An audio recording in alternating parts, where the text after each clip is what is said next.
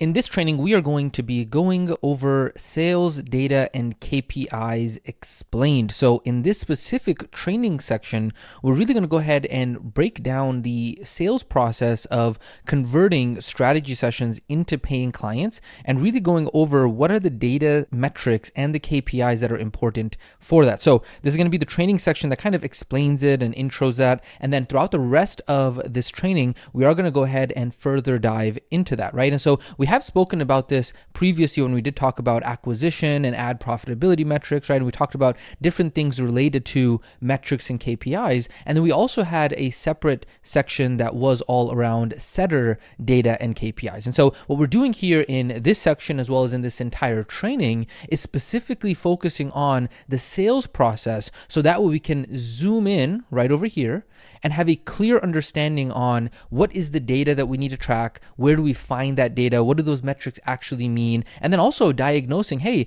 if something is wrong, how do we actually know that that thing is wrong, and then how do we actually go in and fix it so we can make sure that we have that pipeline, we don't have a weak link in the chain, okay? And so really the goal of this training is to open your eyes and really to kind of help you understand that contrary to popular belief, where a lot of people think that, hey, sales is, something that's like random, it's like this mysterious thing, like you might get lucky if you get a client, like, hey, what is the actual skills behind it? A lot of people don't understand that. And so in the same way that we kind of broke down exactly what acquisition and marketing and how it was an exact science, we're doing here the exact same thing related to sales, right? Because the thing is that sales, just like entrepreneurship and just like business in general, is extremely calculated, it's extremely precise, and it's extremely scientific. A lot of times being in sales has more to do with knowing your numbers and being more like a statistician and knowing your KPIs and that kind of stuff than it does with actually sales in and of itself. And so that's really what we're going to go ahead and open your eyes to throughout this training, right? Because sales and business as a whole is really nothing other than a series of inputs and outputs, and learning the skills of sales is exactly the same way. And so by learning everything that is going to be inside of this training and this training section as well, is that you're going to be able to learn how to be able to track the exact metrics and the exact data points and then compare them to those KPIs so we can see, hey, what needs to be improved, what's doing well, what's not doing so well, so we can have that feedback loop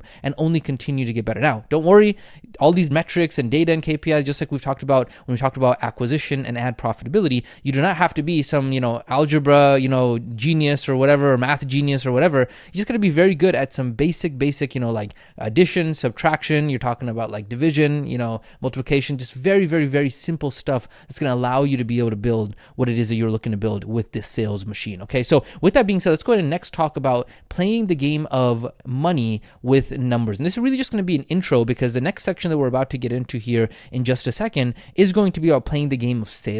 And I do want to just take a second and remind you about the importance of playing the game of money with numbers and how that entire money game and the numbers game really works. So just like we've talked about in previous trainings, right, we said that, hey, the importance of knowing how a game is played, right? We talked about the money machine, and we said, hey, cool, yes, there are the 5 functions of the money machine, but we got to know the prerequisites of like, hey, if you don't even know how the game is played, it's like, hey, you're going to go ahead and start playing basketball, and you're just so confused as to like, hey, somebody, puts this ball in this basket, and every time I did it on the other side of the court, the other team got a point. Like, what the heck is going on, right? I'm so confused. What are the actual rules of this? And so in the same way, just like we talked about that in the 5 core functions and knowing all of that stuff, we went ahead and kind of went behind the scenes around acquisition metrics and ad profitability metrics. And we said, hey, this is a element, this is a version, this is a kind of scenario of how you would understand how the game is played. Like, hey, we started off with the 5 core functions, right? That's what we started off with.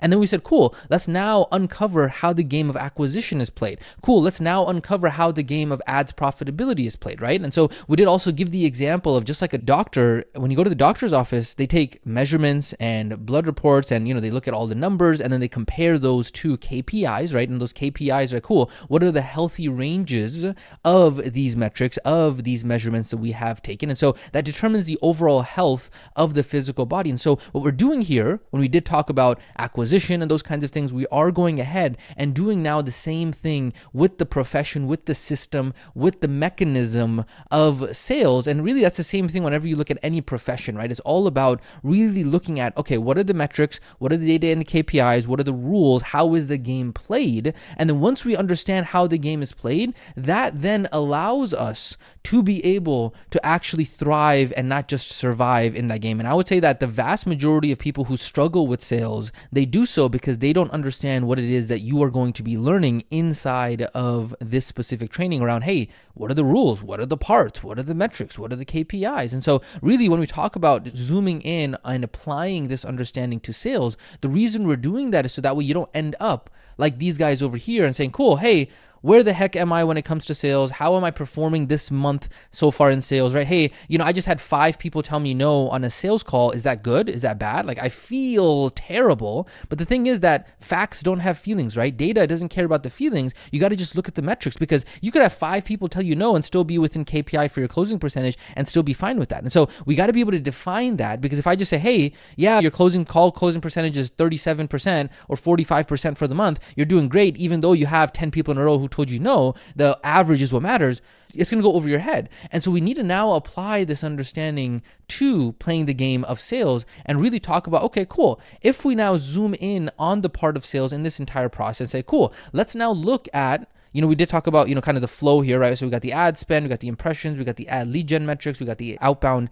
setter metrics, we got the lead nurture metrics. Let's zoom in over here and talk about the sales metrics and talk about really what the basic sales process kind of looks like. Okay, so let's break that down. So the very first part of this entire process starts with strategy session scheduled. Okay, so calls scheduled, that is the very first metric within this entire process, right? So call scheduled means exactly what it sounds like. It's how many calls were scheduled for that day on your calendar. Don't worry, we'll get into this further definitions on how to calculate this and where to find that information later on, but just stick with me and understand what we're saying here as a 30,000 foot overview. Okay, so call scheduled is the first part of the sales process. From there, we then a number of those people who had their calls scheduled will actually show up. Now, that does mean, yes, that you will pretty much never be able to, at scale, get 100% of the people to show up to their call or to their appointment, right? There's just going to be a number of them who they will schedule, and for whatever reason, they will just not show up. And so that is a fact. And so let's say, for example, we had 100 calls scheduled here. Guess what? We might only have 80 people actually show up. That's just how it works. And so the first part is calls scheduled, and then the second part is calls showed. So those calls scheduled turn into calls showed. Beautiful. What is the next part of that? The next part is that you will have a number of those people that actually then show up to, right? This is step number 2 over here, right? So step 1, step 2, step 3, you have a number of those people who showed up on the call who will then buy from you and become a customer on the upfront on that first sales call. Okay, now there is a whole separate metric in terms of the delayed sales. They said, hey, I want to purchase next week. I want to go ahead and purchase whatever. But what's happening here in this basic process is that those calls showed, which is this one over here, then turn into units number or paying customers. Beautiful. And so then from there, what we might end up doing is we might go ahead and attach expectations of what each step in that basic process should look like, right? So we can say, you know what, we're expecting certain conversion percentages in between those numbers. So let's say, for example, we get 10 calls scheduled. Well, you know what, we might expect, should technically, right? We're just kind of putting some ballpark ranges to that. Let's say, you know what, 80%. Okay, so if we have 10 calls scheduled, then we have an 80% conversion between scheduled to show. That means we'll have 8 calls show. And then if we have a 50% conversion between calls showed and turning into units, that means that from our 8, we get 4 units, right? So this is what the numbers should be. And this is what we are expecting the outcome of this specific strategy within this specific business model, right? Now, remember the word should, and this is the reason why we are so careful about using the word should, right? We say should, and then you should all over yourself, right? The reason why we are so careful with that is because of the fact that the word should implies expectation, right? And so when we say should, like, oh, I should do this, right? A lot of times you're just saying that as an expectation upon yourself. And so the question then you got to ask yourself is, okay, where did these expectations that this is what the numbers should come from, right? Did we just randomly come up with these like, hey, cool, it's going to be 80% and 50%? Like, what if these are wrong, right? And so these expectations, like we've talked about in the past, these are what are known as KPIs. And so just like a doctor, right, they say, cool, this is what your actual weight is right now. This is what your actual blood pressure is right now. This is what your actual cholesterol levels are right now, right? And then there's this expectation, there is this should, there is this kind of comparison, right? There is this KPI that is being compared to, right? And we said KPI stands for key performance indicator. And so KPIs are created on previous experience around thousands of data sets and industry standards around what that specific activity, that specific marker, that specific metric should be looking like, right? So, okay, somebody who is in this rough ballpark of your age group, your gender, your race, all of this kind of stuff should have a, weight BMI of this, should have a blood pressure of this, should have a cholesterol level of this. Same thing we're doing here with business as a whole and sales as well. And so these specific metrics and KPIs that we just talked about in regards to the conversion rate between scheduled calls and shows is called show up rate, abbreviated as SUR percentage, okay? And then the conversion rate between calls that show and then actually the number of units, that conversion rate, that KPI is known as a closing percentage, okay? And so if a certain metric is out of KPI, what that means is there's something wrong with that metric and something needs to be improved, right? And so we can specifically say, okay, cool, you know what? Let's say, for example, our show up rate, we are expecting a KPI of 80 to 90%. However, our show up rate is 50%.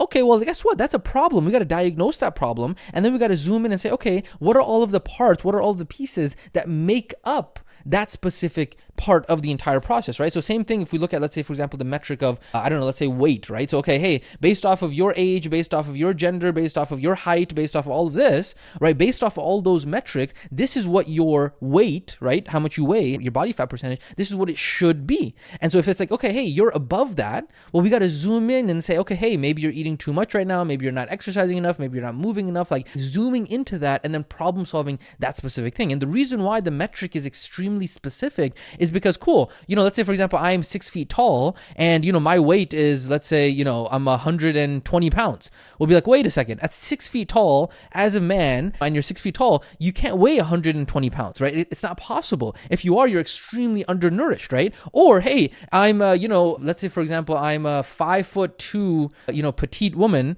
And if that's my strategy or that's kind of like who I am, right? That's kind of like the overarching strategy that is being run here. And you are, let's say, 210 pounds. Well, the doctor would say, hey, you're overweight versus 210 pounds for a 6'5", linebacker who's in the football and he's, works out all the time. That would be within KPI. And so you got to be able to make sure that the metrics are measured specific to what is actually happening here, right? The specific strategy that's happening here. So when we look at this, we understand that by using data, by using facts, it doesn't become this like mysterious, like, oh, lucky kind of thing. It's like, hey, it's scientific, it's extremely precise because of the fact that we know, okay, what are the metrics? What are the KPIs? What does the data say? And then we can zoom in and then take a look at, okay, cool. Well, what are the pieces that make up that part? And then how do we actually mitigate that? How do we actually solve that to make sure that this is not a problem anymore? And so what we want to do right now is I want to go ahead and go into a couple of different examples around what it is that we're talking about, right? Because we've kind of looked at, cool, what does it look like to be in target or within KPI, right? We said, cool, show up rate around 80%, closing rate at 50%, right? But let's go over a couple of different examples of what it looks like to be outside of KPI so you can kind of really start to get an idea of how all of this works. And we've done this in the past when related to the overall strategy. We've talked about data and KPIs in the past, but I really want to rehash this and zoom in specifically on this basic sales process that we're talking about with calls scheduled, calls shown, and units, right? So let's say, for example, we're tracking our data and the KPIs of our average SS calls scheduled to show percentage, right? The conversion as in like our show up rate, right? The show up rate there is 40% instead of our KPI of 80%. What does this mean? It means that out of the people who are scheduling on our calendar, only 40% of them are actually showing up to their appointment, right? So visually, this is what it would look like. So let's say, for example, we have 10 people who scheduled, right? Call scheduled is 10, and then we have 4 calls that actually showed. So our show up rate in that case would be 40%. And so the question then, right, if we do thinking time, if we zoom out, if we get our head above the water, is to say, okay, based off of my metrics, and remember, this is a prerequisite of if you are actually tracking your data, if you are actually keeping track of, hey, what are my numbers? Because the 99% of, unfortunately, entrepreneurs don't even know what their numbers are because they don't have the consistency and the character trait in order to actually track their numbers. And so the main thing here is that you have to make sure you are tracking your numbers. And then when you are tracking your numbers, you can then look at the KPIs and the metrics and say, cool, if the correct number or the correct percentage of people are not showing up to their appointments, what does that mean? Well, the potential solution to that is that, hey, what that means is that the lead nurture isn't good enough. Maybe we're not warming them up enough. Maybe we're not reminding them enough. Maybe they're not warm enough when they actually book the appointment, right? They're not actually educated enough ahead of time. They don't have that rapport. They don't have that trust. If that's not good enough, then they're not going to want to show up to some random appointment that they were forced to be able to book, right? And so this could mean that we're not building enough trust,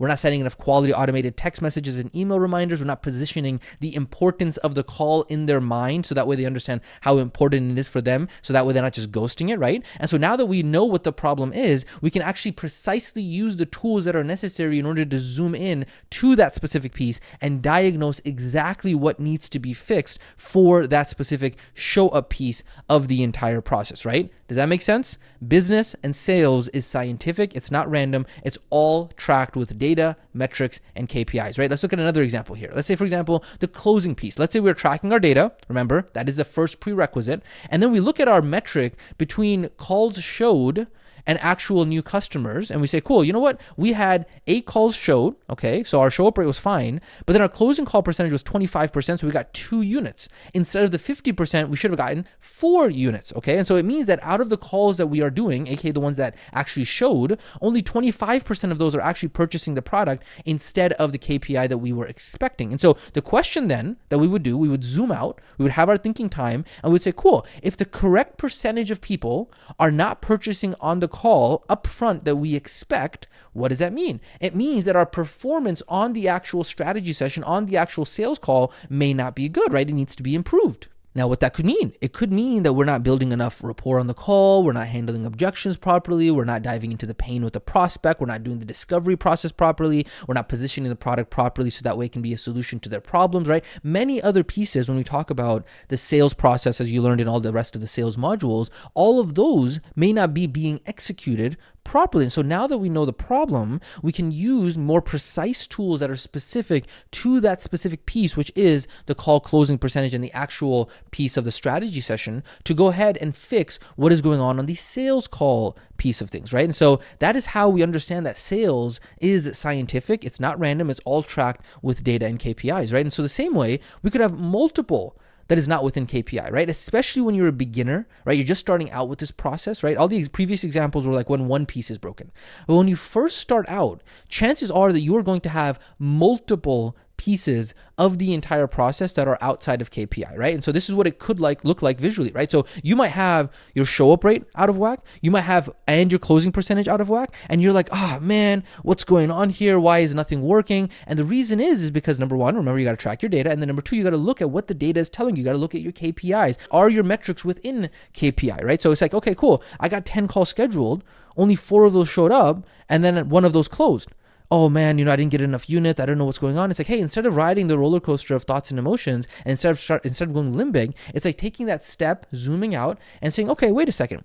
It just looks like I have multiple pieces within my machine that need work. So now I got to zoom into this, and I have to zoom into this and see how I can improve. How can I get better? Because most of the time, the answer is just, you got to be better. You just got to get better. You got to work on the skills and the identity, and you got to level those up in order to actually get the results that you're looking for, right? And so the point of this being is that you will be able to go ahead and diagnose and fix problems for every part of the process and fix bottlenecks according to the metrics and the data and the KPI that you are looking at within the actual sales process, okay? So when we do this, we can then have those KPIs that are in line with the expectation, so that way the entire process is flowing smoothly, right? So again, we're not expecting 100% on any of the metrics, right? What we're doing here is we're saying, cool, with the metrics that we do expect, we want to be able to make sure that we are good enough to be able to meet those metrics, right? And then guess what? If they're not within KPI, we zoom in, we fix that problem, and it's literally just as simple as that. Business and sales is scientific. It is not random. Okay. So in fact, this exact same process that we've talked about, and we've talked about this in the past, it applies to every single part, every single system within the money machine, right? Regardless of if you're talking to lead gen, lead nurture, sales, fulfillment, resale, and ascension, regardless of whatever tool you are talking about within each of those systems, right? Whether you're talking about organic lead generation methods, there are metrics, there are KPIs, there's data that must be tracked. Whether you're talking about paid, obviously we've talked significantly about that in the advertising module, right? Whether you talk about lead nurture, right? right? If you're using content, you're using group, you're using webinar, master classes, right? You're using email, right? Every single one of those has its own metrics and has its KPIs, right? Whether you're talking about the sales system, it does not matter what type of sales tool you are using, it is going to have its own metrics and KPIs. Same thing with fulfillment, has its own metrics and KPIs. Same thing with resale and ascension. They have their own exact quantifiable metrics that are tied to specific KPIs to be able to let you know whether or not those tools are performing and what it is that you expect, right? And so this is the reason why learning these skill sets, regardless of whether you decide to do, phone sales or one-on-one sales, or you decide to do webinar sales in the future, the point being is that you are learning the foundational skill set around data and KPIs, and then being able to have that skill set, being able to have that character trait is going to translate in your entire career as a professional entrepreneur. Because hey, the truth is that maybe in the future we're all going to be doing, sales via AI or whatever. It doesn't matter what it might look like. It's going to have data. It's going to have KPIs. It's going to have metrics that we are tracking. And that's why there is a 100% correlation between you getting good at this now, so that way in the future, no matter what tool you decide to use, right? These are going to be the 5 core functions of business, period, for the end of time. But the tools within those are going to change depending on where you are in your career, depending on the pros and cons you want to take on, depending on what your skill sets are, depending on what's going on in the environment, in the market, all of those kinds of stuff, the specific strategy that you want to use. And so the point being is that you want to understand the principles of this, so that way you can develop the skills and the identity necessary in order to do that. Because the bottom line that you want to understand with this is that the data, the numbers will always tell you the story of what is going on and what are the problems within the actual pipeline, regardless if that's in sales or in business as a whole, okay? So I just want to go ahead and make sure, is this making sense to you, right? Because as we start to really peel back the layers of how the sales game is played, I do want to make sure that you might have some light bulbs going off, right? You might have some parts of your mind being blown. I know a lot of this we did talk about when we talked about marketing, so maybe your mind isn't being blown to that extent, because I know the first time we talked about this, you're like, oh, okay, dang, this is pretty cool. I'm looking at this, everything scientifically. But what you're now going to realize is now we're going to apply this scientific mindset to sales. So you can see really how this is so different than the worldview that most people have, unfortunately, right? We call them civilians, people who have never actually experienced entrepreneurship or trying to build a business, is because most people think that sales and getting clients and all that stuff is extremely kind of either random or unpredictable or inconsistent. But the truth is that when you are a professional entrepreneur, when you are a professional in this space, right? You're not just somebody who is just trying to, fly by the seat of their pants. You're really extremely methodical and conscious in this profession, just like any other profession is, right? Like a doctor or a surgeon doesn't just fly by the seat of their pants and they just, I'm gonna just go ahead and, operate on this person. No, there's a process, there's an SOP, there's a predictability, right? There are metrics. Hey, this is going to be the number of surgeries that, are not successful. This is going to be the number of surgeries that are successful. There's an extremely scientific and data-driven process around that, as with any other profession, right? There's in law, how many of the actual law cases are you going to win, right? There's a specific kind of percentage and data around that dictates, hey, how do we actually operate within this profession? And so for some reason, when it comes to business and entrepreneurship, people think it's like, okay, I got to have some crazy idea, and then I got to go get a business plan and funding, and then hopefully I'll get lucky along the way, and then all of a sudden I'll be rich.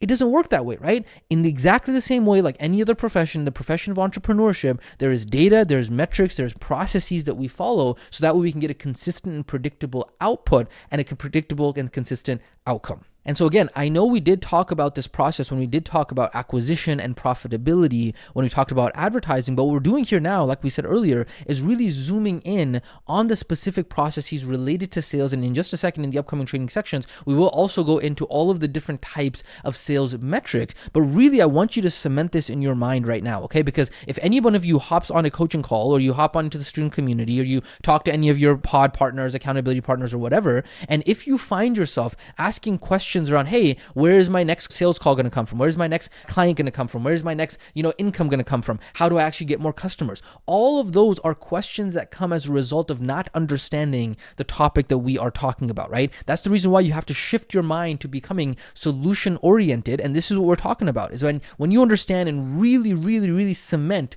what it is that we're talking about at a very deep level, these are not questions that come to your mind, because as soon as something like comes to your mind, I would say they don't come to your mind, they might initially come to you like, okay, where am I going to get my next customer? Well, immediately the unconscious response becomes, well, okay, let me look at my data. What are the inputs that I need to go ahead and put into the system in order to get the outputs that I'm looking for, which is going to be the number of sales calls, the number of units, the number of customers, the exact amount of revenue, all of that kind of stuff. Okay. So when you understand this and you understand each of the tools within those systems and you understand the KPIs within each of those systems as well, well, guess what? At that point, you have that 30,000 foot overview of how to be able to go ahead and literally print money when it comes to that specific system of sales, as long as you can develop the skills and the identity in order to then problem solve within the 5 core functions that are necessary in order for you to be able to know, cool, this is the piece that is broken. I was able to get my head above the water. Maybe I needed to go ahead and tap into coaching and get some additional support and ask the community, all that kind of stuff. But the point being is that there is a solution to the problem. Okay. And so this is the reason why we absolutely love sales and business as a whole, is because unlike some other areas of life where, sometimes when you deal with people and you deal with, relationships and that kind of stuff, it's a lot more difficult, right? But specifically around business, especially businesses that are doing, $10,000, $20,000, $30,000, $50,000, $100,000 a month, it's so much more scientific. Like, yeah, sure. Once you get past, $1 million a year, you're trying to get to $10 million a year, you're trying to get $10+ million a year. Yeah, you're dealing with a lot more people. You got to do with management, you got to do with employees and team and infrastructure. That's where it gets a little bit more complex, right? But when we're talking about just getting to, $10,000, $100,000 a year, right?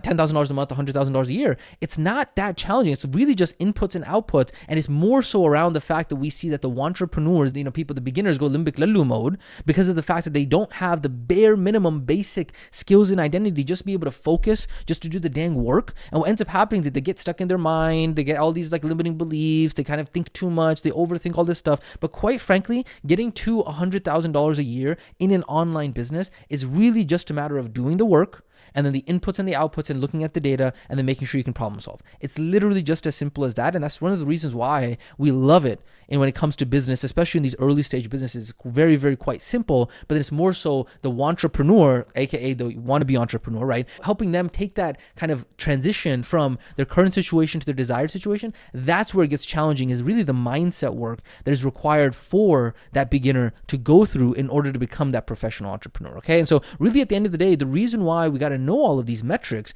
is because in the same way, if you were to go say, hey, you know what, my sales is not working. Well, that's a very, very, very generic and general statement, right? That's like saying, cool, hey, my car blew up or my car isn't working. Well, somebody's going to say like, hey, are you just going to sit there in the dark and just wonder what's going on? Or no, you got to say, hey, is it a problem with the motor? Is it a problem with the transmission? Is it a problem with the chassis? Like, is it the tires that are messed up? Is it the brake system? Like, just saying, hey, my sales is not working is not a precise enough answer. We've talked about this in the past, where if you are not specific and precise in the speech and the language that you use, then you are not going to be specific and precise in the thoughts and in your thinking that you are having. And if you are not being specific and precise in your thinking, then you're not going to be specific in your problem solving. Okay. And so it's very important to say, okay, cool. Well, yeah, I'm not making the money that I want to make. Yeah, I'm not having the number of units or the number of customers that I want to have. Okay, well, let me go upstream from that. Am I booking enough sales calls? Okay, I'm not booking enough sales calls. Let me go upstream from that. Like, let me diagnose what the actual problem is going to be so that I can zoom in and actually figure out the specific parts of that. But all of that starts with first understanding the specific language around that. Okay. And so on that note, when we talk about the specific language and specifically when we talk about sales, what we need to now do is we need to now go ahead and identify, okay, well, what is that specific language when we talk about sales, right? And that's exactly what we mean when we say sales metrics, right? And so when it comes to sales, the entire system of sales is so specific, is so dialed in, is so scientific, okay, that there's not just a few metrics when it comes to sales. In fact, there are 3 levels of metrics that we talk about when we talk about getting specific and precise in the language that we use. So that way you can actually communicate. So that way we can actually speak the same language. When you say, hey, my upfront cash percentage is not where it needs to be. Hey, my group booking percentage isn't where it needs to be. Hey, my SS call show up rate isn't where it needs to be, right? Hey, my split payments aren't actually coming through. All of these are going to be specific languages, specific terms that need to be utilized so that way you can communicate what exactly is the problem, right? So that way, if you talk to a mechanic and your car's broken down and you say, hey, you know what, I got this issue in my exhaust and this is happening in the transmission, I'm not going to act like I know, all things about cars. But the point being is like, if you are extremely precise, the mechanic is like, okay, beautiful, thank you. This is what it's going to look like. This is how you solve that problem. So they can zoom into the actual machine, okay? And so the 3 levels of sales metrics. Level 1 is upfront sales metrics. Level 2 is back-end sales metrics. And then level 3 is total sales metrics. Now, the visual that we've gone ahead and put together for you guys to be able to see how all of this comes together is this right here, okay? So we have upfront sales metrics right over here. Then we have back-end sales metrics that we're going to be talking about. And then we have total sales metrics that we're going to be talking about from there, okay? Now, having said that, and having seen this as well, are there any of you that are like, OMG, that's a lot of sales metrics?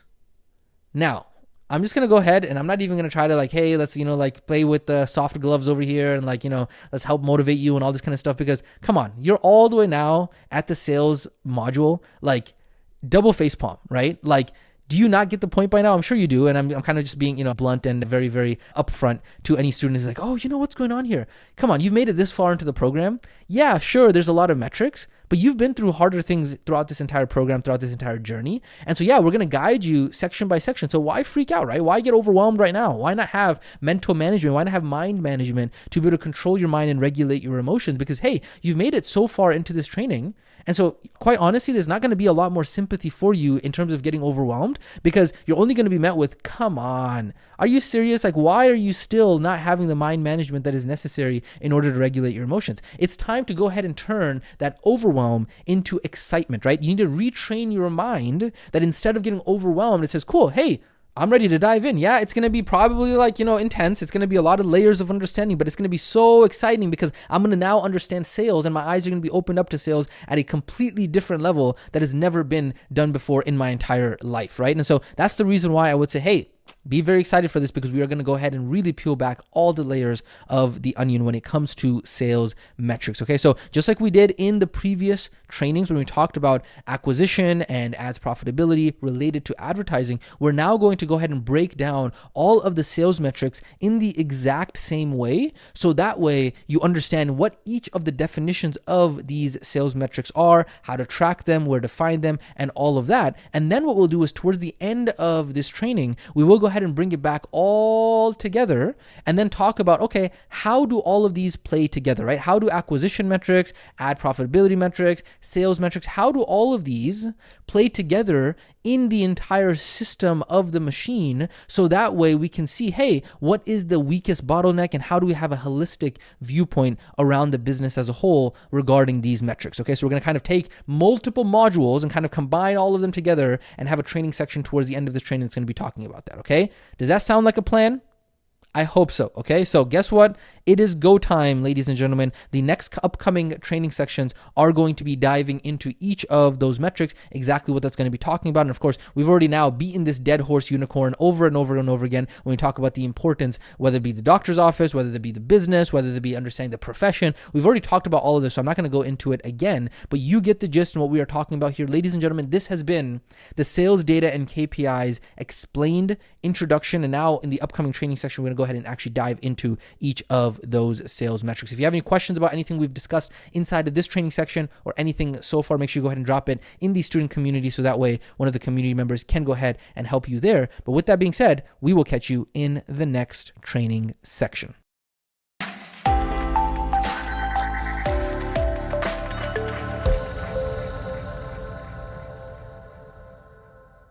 Hey team, welcome to this training section in which we're going to go ahead and dive into the upfront sales metrics. So strap in because this is going to be a meaty one. And the reason we say that is because, like we've already talked about, the sales metrics, we've broken that up into 3 different levels, right? So we got upfront sales metrics, back-end sales metrics, and then total sales metrics. And so really what we need to do is we need to go ahead and define what are upfront sales metrics, right? And obviously up until this point, if you're this far into the actual program, we've already talked about different sorts of metrics before, right? And obviously if you haven't already done so, that's going to be very important to do so, specifically around acquisition metrics and ad profitability metrics. And we've talked about many different types of metrics in the past, right? And we said the main reason why it's very critical and important for us to make sure that we are going ahead and defining these terms is because a lot of times in different industries and, depending on who you talk to and kind of different people have different ways that they might use words, right? So they might, for example, we used to talk about CAC, and then another word for CAC is CPA, but CPA could be cost per acquisition or it could be cost per action, depending on what context you're talking about. So we've said that, hey, words and acronyms are basically just labeled thoughts. And so if we want to be able to speak the same language, we need to be able to make sure that we are defining the terms properly so we can make sure that we are understanding each other. So when we actually say upfront sales metrics, well, the question is, what are those upfront sales metrics? And of course, the prereq warning for this is going to be that make sure that if you have not already done so, you need to make sure that you go through and study the previous ads, data, and KPI training, the profitable acquisition training, the daily management training. That's going to be very important. And then also throughout this training that we're about to get into right now, we are heavily going to be utilizing the metrics and KPIs cheat sheet. So all of the cheat sheet that was there for you, as well as the master tracking sheet. And so we would highly, highly, highly recommend that as you are going through this training, if this is going to be the round that you are studying this right now, obviously if you're just going through this at 2x speed, that's totally fine. But when you're actually going to sit down and study this, because yes, are you going to have to study this? 100%. When it actually comes down to study and taking notes and making sure that you can actually get all this cemented in your mind, we would highly recommend, right? Obviously, if you've gone through the tech tutorials, we talk about having the 2 split screens, right? So having enough screen real estate to then be able to have the training and then be able to also have on the right side your master tracking sheet, have your cheat sheet.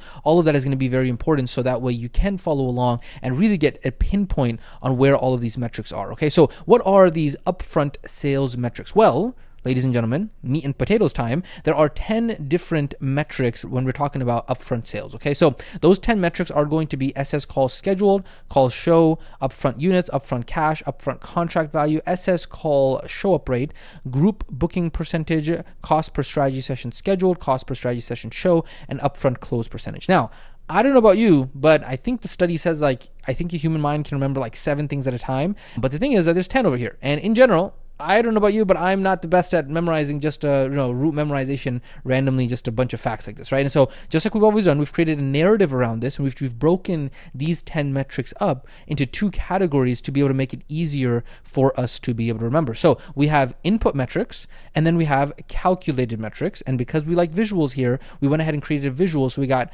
5 input metrics, okay? And then we got 5 calculated metrics. And so all of the call schedule, call show, upfront units, upfront cash, contract value, all of those are the input metrics, okay? Those are the count metrics. And then we have the calculated metrics, and those are going to be the other 5. And then what we're going to go ahead and do is we're now going to go ahead and actually specifically define each of those metrics, so that way you specifically understand exactly where they are going to be utilized, how they're going to be utilized, and what you're going to have to fill in for them, and then what they actually mean. And of course, just as always, whenever we do these metrics trainings in terms of how you're actually going to keep track of this, don't worry, we will show you exactly where in the master tracking sheet you will find a lot of these metrics. Many of these will already be calculated for you. You just need to make sure that you are putting in the input metrics, okay? So for right now, just stick with us, okay? I know some of this might go over your head and be theoretical, but really just want to understand the 30,000-foot overview to plant the seeds. And so yes, right now, it might feel a little bit like this, but I promise you, as you go ahead and get through it more and more and more, eventually it will get better. But initially, yes, you will feel a little bit like these dudes over here, okay? Just stick with it, and it will make a lot more sense as you get through it, okay? So with that being said, ladies and gentlemen, let's go and talk about the very first upfront sales metric, which is going to be SS calls scheduled, okay? So SS calls scheduled is short for strategy session calls scheduled, and this is the exact number that we count and input based on how many strategy session calls, how many sales calls were actually scheduled on that specific date, okay? So what we mean by this, let's say, for example, it is, December 1st, okay?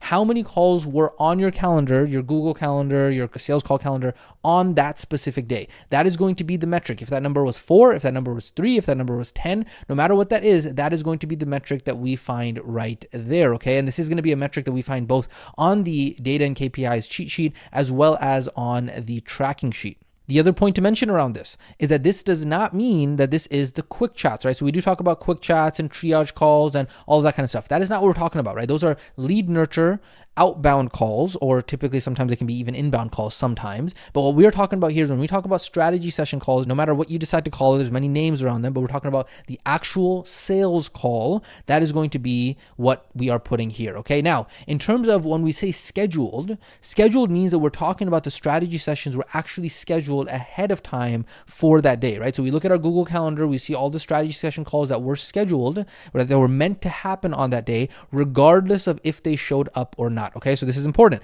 Regardless of if they showed up or not. We're not talking about show up rate or hey, they canceled. No, how many were actually on the books, right? How many were like supposed to actually be there? That is going to be the strategy session calls scheduled. Okay, now this is the reason why we call it an input metric, because this is going to be a metric that we are manually inputting by actually looking at it. Okay, so we got input metrics. That is the first of the upfront sales metrics. Pretty straightforward, right? We are chugging along here. You're going to see the same format we're going to go ahead and use for all of these metrics. The next one is going to be strategy session calls showed. Pretty straightforward here, right? So strategy session calls showed is the exact number of strategy sessions that actually showed up to their appointment. Again, this is going to be a metric that you find both on the cheat sheet as well as the master tracking sheet. And so when we say showed, that means that they actually picked up the phone call, they actually jumped up on Zoom, whatever it is, right? Depending on what tool you're using for sales. And so the number of strategy sessions showed, it's very important to understand this, can never be larger than strategy sessions scheduled, right? Okay, so when we're looking at, cool, how many strategy sessions were scheduled and then how many of those that were scheduled actually showed, right? So let's say, for example, we have on here where strategy session scheduled is 4 for the day, okay? Then we cannot have 5 strategy sessions that showed up. It doesn't make sense, right? If you had 4 scheduled, then it has to be either 4, 3, 2, or 1. So if you had 4, that means you had 4 were scheduled and 4 actually showed up, or you had 4 scheduled and 3 showed up, or you had 4 scheduled and 2 showed up, or you had 0 showed up, right? Like all that is possible. You cannot have a number that is larger than 4. And so this is the way that we can actually go ahead and problem solve and double check and make sure that the data is actually valid, is by looking at some of these things and saying, hey, that doesn't make sense. You had 4 calls scheduled and you got 5 shows. How does that make sense? And so that's the reason why you have to be conscious when you're entering this data, so that way it is proper as you're entering it. And again, this is going to be another metric that we are inputting manually based on what actually happened that same day, right? So out of that same day, right? So let's say, for example, April 3rd, out of that specific day, how many of those calls actually showed up, okay? And so this is the reason why we call it an input metric, because we are going to be inputting in manually. We are going to be inputting it in, there we go. We're going to be inputting it in manually at the end of the day, and we'll talk about when actually all that happens, okay? So ladies and gentlemen, that is the second upfront metric done, which is strategy session calls showed. Next up, we're going to go ahead and talk about upfront units. So UF units, upfront units, okay? That's what that stands for. It is the number of units that were closed on that day, aka the number of new customers that we got out of the strategy session calls that actually showed up on that day, okay? So again, this is going to be a metric that you do find both inside of the cheat sheet and in the master tracking sheet, okay? Now, what does this actually mean? So upfront units means out of the calls that showed, how many did we actually close into new customers? Now, it's very important to know that upfront units, again, you're starting to see a pattern here, cannot be larger than strategy session calls showed for that specific day, okay? And so this is very important, is that if we actually look at the number of calls that showed up, right? So in this example, we have 2 calls that showed up. If 2 calls showed up, we cannot have 3 upfront units. It cannot happen, right? And again, remember, the delineation here is upfront units, okay? And so it's very important to understand. It's like, okay, out of the 2 calls that showed, how many actually showed up? It's either going to be 2, it's going to be 1, it's going to be 0, based on this example. And so are you seeing how all of these metrics are really connected, and how we are able to basically immediately see if there is a problem in the data if it does not actually line up, right? And so we actually get this data, and how we actually get upfront units is we look at either the payment processor, we look at our notes, we look at our memory for the day. And luckily, because you're going to learn how we do fill this information out daily at the end of the day, we can rely on our memory as long as we're filling it out on the same day. And we'll learn more about that in just a second. But again, this is an input metric that we are going to be manually inputting into the sheet. And that's the reason why we call it an input metric. Okay, beautiful. Ladies and gentlemen, that is upfront sales metric number 3. Let's go ahead and jump into upfront sales metric numero 4, which is upfront cash. Let's go ahead and talk about that now. So upfront cash is basically, UF cash is the abbreviation for that. It is the amount of cash that we collected upfront. And if you've gone through any of the profitability trainings and the acquisition trainings, you understand what upfront means. Upfront cash that we collected from the upfront units that was closed on that specific day. Okay, so upfront cash means that out of the units that we closed on that day, which is the previous metric that we talked about, right? So upfront units right here, right? We said, okay, cool. If I had 1 strategy session call that showed and I had 0 units, or I had 2 strategy session calls that showed and I had 1 unit, or I had 2 strategy session calls that showed and I had 2 units, okay? So depending on this, I'm going to have differing amounts, potentially differing amounts of upfront cash. So in this case, let's say, for example, I had 0 units. Well, guess what? If I had 0 units that closed that day, I cannot have upfront cash. And so if upfront units is 0, then upfront cash also has to be 0, okay? Very important. Now, if upfront units is 1, then obviously I might have upfront cash there. And then if upfront units is 2, then I'm going to use, and you'll learn a little bit of a pro tip, or you can actually use a formula inside of a Google Sheet. We're going to have an equal sign, and we're going to have 2 points right of data right there, and obviously Google Sheets is then going to go ahead and add that up for us, so that was going to give us a 1 round number. But then when we select on that cell in Google Sheets, we'll be able to see that, oh, okay, cool, there are 2 values within this cell, and we can actually line it up from there, right? And again, you're starting to see how these metrics are all connected is because of the fact that, hey, if we have, let's say, for example, 1 unit here and then upfront cash is 0, it's like, what's going on here, right? That's a big question mark. Like, we can't have 1 unit and then upfront cash was 0. It doesn't work that way. And so this is very important to understand. This is the metric that we look at, and we usually get it from our payment processor, and we say, cool, out of all of the new customers that I did close today, at the end of the day, you're going to be filling this out. What was the actual upfront cash that I processed? What was the upfront cash that I actually collected? What was the actual money that I got from the customer? That is what it means, upfront cash collected. Again, this is an input metric that we will be going ahead and manually putting in every single day after we do our sales calls, okay? Beautiful. Ladies and gentlemen, that is now metric number 4. We're now going to get into metric number 5 regarding upfront sales, which is upfront contract value. Let's go ahead and talk about that one right now. So upfront contract value, otherwise known as UF, contract value, upfront contract value. So we don't usually say UF or UF or whatever like that. We say upfront contract value. So upfront contract value is the amount of the contract that was agreed upon and signed on the exact day of that upfront unit. Okay, so again, this is a metric that you will find in both the tracking sheet as well as the cheat sheet. Now, upfront contract value means that out of the units that were closed, okay, so let's say hypothetically, if we had 1 upfront unit that was closed, okay, we had a certain amount of upfront cash,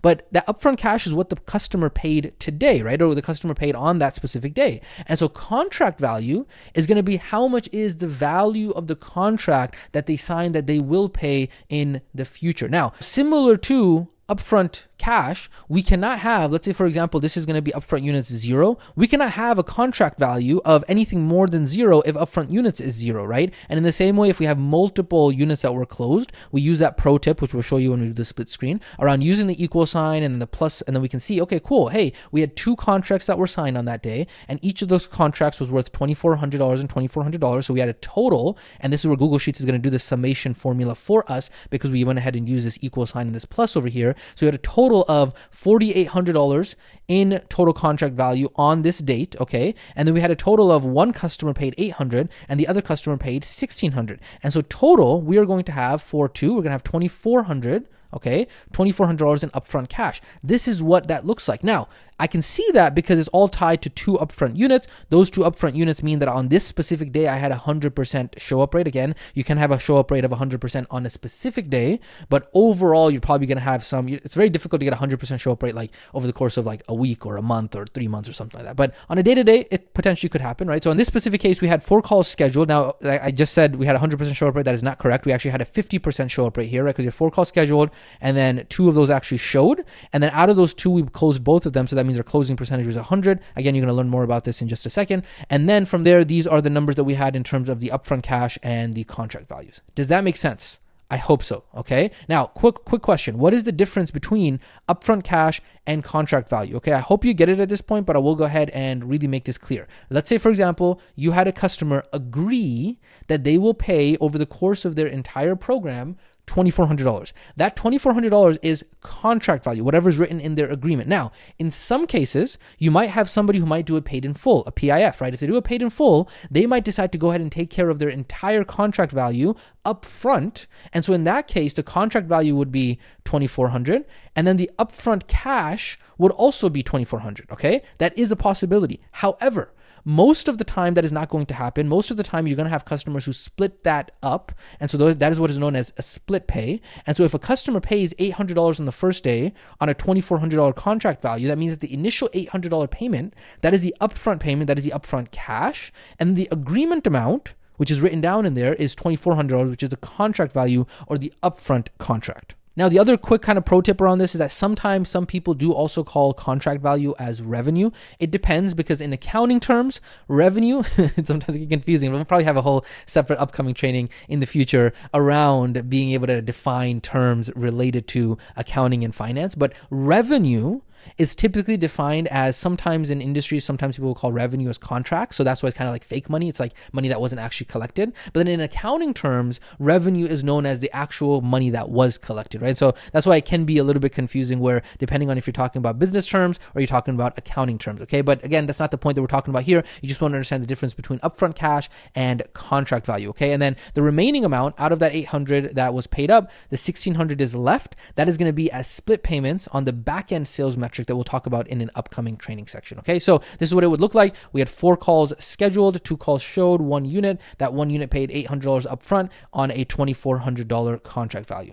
Does that make sense? I hope so. Okay, beautiful. Ladies and gentlemen, that has been now metric number 5, upfront contract value. We've now gone ahead and finished all of the 5 input metrics. We're now going to go ahead and talk about the calculated metrics, and let's go ahead and do that right now. The very first of those calculated metrics is going to be show up rate. SS call show up rate, or SUR, or different acronyms like that. Show up rate is basically, what we're saying is how many of the calls that were scheduled actually showed up, okay? So that is going to be the first calculated conversion metric that goes in between these metrics here. So we have scheduled, and then we got showed. In between that is the conversion metric, which is show up rate, okay? And so again, this is going to be a metric that you will find on the master tracking sheet as well as on the cheat sheet. And the calculation for show up rate is basically taking the number of strategy sessions that showed up, or if you don't call them strategy sessions, sales calls, whatever it is, you take the number of strategy sessions that showed up and you divide that by the number of strategy sessions that were scheduled, okay? So we're basically taking these 2 columns and we're dividing them by each other in order to then get what our call show up rate is, okay? So this is going to be a metric that you do see quite a lot: show up rate, show up rate, show up rate, show up rate. And the reason for that is because show up rate is a very big potential bottleneck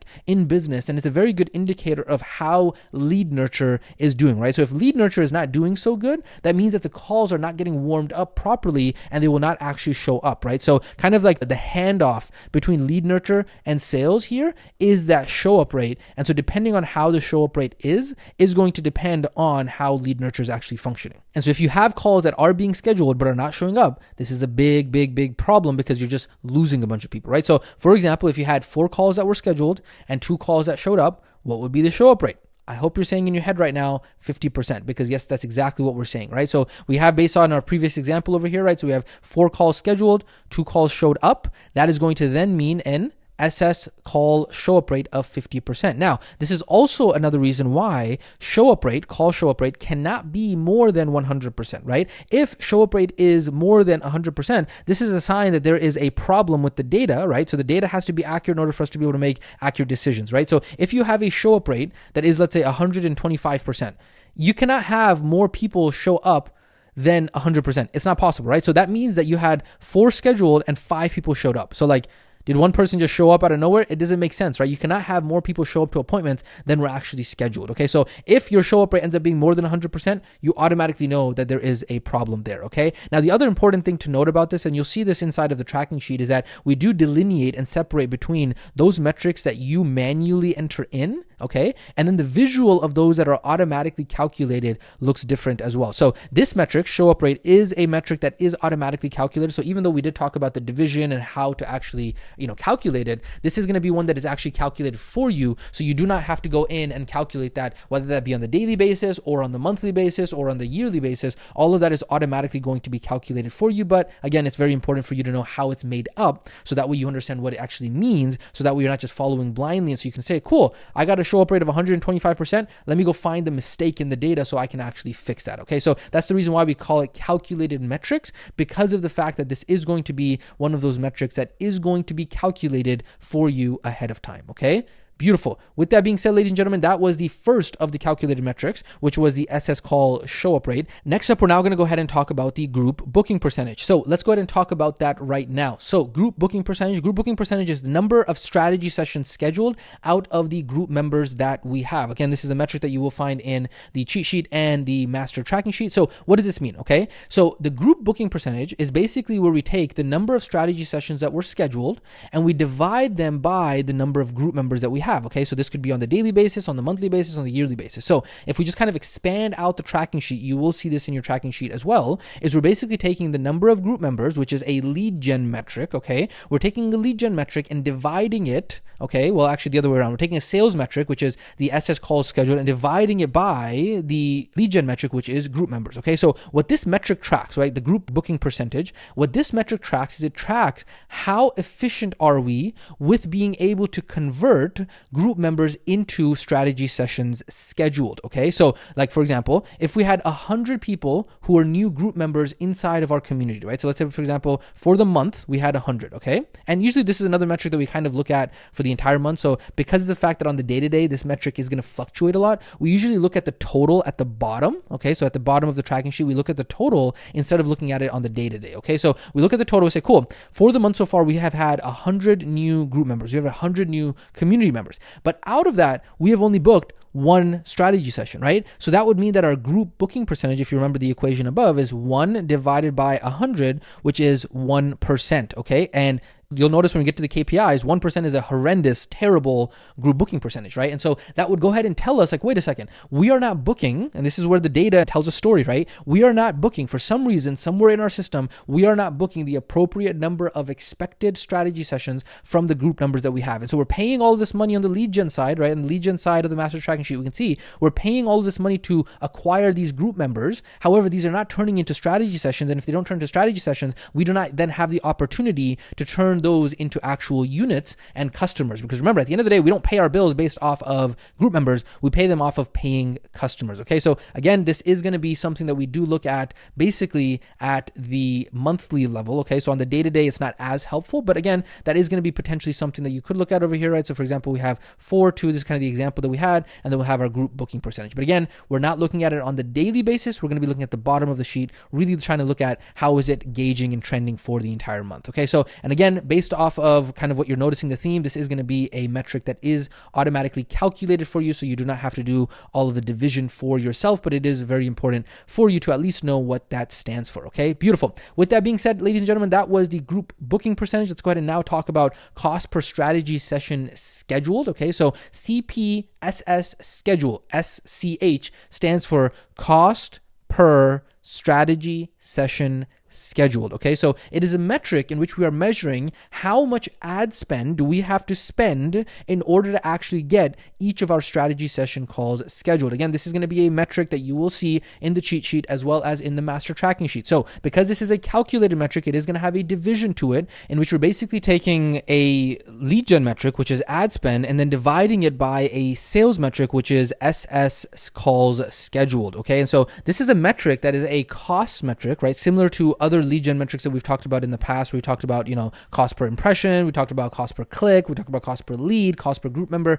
All we're doing is we're basically taking this kind of lead gen cost metric thought process and just applying it to cost per strategy session all the way in sales. And so it's kind of like a hybrid metric between lead gen and sales metrics because it measures how much we are spending on ads on average in order to get one strategy session scheduled. Now, another point, just like we did for the previous one around group booking percentage, this is also going to be another one of those metrics that we typically keep an eye on, more on the month by month metric, kind of looking at the bottom totals, right? So we're kind of keeping an eye on it as the month is going on and not so much on the day-to-day, because on the day-to-day, it is going to fluctuate a lot more. And so that's the reason why on the day-to-day, let's say like April 3rd, cost per, strategy session scheduled, we're not going to be keeping as close of an eye on it there, but mainly at the bottom of the tracking sheet. Okay. And again, because this is one of those calculated metrics, this is not going to be something that you have to remember, but you just want to to be able to understand how it is actually made up, so that way you can keep an eye on it from there, okay? Now, ladies and gentlemen, that is going to be upfront sales metric number 8. We're now going to go ahead and get into upfront sales metric number 9, which is cost per strategy session showed. So very similar to what we just did right now with cost per strategy session scheduled. This is just going to basically be how much ad spend did we spend in order to get an SS call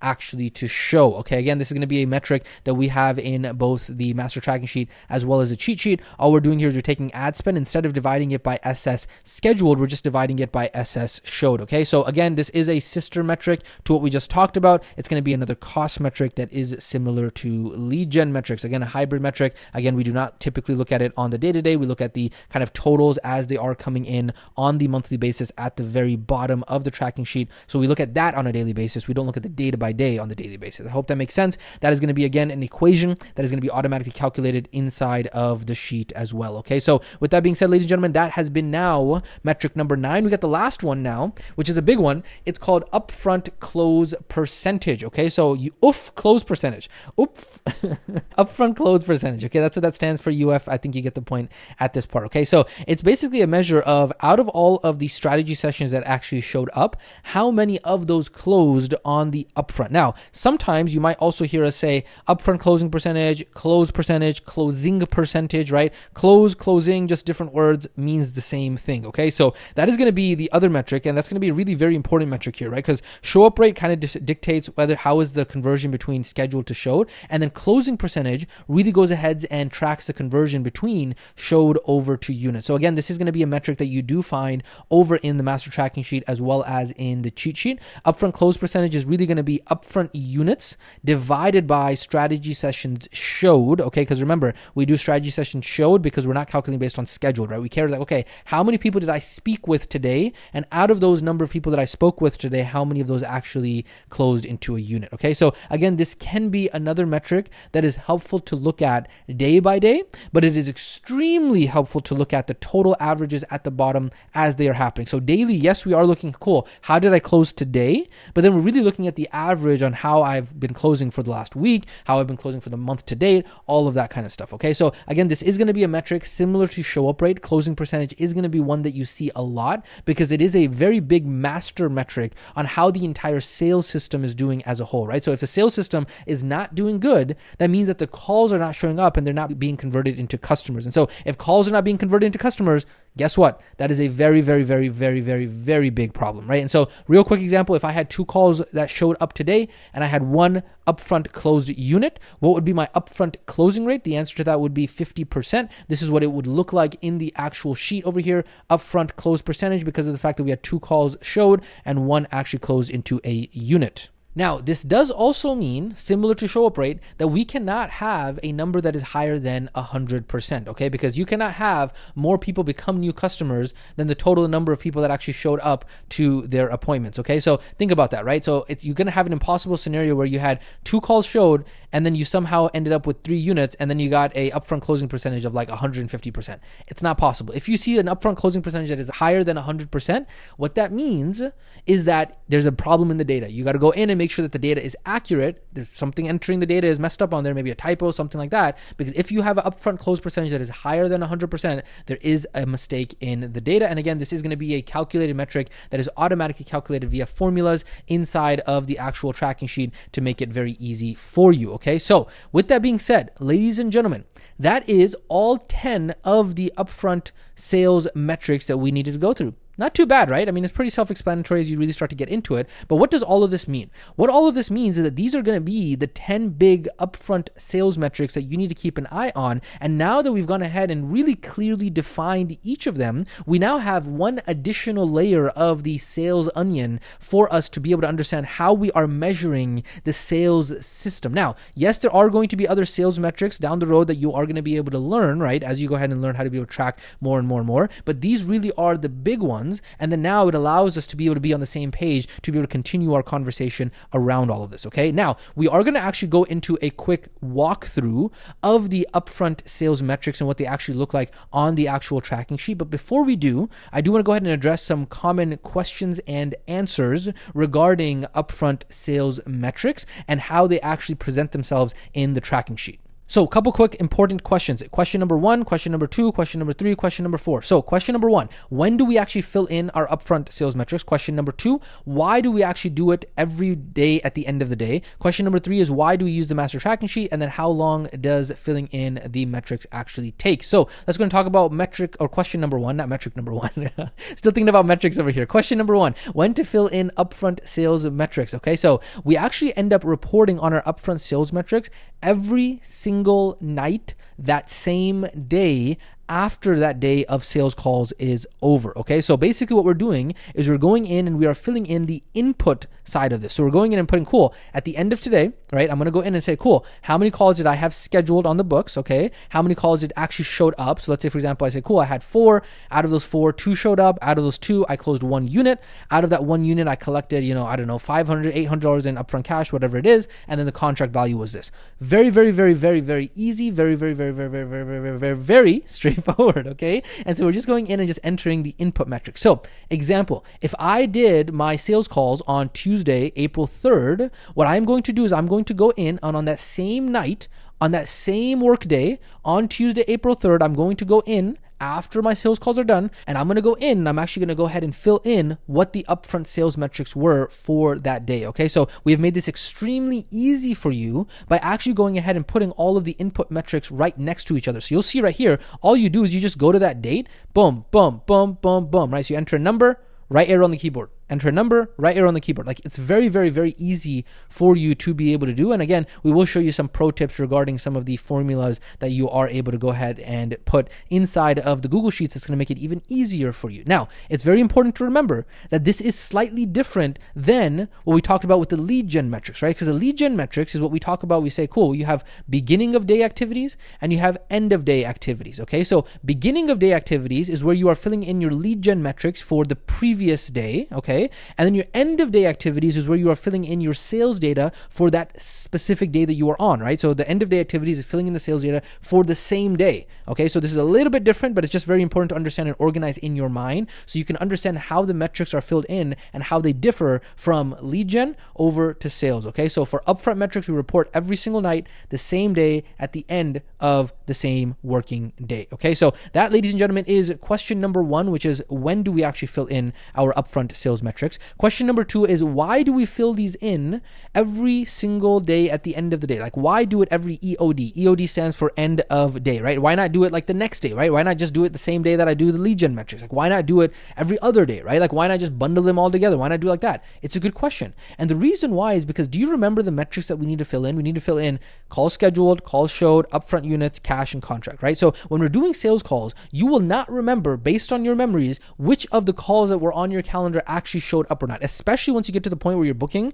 3, 4, 5, 6 calls a day, right, that are scheduled on there. You're not going to remember like, oh, was it this call that showed or was it like another call that showed? You're not going to remember. And so it's going to be very difficult for you. Yeah, sure, you can go ahead and pull up the scheduled information based on your Google Calendar. Yeah, you might be able to pull in, maybe your upfront cash and your units and your contract value from your payment processor. But the thing is that the show is going to be very difficult for you to remember. And so that's the reason why we make it a consistent thing by doing it every single day at the end of the day, okay? Especially when there's like these exception scenarios where you're like, oh man, I don't remember this happened. It was an exception. This person canceled or did they not canceled? All of that stuff. You will not, I promise you, remember the next day, especially when you're doing sales calls back to back to back to back, okay? So trust us, we've been doing this for a very long time. You have been warned ahead of time. The reason why we do this daily at the end of the day, EOD, okay, is because of the fact that when you're doing those sales calls back to back, all the names of the people, all the names of the customers, all the people that told you that they didn't want to sign up, all of that is going to get jumbled up inside of your head, and you're not going to remember even the next day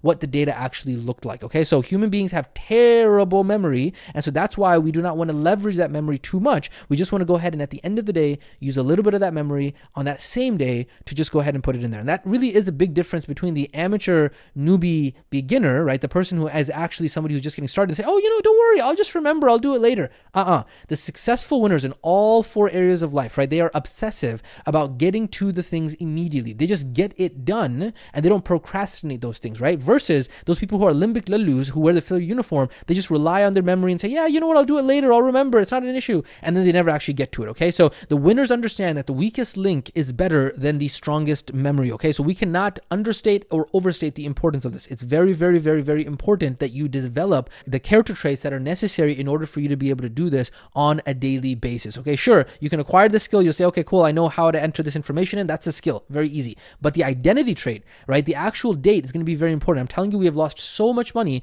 because we did not have the historical data, because we forgot to fill in the data, all this stuff, back when we were still entrepreneurs and we were limbic lalus wearing the fair uniform, right? And so we got better. You can get better. This is the reason why we highly require, I'm not even gonna say recommend, for you to make sure that you do fill in that information at the end of every single day when you are doing your sales calls. Okay, so that is question number 2. Let's go and talk about question number 3, is why use the master tracking sheet. Of course, at this point, you understand we've talked about this many times in the past. The reason why we do this is because of the fact that the tracking sheet is the dashboard for the entire business across the lead gen, the lead nurture, as well as the sales. So for us as professional business owners, for us as professional entrepreneurs who need the data to be able to make decisions, right? We want to be able to see how our business is running with all of the pieces and all of the metrics, so we can compare how all of these work together, right? And so this is the reason why we need the visibility across the entire business as a whole, right? So for example, one of the metrics that we've talked about in upfront sales is group booking percentage, right? So group booking percentage is taking into consideration a lead gen metric, right? Same thing, we say cost per strategy session schedule, cost per strategy session show, is taking into consideration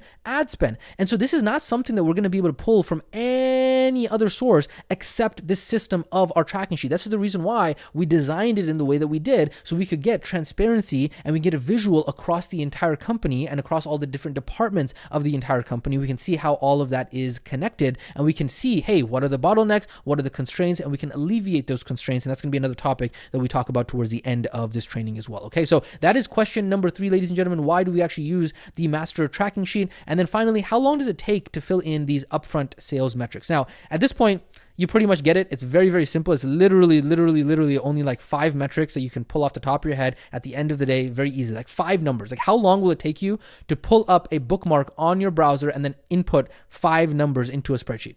It will not take you that long, especially once you have everything literally dialed in with your bookmarks on your browser. Everything's very easy. You know, everything's organized. You know where to find the sheet.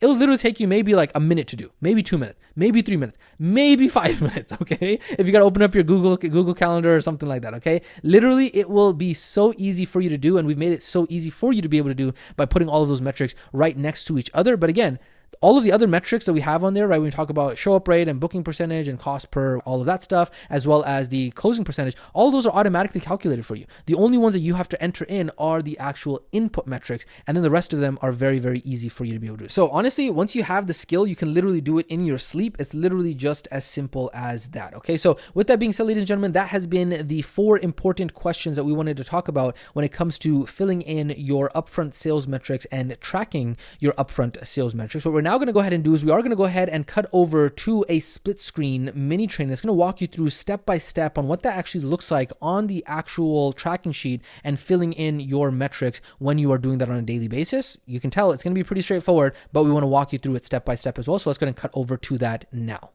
All right, welcome to this step-by-step, over-the-shoulder split screen of the upfront sales metrics walkthrough. So the very first thing that we're going to go ahead and mention is that it is very important to make sure that you are checking to see if the master tracking sheet template that we do provide is up to date. So depending on what version you are on, this might look different. Okay, so right now we are looking at version 5.1. Okay, so in previous trainings there was version 5.0, and now we have recently gone ahead and updated it to version 5.1. So again, it is going to potentially look different, and kind of the structure is going to look different depending on what version you are on. And so as of recording this specific over-the-shoulder walkthrough, this is going to be version 5.1. But again, we go ahead and update this regularly. We add automations to it. We change it up. We want to make sure it's the latest and greatest. And so just an update, you want to make sure that you are looking at, cool, what version am I on? Okay, so very important. So when we actually look at this specific tracking sheet, right? So I'm zoomed in right now at 125. I can zoom out to, let's say, 100.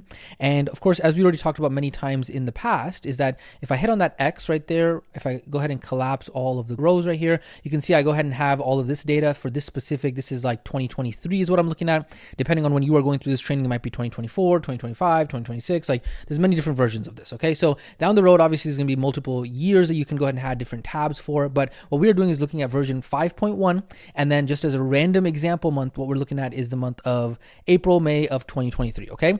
Then what you have is you have this feature over here called filter views, okay? So filter views right here is what you can click on, and we've already gone ahead and created all of these. So if you are using the template that we provide, then you will have all of these already created, okay? So we actually went ahead and we had one of our team members to go in there and spend the time to be, wholly over delivery Batman, to make sure that we could have all these already built for you so you wouldn't have to do it yourself, okay? And then let's say, for example, we go to April, and then once we go to April, we go ahead and expand April right here, and we will see that we have our sheet, right? And then obviously we have our normal sheet that you're used to. We have our lead gen, lead nurture, upfront sales metrics. We have our back-end sales metrics. We have our total sales metrics. So this is how we've kind of restructured things according to the way that we've taught the training now. So 5.1 has been the most up-to-date tracking sheet according to what is inside of the training. And obviously, this is an evolving process. So in the future, if we update the trainings, we might update the tracking sheet accordingly as well. Okay, so we have all of our numbers in there. And then of course at the bottom is where we do have all of the totals for the month so far as well. And so what we're going to be really looking at inside of this walkthrough is looking at the upfront sales metrics. Okay, so what I'm going to do is I am going to go ahead and zoom in over here. So I'm going to go over to 125, and just for the sake of this, I might even go to 150. I know I'm super zoomed in. It's going to be very hard for us to kind of navigate to other parts, but really what I wanted to focus on is I'm really focusing on this section right here, okay, which is the upfront sales metrics. And what I'm going to be doing is I'm going to be filling in the information for this specific day right here. So you can see right here, there are 5 metrics that are input metrics that we need to go ahead and fill in. And then there are going to be 5 metrics that are automatically calculated as well. Okay. So this is, of course, just play along with me. Imagine that it is, April 8th, and we're just going along with it. So at the end of the day, right, this is different than the lead gen metrics, because the lead gen metrics we do at the beginning of the day for the previous day, right? So these sales metrics we're doing at the end of the day. So hypothetically, we're doing sales on Saturday 4/8, okay? And what we're doing is we're filling in, cool, how many calls were scheduled on that day, how many calls actually showed up on that day, how many upfront units did we have, how much upfront cash was there, and how much upfront how much upfront contract value was there. Okay, so again, this is going to be represented inside of the guide as well. So what we want to have is we want to have our Google Calendar open, we want to have our sales call notes open, we want to have our payment processor, our agreement software, and again, just having these bookmarked is going to make it very, very easy to do. Okay, so this is very straightforward. I mean, literally, you come in here and you just open up your Google Calendar. Now, I'm going to open up the Google Calendar in just a second, and again, you will see this is just a random date, just a random period of time that I'm using to show you as an example. Okay, so let's say, for example, we go over to a random kind of day over here. Okay, and so this is randomly September 2022. Okay, so a day that I could find some sales calls for one of our salespeople on here. And then what we have on here is, you'll see again, April 8th, November, September 2022, it doesn't line up. But again, you're working with me here to understand that this is just an example. Okay, so what we're going to do is we're going to imagine that this date right over here, okay, this date right over here is the Saturday date that we are filling in for April 8th. Okay, so on this date, and just so maybe you know this, maybe you don't know this, and in Google Calendar, this is actually a feature where you can right click and change the color. Now, why do we have some appointments that are double booked? That's because we have so much lead volume. So this is a little bit more advanced. When you have so much lead volume, you can actually grade based off of the criteria and the qualification of the call. So if you have too many calls and you got to optimize that, you can do that in double book. And there's all these advanced stuff that I'm not going to go into right now. Okay. But throughout the day, if you really wanted to, you could kind of go in and color code and say, cool, we have our own color coding system. I'm not going to go over that right now because it's much more advanced, not related to this training, but we have like dark green, then we have light green, and then we have like red and what those colors mean. Then we have like dark orange, what that means as well. But in this case, right, we had, let's say, for example, this was my call calendar on this random Saturday, and this was going to be 1, 2, 3, 4. For the purposes of this video, I'm going to treat this as just 1. Okay, so this is going to be 5, 6. Okay, so we got 1, 2, 3, 4, 5, 6 calls that were actually scheduled. Okay, so I would come over here and I would put call scheduled is going to be 6. From there, I'm then going to have how many of those calls actually showed. So let's just say hypothetically, this one showed, this one showed, this one showed, this one showed, and then these 2 did not show. Okay, so I had 4 out of the 6 that actually showed up to their appointment. So I'm going to put 4 right there. Okay, and then upfront units, I'm now going to say, you know what, out of those 4, I actually ended up collecting on, let's say, for example, this person and this person are the ones that actually closed, right? So let's say, for example, out of those, I was able to get 2 upfront units on this specific Saturday. Okay. And then upfront cash, this is going to be a pro tip I want to walk you through right here. If I go ahead and click on equal sign, and then from the equal sign, and I hope you can see this, and if you can't see this, I might even just zoom in a little bit more for you to be able to see, is I will go ahead and hit equal sign. And then let's say, for example, I collected 2 $800 3 pays, okay? Or let's actually do one 3 pay and let's do one 2 pay on a $2,400 contract, right? So let's say we had a 1,600 and then I hit the plus sign and then I say we had an 800, okay? And then I hit equals, and you will see that Google Sheets actually goes ahead and adds that up for me, so I don't have to add it, okay? And then the other advantage of this is if I go ahead and put my mouse and I click on that exact cell, you will see here at the top right, it actually shows me what that cell is made up of, right? So I can then see, okay, cool, I had 2 units, and one of those units paid me, right, over here, 800, and the other ones paid me 1,600. Now, could I even go further, and I could say, you know what, I'm going to do another pro tip. I'm going to right click on this, I'm going to insert note, and I'm going to say, you know what, this was from, unit 1 was Tina, unit 2 was Michelle. Could I do that? Of course I could, right? But then at that point, it kind of becomes like overkill and it becomes a little bit too much information, because at the end of the day, this information is saved inside of our payment processor. And so of course, if I really wanted to, I could go over to 4.8 in the payment processor and then see, okay, cool, I had 2 payments run on that day, and then these were the amounts, and this is who it was from, right? So I could do that, right? So of course, right now what I'm looking at is this right here, upfront units, that kind of comes from my memory because I was doing the sales calls. I know that's how many units I closed. And then obviously this is coming from Google Calendar. How many of those calls showed? That's going to come from my memory as well. Upfront units, of course, you could look at your sales call notes if you really forgot. That is going to be another place you could pull it from. Upfront cash, you can definitely pull that from your payment processor. However, if you are doing it that same night, it's going to pretty much be fresh on your memory, so you could just fill it in there. But again, you could double check on your payment processor if necessary, right? And then upfront contract value, of course, same thing there. You could check on your agreement, like actually check the agreement for Tina and Michelle if you really wanted to, or you could just remember that and you say, cool, both of them, my current offer price that everybody's signing up right now at 2,400. So I go same thing here, equal sign 2,400 plus 2,400 because I had 2,400 times 2, and then I would hit equal, and then it would give me 4,800, and you can see the division of that right there. Now, you will also notice that on this specific day, we also do now have the actual show up call percentage being booked in here, right? So if I go ahead and double click on this, you will see that show up rate is going to be just orange divided by purple. So orange divided by purple is going to be shows divided by schedule. So it's going to be 4 divided by 6. 4 divided by 6 is going to give me that 67% show up rate. Now, on this case, the group booking percentage, the reason why it's coming out as blank is because if I scroll all the way over here to the left, you will see that I do not yet have the number of group members for this specific day. Why not? Because I fill in the lead gen metrics. Let me zoom out here so you can see again. I fill in the actual lead gen metrics the next day. So I'm going to be filling in Saturday's lead gen metrics on Sunday morning. And so for that reason, I do not yet have a group booking percentage on the daily basis. And so that is why when we talked about it in the main training, we said that that group booking percentage is probably going to be a metric that is better to look at the very bottom and say, cool, my group booking percentage right now is 5.63%.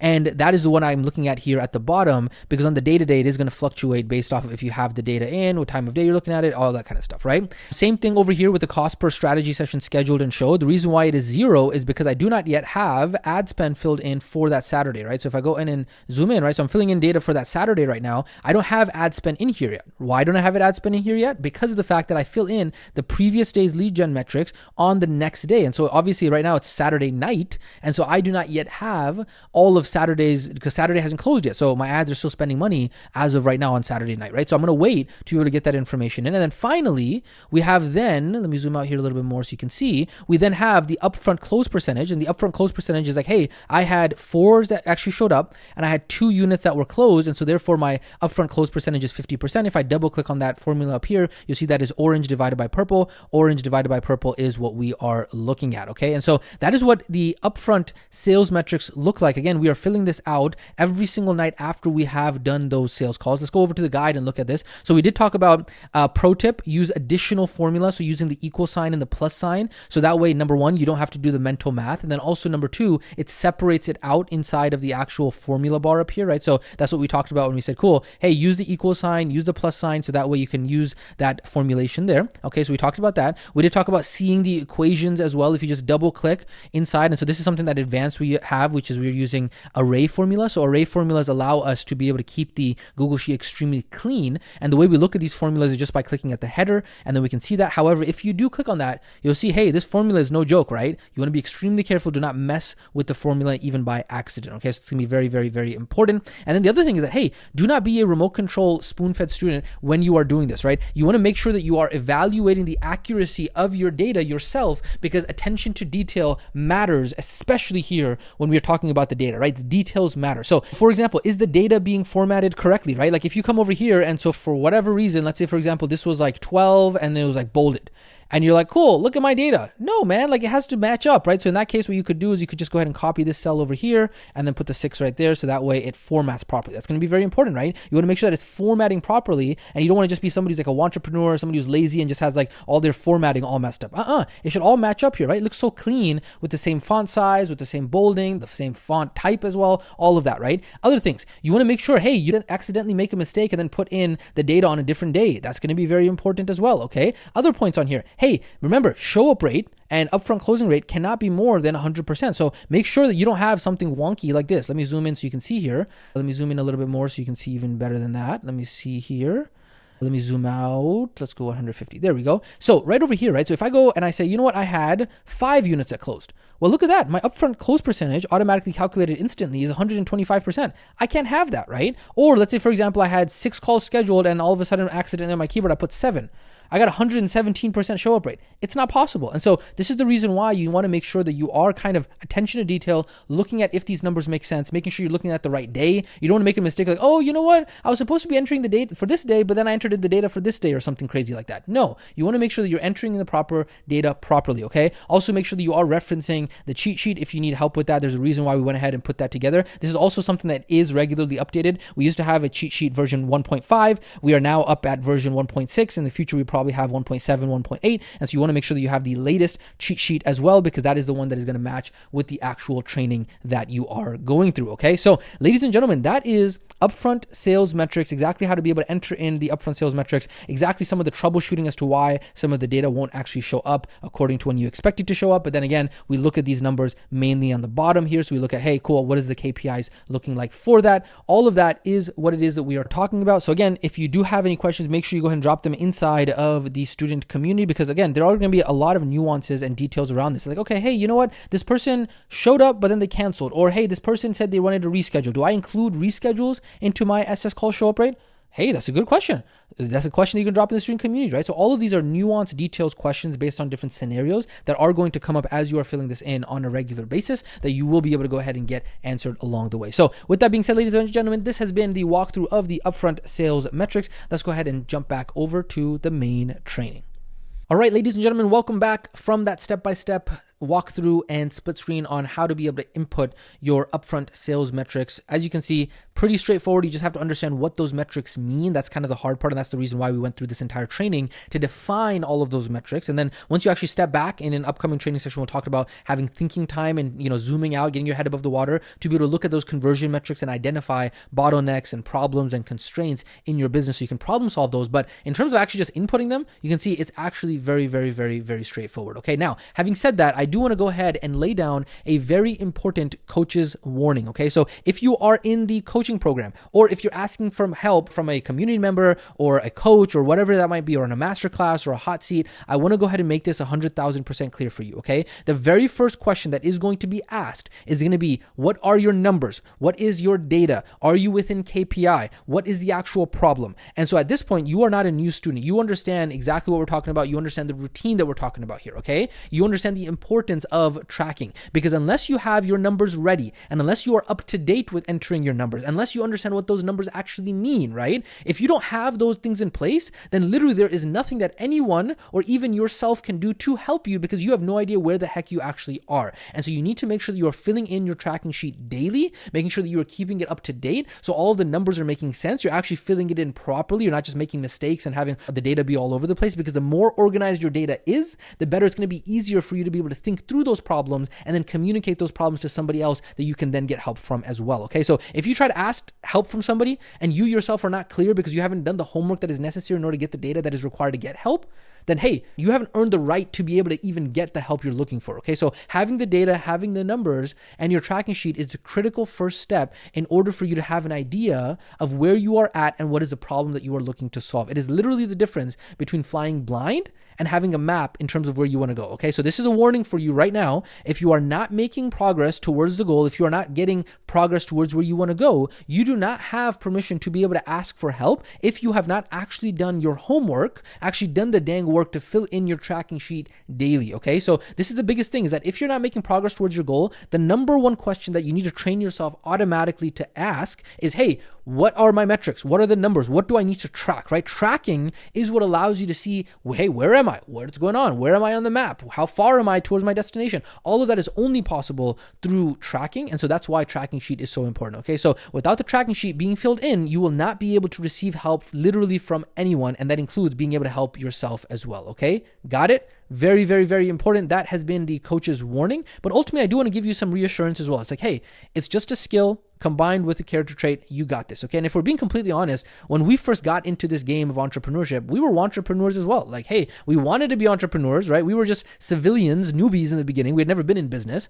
And then we became entrepreneurs. We wanted to, we went down kind of that spiral, overthinking, all of that kind of stuff, right? And we were just not that good at this stuff, right? Data and metrics and KPIs and numbers and all of this stuff, right? Looking at the data would confuse us. It overwhelm us. It'd annoy us. It'd frustrate us. But we just kept holding on to the idea that, hey, if you stick with something long enough, it's hard not to be successful. And so we got stuck on this idea that, hey, as long as we worked on our skills and our identity, then one day we would be able to get good at this. And then over time, we just put in the reps, we put in the reps, and then we started seeing truths to the fact that, hey, business is a game of numbers, science, human psychology. There is no magic in business. It's a game of black and white inputs and outputs, and that's it, right? Especially when you're under $50,000, $100,000 per month, right? And remember, I said $50,000 to $100,000 per month. I didn't say per year. $50,000 to $100,000 per month. Underneath that is very, very, very straightforward. And so just like anything else, yes, it's going to be tough in the beginning, but eventually you'll get good at it with enough reps. And so that is going to be probably the most difficult part for you is during that process. Okay. So you just don't want to give up on yourself. You want to be able to learn how to be uncomfortable now so you can be comfortable later. And as long as you stick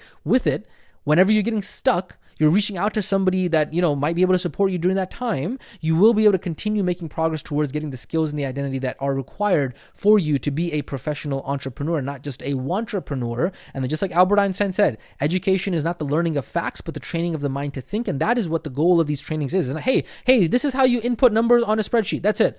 We could have made this training like 5 minutes long and then that would be it. No, we wanted to teach you what were the definitions behind the metrics, how to understand them, how these metrics all come together, what is the relationship between all of them. That is what was critical, so that way you could actually learn how to think through all of this and you could actually be resourceful through all of this, not just memorizing a process and then, oh, the process didn't work. I'm stuck now. My car is broken. My car's on fire. I don't know what to do.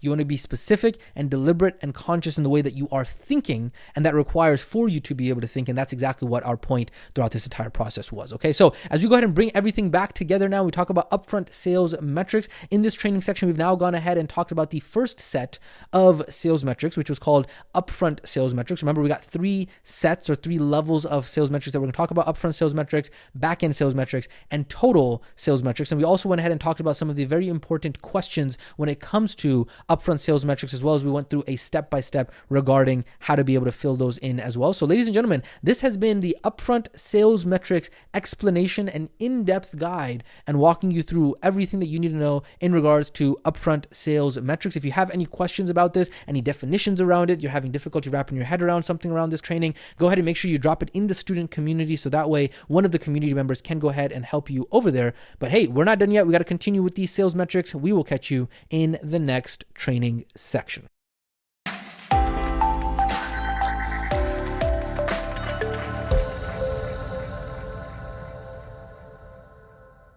Welcome to this training section where we are going to be going over the back-end sales metrics. So as you already know, we are continuing our journey of understanding all of the different sales metrics. We've already gone ahead and talked about upfront sales metrics. So inside of this training section, we will go ahead and talk about back-end sales metrics. And so as always, it's going to be very important for us to go ahead and define what those metrics actually are in exactly the same way that we have done with all of the other metrics, whether that be acquisition metrics, ads profitability metrics, even upfront sales metrics. And we said the reason why it's so important to define terms is because depending on the industry, depending on the context, depending on the individual, depending on the organization, we have to be able to speak the same language. And so terms absolutely matter, and defining terms absolutely matters, and making sure that we are able to communicate in the same language. So what are the back-end metrics? Now, just a quick prereq warning, none of what we talk about here is going to make any sense unless you have already gone ahead and gone through the ads, data, and KPI training, the profitable acquisition training, the daily management training, training, the upfront sales metrics training, as well as it is a good idea to have your cheat sheet as well as your tracking sheet open, so that way you can go ahead and follow along as we go ahead and get into this training. Okay, so what are the back-end sales metrics? There are going to be 8 of them. We're going to go ahead and talk about them together. There's going to be delayed units, delayed upfront cash, delayed contract, back out units, back out cash, back out contract, other cash, as well as split payments. And just like we have done with all of the other metrics, we are going to go ahead and divide these up into categories, so that way they are easier for us to be able to remember. So these categories are going to be 4 altogether. They're going to be the metrics that are related to delayed sales or delayed units. Then there are going to be the metrics that are related to back out sales or back out units. Then there are the metrics that are related to other cash, which is only 1, and then split pays, there is 1 metric for that. Okay, now you will also notice that there is no division here between like input metrics or count metrics and calculated metrics, because as you will learn inside of this training section, that all of these back-end metrics are metrics in which we are manually going to be entering this data if and when that specific type of metric comes in. And so this is not going to be something that we do fill in daily, but again, we'll talk more about that as we go on inside of this training section. And so visually, this is going to be what that looks like. So we got back-end sales metrics. We have all of our delayed sales metrics. We have our back-out sales metrics. We have our other cash, as well as our split pays. Okay. So with that being said, the other question we want to go ahead and ask is, hey, wait a second. If you're Batman, you're asking, I thought we didn't have a back-end to our business. Now, we did talk about this when we talked about acquisition as well and profitability metrics, which was, hey, technically, when we talk about a traditional back-end is going to have multiple products in which you are reselling and ascending the customer to higher levels of service, right? So this is an example that we did with Tony Robbins's product ladder in terms of, having a front end and then having a back end with multiple products, right? So technically, right, according to the literal definition of a back end or the more common definition of a back end, you do not have a back end in the business with multiple products. However, you do have a back end in the business when it does come to finances, sales, and cash, and specifically accounts receivable side of things, right? So let us explain what we mean by that. So we've talked about this many times in the past. If you have a $2,400 contract value program, $800 of that was upfront, then the other $1,600 that is remaining is going to get paid on month 2 and month 3 respectively, $800 if it is a 3-pay, right? And so over the course of 3 months, that student, that client, that unit, that customer is going to pay the rest of their $2,400 contract value off. And so in this way, technically in your fulfillment system, you have to consistently resell them. You have to make sure that that fulfillment is good enough so that way the student, the client, the unit, the customer will actually pay the next month's payment and they will actually stay on board of that. Okay, so does that make sense? So even though we don't have a resell and ascension strategy in which we're taking the same customers and then reselling them, we are making sure that we are engaging with them inside of the actual program, inside of the product that we have delivered, because if we do not engage with them, then they might potentially default on their contract. And what does default mean? Default means that they say, cool, I made the first payment, adios, hasta la vista, I'm out of here, right? And so you want to make sure that you can limit that default and you can actually have a very high collections percentage. So collections percentage is basically cool. What percentage of the contracts that you sign are you actually collecting? And so if you don't actually engage with them in your fulfillment, you're going to have people who say, hey, I paid this money, I didn't get anything in exchange for it. I'm just going to go ahead and change my credit card number. I'm not going to communicate. I'm going to ghost. All of that would be considered defaulting on the actual contract. Okay. So this does mean that you need to make sure that you are activating your students and your clients and your customers inside of the fulfillment system to make sure that you can collect on that contract value. And so when we talk about back-end metrics, this is what we are talking about in this way. So in a way, via the resell and ascension, you kind of have that within your fulfillment system. And this is the reason why in a different training section, we did talk about profitability metrics as well as the back-end sales metrics and how those basically feed the profitability metrics, okay? So what's happening here is that we have these back-end sales metrics, okay? And specifically, we talk about split payments. That's the reason why you'll see split payments we talked about it over in profitability. And then the same column, the same metric is what we talk about here in back-end sales is because these are all connected. This is the reason why we keep insisting that you need to understand the mental model of business in this way so that way you can problem solve and be resourceful resourceful and understand, cool, am I generating enough leads? Am I nurturing enough of those leads to jump on sales conversations with me? And then am I having enough of those sales conversations? And then is enough of those sales conversations converting into actual new customers, right? So when you look at it and you understand the entire model and the entire business in that way, then you are able to understand that all of the metrics are connected throughout the entire business, okay? So that is what we talk about when we talk about back-end sales metrics and how they really feed into what we're talking about with the rest of the metrics as well, okay? So on top of that, a couple other questions in terms of how are you going to actually track these metrics. Do not worry. We will show you where these metrics will be found inside of your master tracking sheet later on. But right now, you just want to go ahead and plant those seeds at a 30,000 foot overview, high level. So that way, yes, I know right now in the beginning, it will feel a little bit like, wait a second, what is going on here? Where the heck am I? How does all this play together? Like, when do I actually do this? All of that stuff. Yes, it will seem a little bit hypothetical and vague and abstract right now. But I promise you, if you stick with us, you're going to be able to go ahead and understand this, especially when you get to the point where you are entering your own information, your own data. It's going to 100% make absolute sense to you. Okay, so with that being said, ladies and gentlemen, let's go ahead and talk about the very first back-end sales metric, which is going to be delayed units number. So delayed units number, it is going to be a metric for delayed sales, and it's basically the number of units that became new customers, yes, but they were delayed. Okay, now it is also sometimes we call a delayed unit a delayed sale. Okay, same thing, tomato, tomato, potato, potato, right? Same words, we're just delayed unit, delayed sale means the same thing. Okay, now this is a count input metric in which we are going to be doing this manually when a unit gets delayed. And this is what we mean by we're not doing this on a daily basis. We're literally entering in these data points if and when they become applicable. Okay, so again, you're going to find this both in the cheat sheet and in the master tracking sheet. So what does this metric mean? A delayed unit is when somebody basically says, hey, my paycheck comes in, next week, and here's my credit card number. You can go ahead and charge me on that day next week, right? And so they're basically giving you, hey, they're going to say, cool, I'm not signing up right now, right? You're not processing my card right now. You're not collecting cash from me right now. That's why they wouldn't be considered an upfront unit. They would not be considered upfront cash either, right? And so if someone had their strategy session, let's say on Tuesday, and they, let's say, for example, would get their paycheck on Friday and they were going to pay on Friday, right? So on Tuesday, we would enter in the information as strategy session scheduled 1, strategy session showed was 1, if that was the only strategy session that, actually showed up. And then the upfront units would be 0. But then on Friday, we would put them in as a 1 unit if their cash actually came through, actually the card actually payment processed, all that kind of stuff. And then we put delayed upfront cash 800 if that's the amount that they paid, and then whatever the contract value is, right? So what this basically means is that on the strategy session schedule and strategy session show section, right? So let's say, for example, hypothetically, we're here on, Friday the 1st. Let's say, for example, they were the only strategy session that was scheduled and they were the only one that showed, but they were a 0 for upfront units because they did not close on that day. But then let's say, for example, they're like, cool, charge me in 2 weeks from now. So charge me on like next Friday. So we come over here to next Friday, right? And so we are not going to now mess with any of the upfront data points because that was a different metric, right? What we're doing here is that on this Friday, we're saying, cool, delayed 1 unit, and then we collected 800.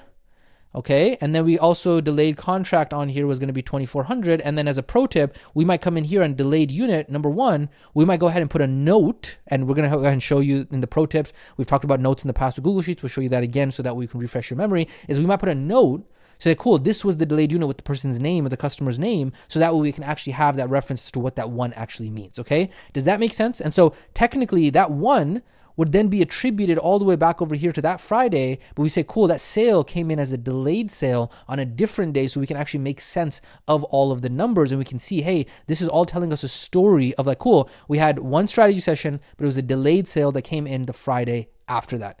Does that make sense, right? So this is how we can really problem solve and look back and make sure that all of the data is making sense and when all of these sales actually came through. Now, having said that, when we talk about delayed sales, this is very important to understand, is that there is a process for delayed sales, right? There is a whole bunch of objection overcomes in sales on how to properly actually get a delayed unit, right? So if someone says, hey, you know what? Like, I need to think about it. Like, give me a few days. Like, maybe I'll get back to you.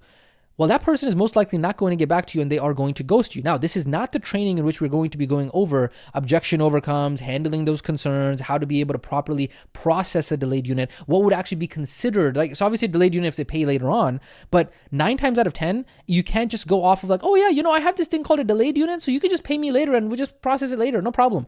No. It's a very, very specific, a very, very precise process in terms of like, hey, this is exactly what we're going to meet. We're going to go ahead and schedule it on, next Friday at 7 p.m. We're going to have a follow-up call or something like that. Or, hey, I'm going to go ahead and get your credit card information and then I'll only charge it once you actually get paid or whatever that might be, right? So all of that is a specific process that must be followed, right? Getting a follow-up date, getting a credit card information if applicable, getting a prior authorization to charge the card on that date, all of that. Now, again, we will not be going over that process on how to actually acquire a delayed sale in this training, but I do want to just go ahead and point out here is that it's a typical kind of beginner mistake where they're like, oh, you know what? I think somebody's going to get back to me and like it's a delayed sale. Yes, there are, proper reasons when a delayed sale does come through, like a legitimate reason. But a lot of times, I would say like 8 out of 10 times, sometimes the prospect is putting up a smoke screen to say it's going to be a delayed unit, and then the beginner doesn't have enough, reps. They've not been weathered enough in this game to then realize like, oh, dang, that was just an excuse. It wasn't really going to be a delayed unit. So there's going to be completely separate processes. You want to make sure you follow the sales training on that, but I did want to just go ahead and mention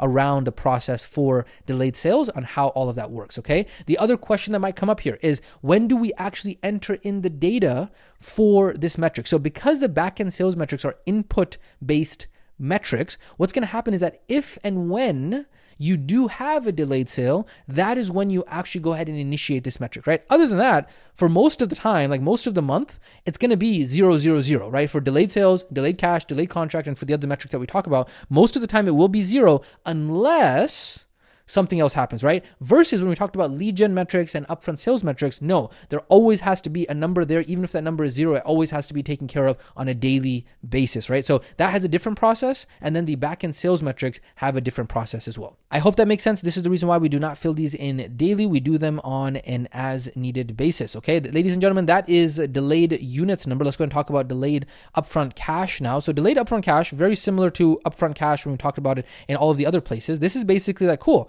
how much money did we collect upfront from that delayed unit? Again, this is going to be something that is a metric that is in the master tracking sheet as well as the cheat sheet, but delayed upfront cash means, cool, out of the units that were delayed today, right? How much did we get in upfront cash from them? Now, again, this is the reason why if you have a 0 in delayed units, you cannot have anything more than a 0 in upfront cash because you cannot collect cash from a unit that did not close, okay? However, this is where, let's say, for example, you had 2 delayed units on this specific day, you would go in and enter that in properly. So you could attribute that and say, cool, these are the 2 delayed units. I'm going to go ahead and put a note there on the cell in the Google Sheet. And then on top of that, I'm going to go ahead and put in the equal sign and the plus and all that kind of stuff, right? So that's how we go ahead and check the accuracy of the data by making sure that all of this is lining up properly, because that way we can see, hey, all the metrics need to make sense. If you have a delayed unit 0, you cannot have a delayed upfront cash, okay? So just a reminder in terms of that as well is that we're talking about upfront cash is like, cool, in that previous example where the person said, cool, I had my strategy session call on Friday, right? But then the next Friday is when I want you to charge my card. So cool, we had 1 delayed unit, and then we had the upfront cash on that next Friday that was collected from that delayed unit was, let's say, hypothetically $800, right? So that is what delayed upfront cash is. Basically, upfront cash, what was in the upfront sales metrics, but just in the delayed sales metrics that shows up on the back end. I hope that makes sense, okay? Awesome, I hope that makes sense. So when to enter this information in, as soon as we do get that delayed unit, is the exact same time that we will be entering in that information regarding delayed upfront cash, okay? So whenever we get that delayed unit, immediately we also automatically means we need delayed upfront cash, and we also need delayed contract, which is what we're going to talk about in just a second, but that is when we do it on an as needed basis when that entire process actually happens. Makes sense? Beautiful. Next up, let's go ahead and talk about delayed contract. You're kind of getting the routine here now, right? So delayed contract is basically what is the contract value of that delayed unit that we actually signed up. Again, this is going to be something that you see both on the data and KPIs tracking sheet as well as the cheat sheet. So basically this is, hey, cool. Delayed contract value is from that 1 delayed unit or whatever, how many delayed units we had. We're going to now count what is the contract value of that? Again, if you have a 0 in delayed number of units, you cannot have a delayed contract of that you did not collect, right? Delayed upfront cash versus delayed contract works exactly the same way that we have talked about in the past. The only difference is that when it's a delayed unit, it is called a delayed upfront cash and delayed contract, okay? So again, in this example that we are talking about, let's say, for example, Tina had her strategy session on Friday, and she was the only strategy session on Friday. We would have 1 in scheduled, 1 in showed, upfront units 0, upfront cash 0, upfront contract value 0, right? Let's say we didn't have any other calls for the entire month except Tina, so that way it makes it easier for us for the purposes of this example. We would go over and she said, cool, here's my credit card. I'm going to get charged next week. You have my authorization. I'm going to sign the agreement. I'm going to get all of the steps in place, right? Follow the process for delayed sales, right? Very important. And then on that next Friday, we don't put any data for the upfront. Instead, we're then going to go over here and she signs up and her payment goes through and everything's going good, right? We go ahead and put delayed units. Cool. Tina is going to be our delayed unit. She paid $800 over here for upfront cash and her contract value is $2,400. So these metrics over here related to delayed sales only get inputted when that actually happens. And when we get that delayed unit, we actually go in and just put all 3 of these metrics, delayed unit, delayed upfront cash, as well as delayed contract in one go around. Does that make sense? Beautiful. Ladies and gentlemen, that is what we talk about when we say when to enter the data. We've already talked about that, when it actually happens, okay? So that is going to be the delayed sales category for the back-end sales metrics. We've now talked about that. We're now going to go ahead and talk about back-out units number. Now, you're going to get the kind of routine here. So back-out units is basically a unit that initially signed up, but then in the early part of the program, they kind of said, you know what, I don't want to do this anymore. It's typically going to happen before the kickoff call, before the orientation call, okay, or within the first few weeks of the program. And again, this is going to be a count metric that if and when this were to take place, and hopefully this doesn't take place too often, which if it does, that's a whole different issue. We got to go ahead and address that in a separate training, XYZ. That's not what we're talking about here, right? You want to understand what a backout unit actually is. Now, there is a difference between a backout unit and a defaulted unit, okay? So a defaulted unit, we don't track that in the tracking sheet here. We have other tracking sheets that we can talk about that in the future. But in accounting, because that's the kind of accounting and financial metrics, in accounting, when a customer defaults on their contract, this means that they decided not to continue with the program and they would not be paying the rest of their contract off anymore. The difference here is that a backout is really in the initial stages of the customer's program when they're just starting out, and typically a backout is looking for a refund, right? And the only time they're looking for a refund is like they just started the program, they're like, I paid this money, I want a refund, okay? Now, if that's the case, that would be what is considered a backout unit, versus typically a default is like somebody paid, $1,600 and then they ghost you and they don't ask for a refund. That's a default, right? So there's a difference between there. And again, you're going to see that KPI and that data metric around backout units inside of the cheat sheet as well as in the tracking sheet. And so a backout unit is when somebody says, hey, I no longer want to do this program, please refund me, okay? So if and when this happens, we would go ahead and go into the sheet and enter in that information appropriately, right? So we would go over to the backout section, we would enter in, cool, how much was the backout unit, how much did we refund, and how much of contract value did we lose, okay? So now that you understand this, it's gonna be very easy for us to be able to understand the rest of the metrics related to backout. Now, a couple points on this. There is a process for backout units. The same way that there's a process for delayed units, there's a process for backout units, okay? There's an entire methodology on how to actually save a backout unit and how to actually properly deal with them, how to communicate with them, right? Usually if somebody wants to back out, it's because of something called poor customer activation and poor onboarding, and probably maybe also might have to do with poor sales process as well, right? Maybe you were selling too hot, maybe you kind of forced them to close, you didn't kind of get the right agreements that were necessary, the trust wasn't there, XYZ, right? So there is an entire process that must be followed in order to diagnose and how to actually save these types of units, okay? Now, sometimes you can save them, sometimes you cannot. Sometimes you just gotta, unfortunately, you ate the garlic, or you just gotta bite the bullet and refund them, and then learn the lesson, and then make sure you don't repeat the lesson in the future, right? So a lot of times beginners will be like, hey, I had this backout unit, how can I save them? You can try to save them, right? There's going to be a process. However, most of the time, you want to understand that you got to understand the lesson behind it and then fix it so that way it does not happen in your process again. Now, again, we will not go over the entire process for backout units and saving them and how to problem solve them and how to fix all that inside of this training section. This is only the data and KPIs training section. However, I just wanted to open up your mind and open up your eyes to understanding that there is a specific process around back-end units, and what that exact process looks like will be talked about in a different training. Beautiful. In terms of when to actually enter in the data regarding backout units, of course, we already talked about when and if that is to happen, okay? Now that you understand backout units, it's going to be very easy for us to be able to talk about backout cash, because backout cash is really just going to be what is the amount of cash that was refunded once the customer actually wanted to back out. Again, this is going to be an input metric that we enter in when this actually happens. You're going to find it inside the master tracking sheet as well as the cheat sheet. So backout cash is simply, cool, what was the cash negative that we had to go through in order to actually refund the customer, right? Now, again, if you do not have any backout units, you cannot have any backout cash. And so backout cash has to match with the number of backout units that you have. And so if you have two, you're going to have two sets of backout cash on that specific day. Man, that would be a terrible day. I don't think in the history of us doing business in like 10 plus years, we have never had two backout units in the same day. That would be terrible if you had that. Like, you definitely have a problem with your systems if that is the case. But anyways, you get the point, right? So if you do have that, then it has to match properly from there. So you're seeing how all of the metrics are actually connected, okay? Again, when do you enter in this information? So when you have a backout unit, you go in and you fill in all three of these at the same time. You fill in the backout unit, you fill in the backout cash, and you fill in the backout contract. I hope that makes sense. That's the reason why it's very easy for us to now talk about backout contract, because when we talk about backout contract, it's basically what is the contract amount that is lost because of the fact that this customer, this unit, decided to actually back out. Again, you're going to see this on the master tracking sheet as well as the cheat sheet, okay? So backout contract means out of the backout units that we had, that we lost on that specific day, how much was the agreed upon contract value that we are now losing out on? The reason why this is important is because then when we get to our totals, we can subtract this refund money from those totals and we can get an actual amount of how much data, how much cash was collected, how much contract was collected, but we have to make sure that we are subtracting the backout, and that's the reason why these specific metrics actually exist. And of course, when we talk about the difference between backout cash and backout contract, we understand that contract value is the agreed upon amount from the future basis, right? And then the actual backout cash is the money that we process that we will then have to refund if they actually wanted to back out. Make sense? I hope so. You get the point. We enter in the information when it becomes applicable. If it becomes applicable, hopefully you do not have to do many of these, maybe ever have to do a very small handful of these ever. And so it's a very rare situation. And if you have something happening more often and more common, that is a big red flag and a very big problem with your systems that you will need to make sure that you fix. Okay, so ladies and gentlemen, with that being said, those are the three metrics related to backout sales, backout units, backout cash, backout contract that we execute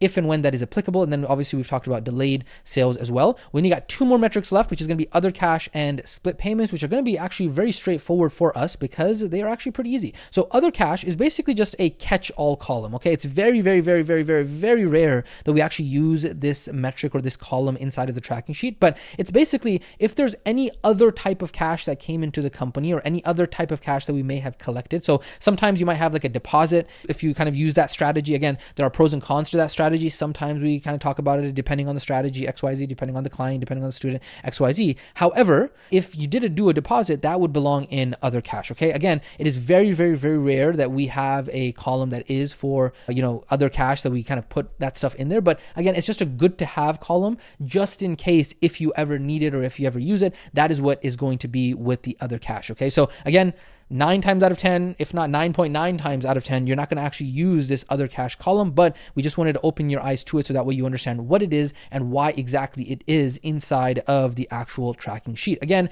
when do you actually enter in the information for this? If and when it becomes applicable. If you have something that's other cash, you do go ahead and put that there. And then obviously down the road, as you go ahead and advance your tracking sheet capabilities, then being able to add, let's say, for example, you have another revenue source. I know back in the day when we used to help gyms and personal trainers, they might have, in-person revenue that's coming in. So they have their in-person gym and then they have their online business. And so they would actually have a column in this exact section in their back-end sales metrics that would actually go in and add on here, say, cool, I have, in-person cash that's coming in. Cool, I have an additional column for that. Or let's say, for example, down the road, you do have multiple products, you have recurring revenue, you have, back-end products, low-ticket products, whatever that might be way into the future. That might be another column that you add on here to be able to track some of that other revenue coming in from some of those other revenue sources. Okay, so ladies and gentlemen, that is now other cash. Let's now go ahead and talk about split pays and split payments, as well as the actual column for split payments in the tracking sheet. So split payments are very, very, very, very important. And this is going to be a column that you probably use heavily and regularly on a regular basis. Okay, so split payments are what we collect from customers on their automatic payment dates according to their agreement. So again, you will find this both in the cheat sheet as well as the master tracking sheet. Now, we've talked about this metric many times in the past. If a customer, a unit has a $2,400 contract value and they pay $800 of that upfront, that $800 is upfront, and then month 2 and then month 3, those other $800 payments that are going to come through, they are going to happen on that split pay column, right? So for example, let's say Tina said, cool, let's say Tina, this is, on 12/1, so this is December. Let's say Tina joined in November, right? So in November, her metrics for her upfront cash was registered over there, right? That 800 was in November's sheet. That's a totally different view on this master tracking sheet, right? Then in December, she's a client, she's a customer with us, she's going through the program, she's loving the program, everything's awesome, all this stuff. And let's say her initial payment had come through on, let's say, November 10th, right? And then on her agreement, it says that on December 10th, we're now going to collect the other $800. And so then what's going to happen here is on December 10th, boom, just like that, we're going to have on automatic payment dates, we're going to go in and we're going to have a morning process. We're going to actually go in to our payment processor and we're going to automatically charge her card for the other $800. And that $800 is now going to belong here in that split payments column. And so now we can even put a note on here if we want to be able to say, hey, cool, this is Tina's split payment. Or we can always just look at it with our payment processor and say, cool, I had a payment that came in for $800 on 12/10. Show me who that customer was. And then the payment processor will show you what that looks like, right? But that is what the function of split payments is. We are basically keeping track of all of the split payments of all of the other customers that joined in previous months. This is how it's going to look like, right? So that's December, and let's say she did a 3-pay, right? And then what's going to happen is that when we get into January, which is going to be a different sheet, different tab over here, on January 10th, same thing, same exact sheet, but it's going to be a January 10th sheet on the 10th of January. When that happens, okay, not now. We don't just go ahead and say, cool, I'm going to go ahead and put under split pays on January 10th, even though January 10th hasn't happened yet. No. In the future, when it is January 10th and we process her card on that date and then $800 does go through, when the cash is actually collected, this is very important, when the cash is actually collected in our bank account, in our payment processor, right? Once it has actually charged the customer and it goes through, whatever amount that went through, that is what we actually put on that split payments column. Very, very, very, very important, okay? So I hope you understand that. If you have any questions, make sure you do go ahead and ask inside of the student community, okay? Now, the other point to note is that this metric is also a profitability metric. So we did talk about, when we talk about ads profitability, this is the reason why we talked about it there, was because if we are going ahead and determining total cash ROAS, we need to be able to know what total cash is. And if you remember, total cash equals upfront cash plus delayed cash minus backout cash plus split pays, right? So we're basically taking into consideration our upfront cash, our delayed cash, which is what we've now talked about with the back-end sales metrics, our backout cash, which we've now talked about with the delayed metrics that we just talked about inside of this training, as well as our split pays, right? And so we did talk about it twice, so that way you could understand why it is important and why this split pays comes into consideration with total cash. And then obviously we need that to be able to then determine total cash ROAS. And then also we need it for contract ROAS because we need to have our total contract. And again, total contract is going to be our upfront contract, our delayed upfront contract minus our backout contract. And so these are two metrics that you learned about here inside of this training section as well. And so you are going to see there is overlap as we go ahead and talk about all of this, okay? The other point when it comes to split payments, again, there is a process for split payments in terms of the daily collection. How do you systematize it? How do you know whose payments to run and when? Do you go out there and check all the agreements of all of the students that you have on for this specific day? Because let's say, for example, today's April 10th. How do you know who you're supposed to charge on April 10th? There's a specific process for that right now. There are tech tutorials on how to be able to set up the operations and the finance part of the business to be able to create that infrastructure, okay? However, the reason why we're mentioning it is because of the fact that it's important to understand that there is a process that goes through it. And then there's also a sister process that goes through this, which is, hey, if a customer's payment fails, aka what we call the failed payment SOP, standard operating procedure, and how to actually be able to collect when a payment does not go through. That's a whole separate process as well, okay? And so again, we will not go over these processes in these trainings. We're just going over the data metrics and KPIs in this training. However, it is important to have your eyes open to the fact that those things actually do exist, okay? And then finally, when do we actually enter in the data for the split payments? Every morning when we are going through our contracts to see, hey, whose payments are scheduled to come out today? That is when we go into our CRM and processor and we go ahead and charge that amount. And then once that cash is collected, that means that the split payment has gone through. We then come over to the tracking sheet and we enter that amount for that specific day. And because all of these backend metrics are input based, right, that is the reason why we need to go in and manually enter them. There are no automatic calculations that are going on here, okay? I hope that makes sense. Ladies and gentlemen, with that being said, this has been all of the 8 backend sales metrics that you have now been opened your mind to around how all these metrics are, what they mean, and how all of this works, okay? So what does all this mean? It means that these are the big 8 backend sales metrics. You now have another layer of the sales onion when it comes to sales metrics in terms of understanding how to define sales. Now, are there other metrics that could be added to this, right? As you go ahead, like we talked about before, are these the only backend metrics? Of course not, right? Down the road, as you have more products, maybe have different revenue streams, all that kind of stuff, we can go ahead and now expand what the tracking sheets look like to be able to adjust, because it is going to be an evolving thing as your business evolves. But the point here is that you want to understand the skill and the character traits of what we're talking about here, so you have that foundational knowledge that you can then build off of as you get more and more and more reps, okay? Now, before we actually go through a walkthrough of the backend sales metrics in the actual tracking sheet, let's go ahead and answer a couple quick questions and answers on this. Number one, when do we actually fill in the backend sales metrics? You got the whole point of this. We only enter it in when it actually happens. If we don't have any split payments, we just don't enter it in. We enter a 0, or we just kind of leave it blank. Typically, we like to enter in a 0, right? If we don't have any delayed units, 0, 0, 0. If we don't have any backend units, 0, 0, 0. If we don't have any other cash, 0, 0, 0. And so when that specific type of activity is happening, right? Delayed sale, back out sale, other cash, split payment collection,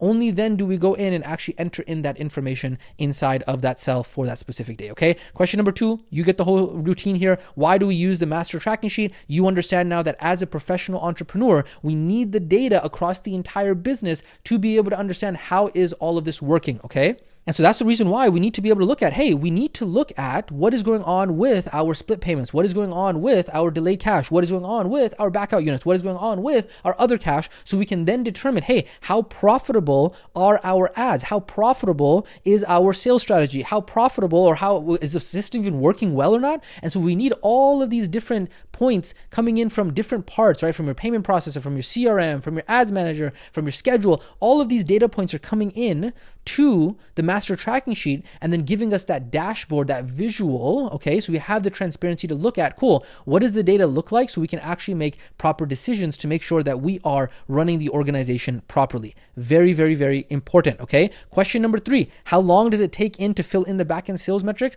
Literally, depending on what category you're filling in, it shouldn't take more than a few minutes, right? So if you're filling in delayed sale, it's like 3 numbers. If you're filling in backout units, it's like 3 numbers. Other cash, you're pretty much never going to fill that in anyways, okay?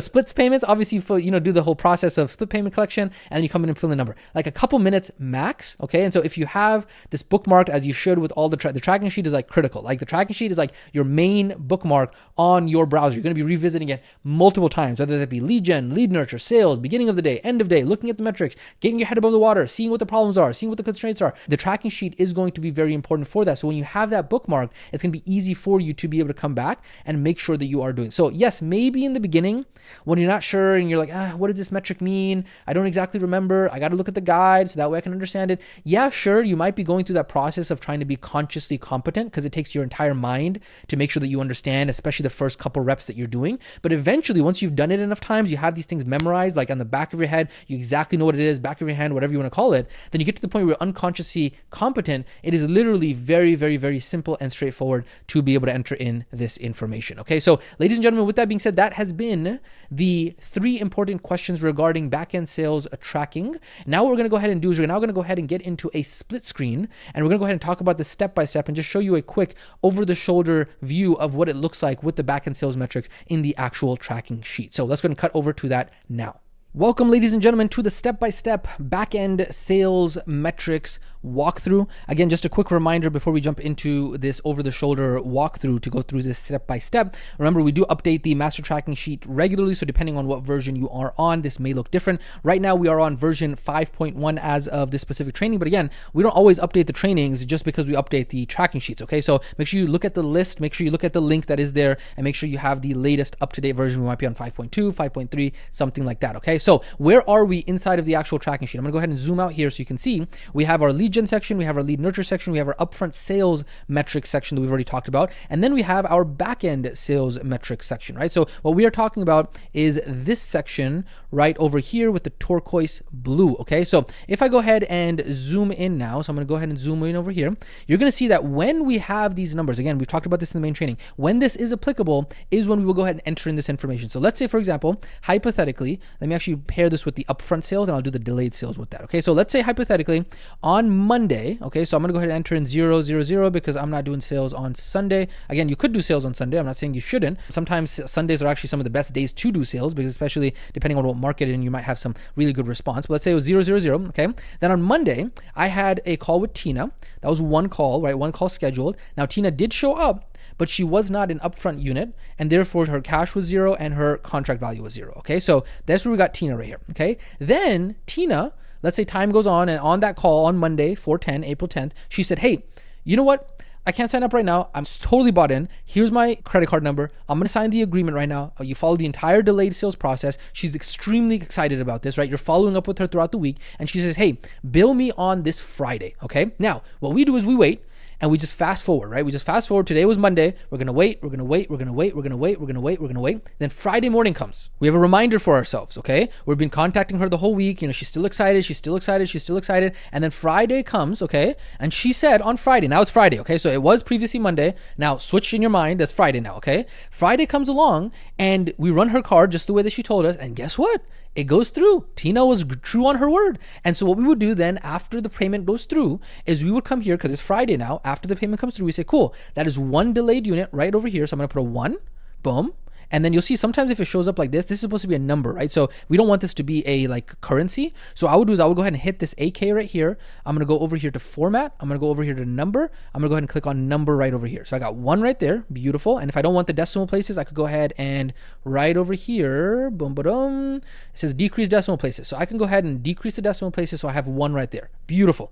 I love how it changed color on there as well. So then we got delayed upfront cash. How much of Tina's payment went through on this, this Friday? How much was I supposed to collect upfront from Tina? Let's say, for example, that was $800. I put $800 right there. Beautiful. And then Tina's contract value is going to be $2,400. Cool. Awesome. Let's go through another example of this, okay? Let's say, for example, I'm doing calls on Tuesday. And on Tuesday, I had 3 calls scheduled. 2 of them showed up, and this time it was Tina's friends, Jennifer and Michelle, okay? I don't know why I'm sticking with this, but let's just go with it, okay?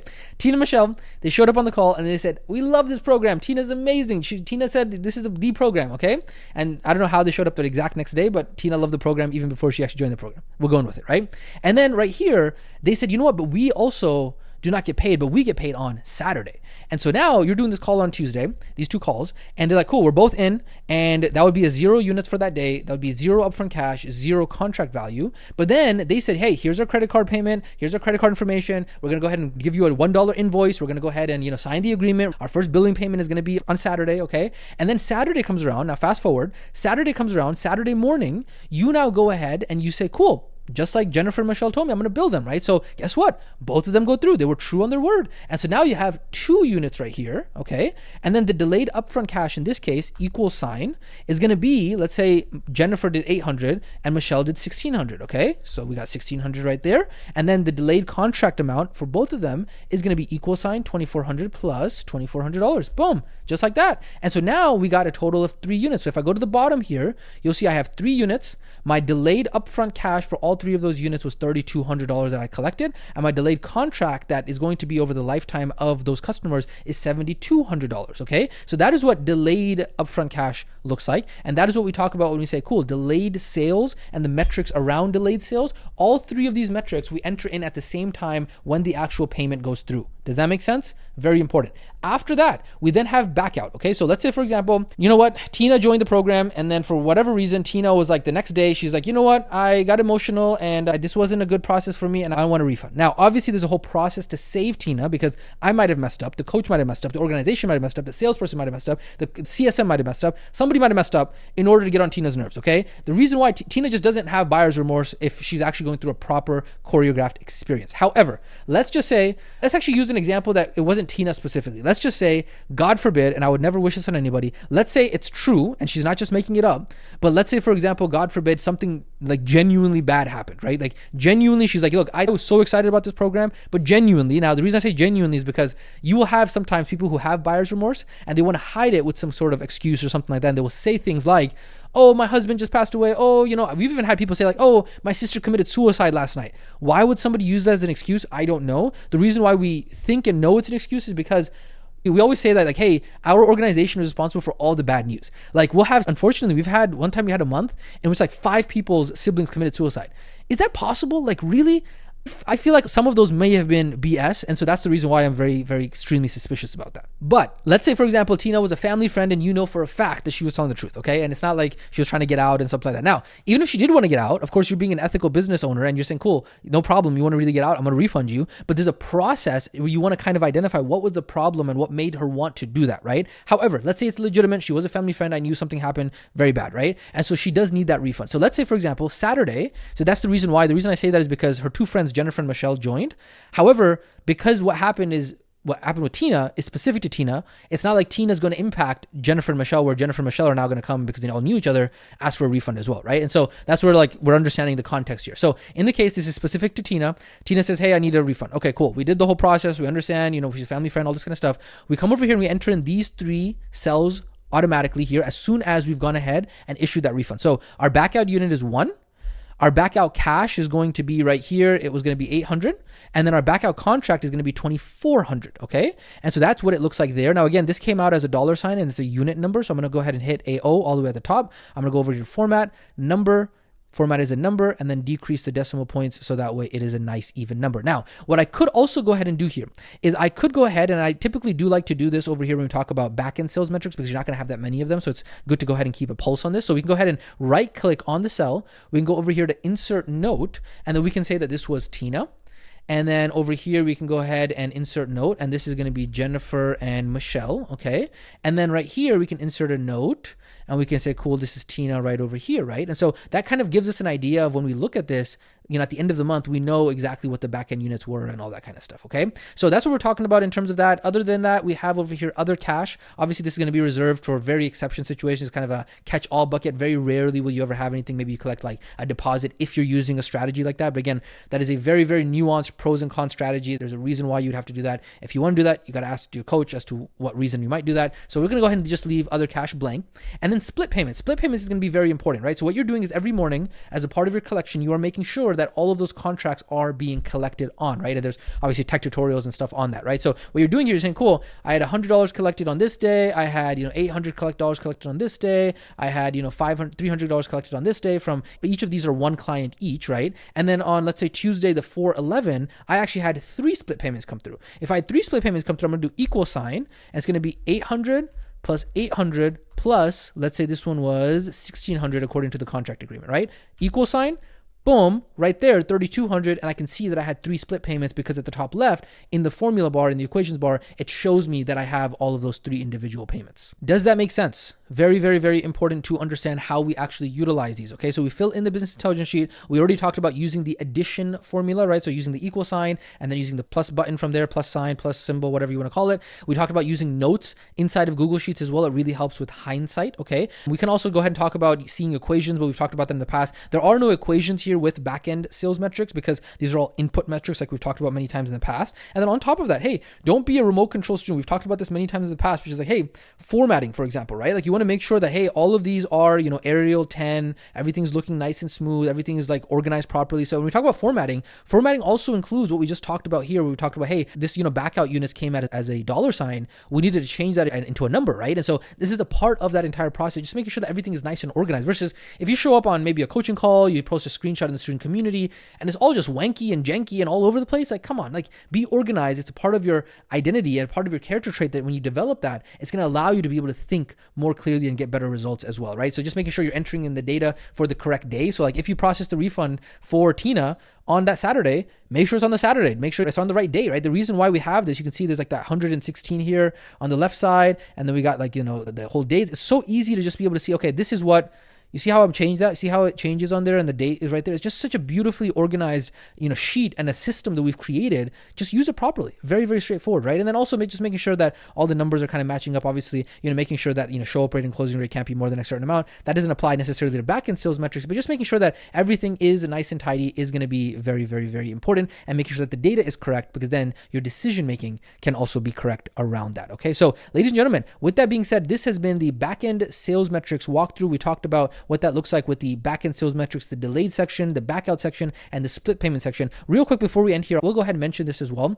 The reason we went ahead and put the lines right here and we didn't put another line right here is because typically backout and other cash are going to be, this is going to be kind of like the bucket that you don't use as often. So these two buckets, we didn't want to have too many lines either, because then it kind of like detracts from, it doesn't look as nice, because we got now 4 lines instead of just 2 lines or something like that, right? And so what we did is we went ahead and separated the lines based off of the section. So we have the delayed section, and then we have this section over here. Even though it's backout cash and other cash combined, it's because that's the section that we don't use as often. And then we wanted to specifically separate out the split payments, because that is a section that we're going to use quite often. So again, I hope that makes sense. This is the back-end sales metrics and the over-the-shoulder walkthrough. And of course, if you want to use the cheat sheet, all of that is in there as well. With that being said, ladies and gentlemen, let's go ahead and cut back over to the main training.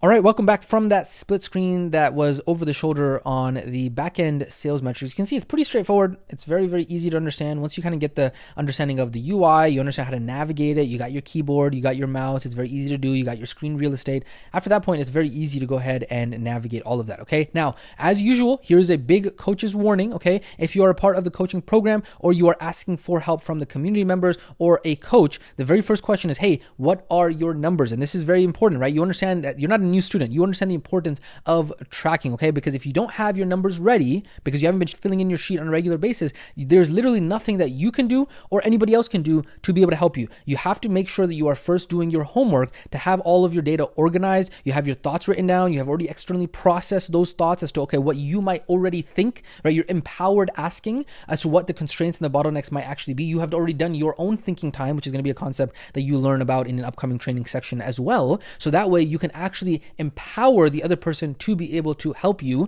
But if you do not do your homework, you do not have permission to be able to ask for help, because you have not done the work necessary in order to be able to even get help. Okay, so that is the coach's warning. Again, just a reminder, it is just a skill. You definitely got this. We were definitely struggling with this when we first got into this game as well. We were entrepreneurs. It was overwhelming. We're like, data, metrics, KPIs, what does all this mean? But at the end of the day, we reminded ourselves, if you stick with something long enough, it is hard not to be successful. And so we knew that if we could acquire the skills and the identity, that the results would just follow after that. Okay, and so as you're seeing, there's no magic in business. It's literally just input, output, numbers, human psychology. Okay, and so as long as you're willing to be uncomfortable now so you can be comfortable later, as long as you're willing to stick with the process when you want to give up, you will be able to go ahead and be successful with this, because of the fact that you are resilient throughout this entire process. And of course, as we know, we are going ahead and helping you learn the behind the scenes of this, so that way you can be resourceful and not just teaching, okay, hey guys, this is the tracking sheet and all you're going to do is just fill in these numbers, okay? And that's it. We're not going to explain to you like what these numbers mean, when is the nuance around this, when does this work, when does this not work, how do all these metrics connect together? No, what if we didn't teach you any of that? Well, you would literally be like a spoon-fed, remote-control student who is just following blindly. That is the reason why education is not the learning of facts, but the training of the mind to think. And that is the reason why we are going so in-depth into these metrics, so that way you can be a peer with us, right? When I say a peer, we want you to be side by side with us, and we can work on growing your business. If it's always this like guru-student relationship, it ain't gonna work. You need to be able to know what we know, and that's the reason why we're going so deep into this, so that way you are empowered, and then you can grow your business, and we are here to be able to support you, okay? So as we bring all of this together, back-end sales metrics, we now understand another layer of this entire process, which is back-end sales metrics. We also went ahead and answered some of the most common questions that come up when tracking back-end sales metrics, as well as the step-by-step of that. But with that being said, ladies and gentlemen, this has been back-end sales metrics explained. If you do have any questions whatsoever around back-end sales metrics, some of the nuances, some of the details, when does this apply? What is the actual definition of this? Hey, I thought of this scenario. Is this an exception scenario? Like, what if I do a follow-up call with this person? Does that count as an upfront upfront unit or the delayed unit. Like all of these are going to be nuanced questions that 100% will come up as you are doing the reps. And obviously we cannot overwhelm you with all of that right now. We just wanted to lay the foundation. And so that is the reason why, if you have any questions, or I should say rather, when you have questions about this, because I'm telling you, if you're not asking questions around these tracking sheets, it means you're not doing the work, because 100%, even with these amazing trainings, it's still going to take you time to be able to wrap your head around how do all of these metrics actually come together. And so when you have a question, you want to make sure you go ahead and drop that inside of the student community, so that way you can understand more of the nuance around this, so that way one of the community members can go ahead and help you from there. But hey, again, we're not done yet. We still got one more set of sales metrics to go through. With that being said, we will catch you in the next training section.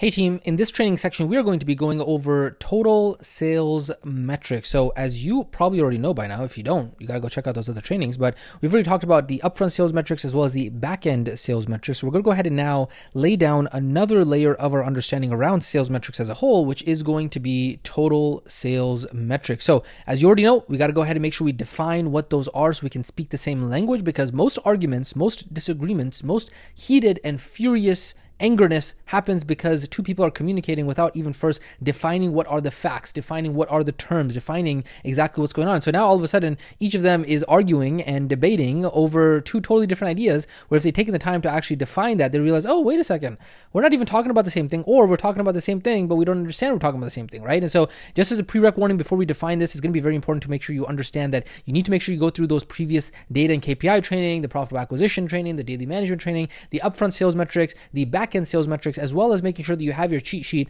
and your tracking sheet open during this training, if this is going to be the time that you are going to be studying this. Of course, if you're just going through this to plant the seeds and then you will be coming back and studying this more in depth later on, that's a totally different story. But I'm talking about, hey, if this is the time that you will be actually studying this specific training, then of course you want to make sure that you are properly studying, okay? So what are the actual metrics that you need to know for total sales? Well, there are 4 of them. And if you've made it this far through all of the metrics and you understand all of the metrics thus far, it's actually going to be pretty straightforward for you to understand what these 4 total sales metrics are. Okay, so we got total units, total close percentage, lead to close percentage, and then total upfront cash. Let's go ahead and talk about each of those right now. And again, before I show you the warning over here, really, because there is no like categories and stuff, we don't have to make it complicated. It's going to be very, very straightforward for us to say, cool, 4 of them, very easy. We're going to be able to show you the display and the visual for them as well. Now, in terms of how to track them, don't worry, we will show you where to track them inside of the tracking sheet as well. It might seem a little bit nebulous. It might seem a little bit vague. You might feel a little bit like, where the heck am I right now? But don't worry,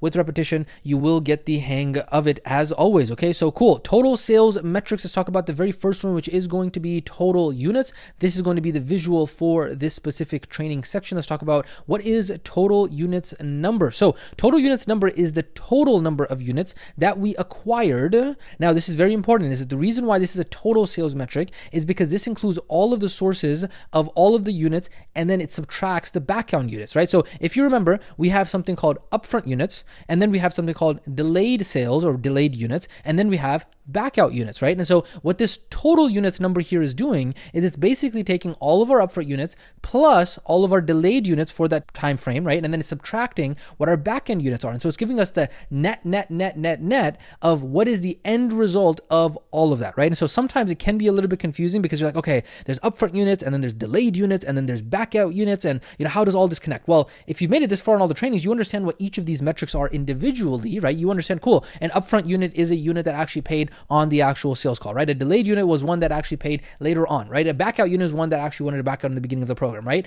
And then you now understand, cool, those are the pieces that make up what the total units number is actually going to be, okay? So that is what we talk about when we say upfront units, delayed units, backout units, okay? Now, total units is the net at the end of the day if we include the upfront units plus the delayed units, subtracting the backout units. After all of the dust has settled over the course of the entire month or the course of the entire year, right? Depending on what time frame you're looking at it, how many units were total? That is what total units is all about. Now, it's also important to note that sometimes we might just refer to like, hey, what was your total number of units? Or we might just say, hey, how many units did you have for the month of March or something like that, right? And the reason we might say that, and sometimes it can mean the same thing, is because majority of the time, I would say like 80 to 90% of the time, most of your sales will be referred to as like upfront units. And so that's the reason why like total units, total net units, like all that stuff, we'll just kind of in slang language here and there, talk about them in different ways. But again, if you're not sure, then you can always just kind of ask like, hey, do you mean my total units, or you want to know my upfront units? You want to know my delayed units, my backout units? Like, what are you actually asking for, right? And usually you don't ask for delayed units or backout units. Normally it's either upfront units or total net units at the end of the month or the end of the year or whatever that might look like. Okay, so that is going to be that. Now, in terms of when do you actually enter in any of these informations or any of these metrics? So the beautiful thing about the total sales metrics is that they are actually automatically calculated. All 4 of these. Okay, so total units number, total close units, lead to close, as well as total upfront cash is automatically calculated via formulas. So that way you will never have to do this. However, it is important for you to know what the formulas are made up of. So that way, if you ever need to go ahead and fix a formula or something doesn't look proper, you can always check it. All of that is very important, but you will never actually have to go in and do this because we have all the automations that do that inside of the Google Sheet. Beautiful. With that being said, we now go over to total close percentage. That is going to be the second of the total sales metrics. Now, this one, again, is going to be very easy for you to understand. Now, another term around this, sometimes we refer to this as total close percentage or total closing percentage, right? Closing means the same thing, right? What we're doing here is we're basically saying, cool, what is the total closing percentage taking all of the units into account, right? Again, this is going to be a metric that you see on the master tracking sheet and the cheat sheet. So it's like, cool, total close percentage equals total units divided by strategy sessions that showed, right? So we have strategy sessions that showed, and then we have our total units over here, okay? Now, the reason why this is different than upfront close percentage, because if you remember, we had upfront close percentage when we talked about the upfront sales metrics, is because upfront close percentage only takes into consideration the upfront units and then the number of strategy sessions that showed, right? But this is taking into consideration all of the units and then the number of strategy sessions that showed. And so the reason why that's substantial is because, hey, you might have in a specific month, sometimes you might get like, let's say 2 or 3 delayed units, okay? And then you might have like 1 backout unit. And what that'll do is that'll sway what your closing percentage is going to be. And that could sway it by like 5, 10, 15%. And so your KPIs could be out of whack if you are not also taking into consideration what your total close percentage is across all of the different types of units that actually came in.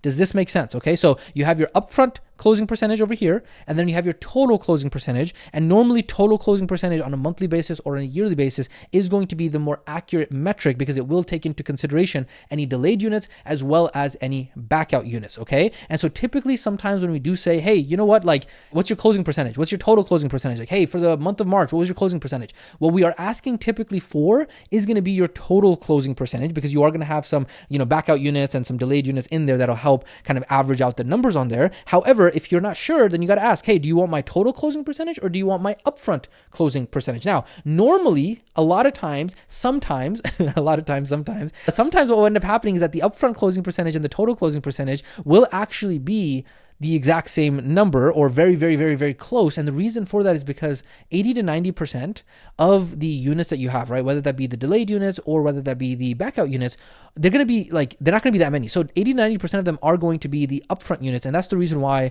a lot of times the upfront close percentage and the total closing percentage are going to be close, but over enough months or over enough, a whole year, you're going to have a big enough difference where it is worth just talking about the total closing percentage instead, right? So total close percentage is like, cool, after the dust has settled, take into consideration all of the units, right? The upfront, the backout, the delayed, all of that, divided by the number of strategy sessions, what does that actually look like? Okay, so that is going to be total closing percentage. Again, this is going to be an automatically calculated one, so it's not like you have to go in and like formulate, hey, okay, how many strategy sessions do I have? Divide that by the upfront units plus the delayed units plus the minus the backout units, all that. No. Don't worry. The automations inside of the Google Sheet and the formulas inside the Google Sheet will go ahead and take care of that. Okay, so that is going to be metric number 2 when we talk about total close percentage and the total sales metrics. Now we're going to go ahead and talk about metric number 3, which is the lead to close percentage. Okay, now lead to close percentage is an interesting one, and it's actually a very helpful and very beneficial metric. And the reason for that is because lead to close is basically tracking how many of the total leads that you had that came into the business,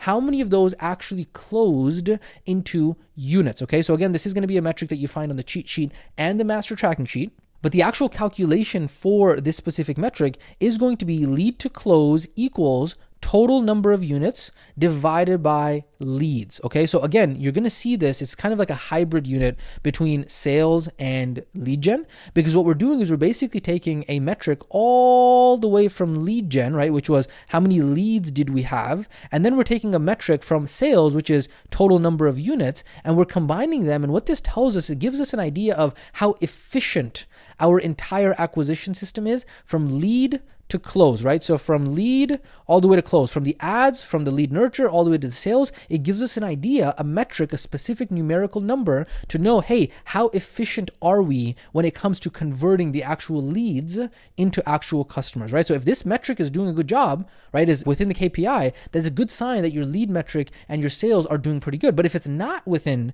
KPI, so let's say, for example, you're aiming for a KPI of lead to close of 3%, and it's, let's say, 0.5%, then what that means is that, let's say, for example, you got, 100 leads, and out of those 100 leads, you only got 1 unit, right? That's 1% right there. That's terrible, right? Versus you might be aiming for something that's better than that. And so that'll give you a very good idea of how is the entire system working as a whole, and is it doing exactly what it's supposed to be doing. Now, again, in terms of, do you manually have to enter this information in? Do you actually have to manually figure what this number is? No, it is going to be automatically calculated for you. Lead to close number is going to be there. Now, I also do recommend, and we also talk about this a lot, is like sometimes it doesn't make sense to look at this kind of like on a day-by-day basis. This is the reason why we look at kind of like the month to date. How are we doing for the month so far? How's the average going so far at the bottom? And we kind of look at the summation of that and say, cool, how are we for lead to close so far? Because on any given day, your lead to close is going to fluctuate quite a bit. And then even your total closing percentage is going to fluctuate on a day-to-day basis. But you want to look at it like over the course of a week, over the course of a month, month to date. Like that is usually kind of the time frame that you want to look at some of these metrics on.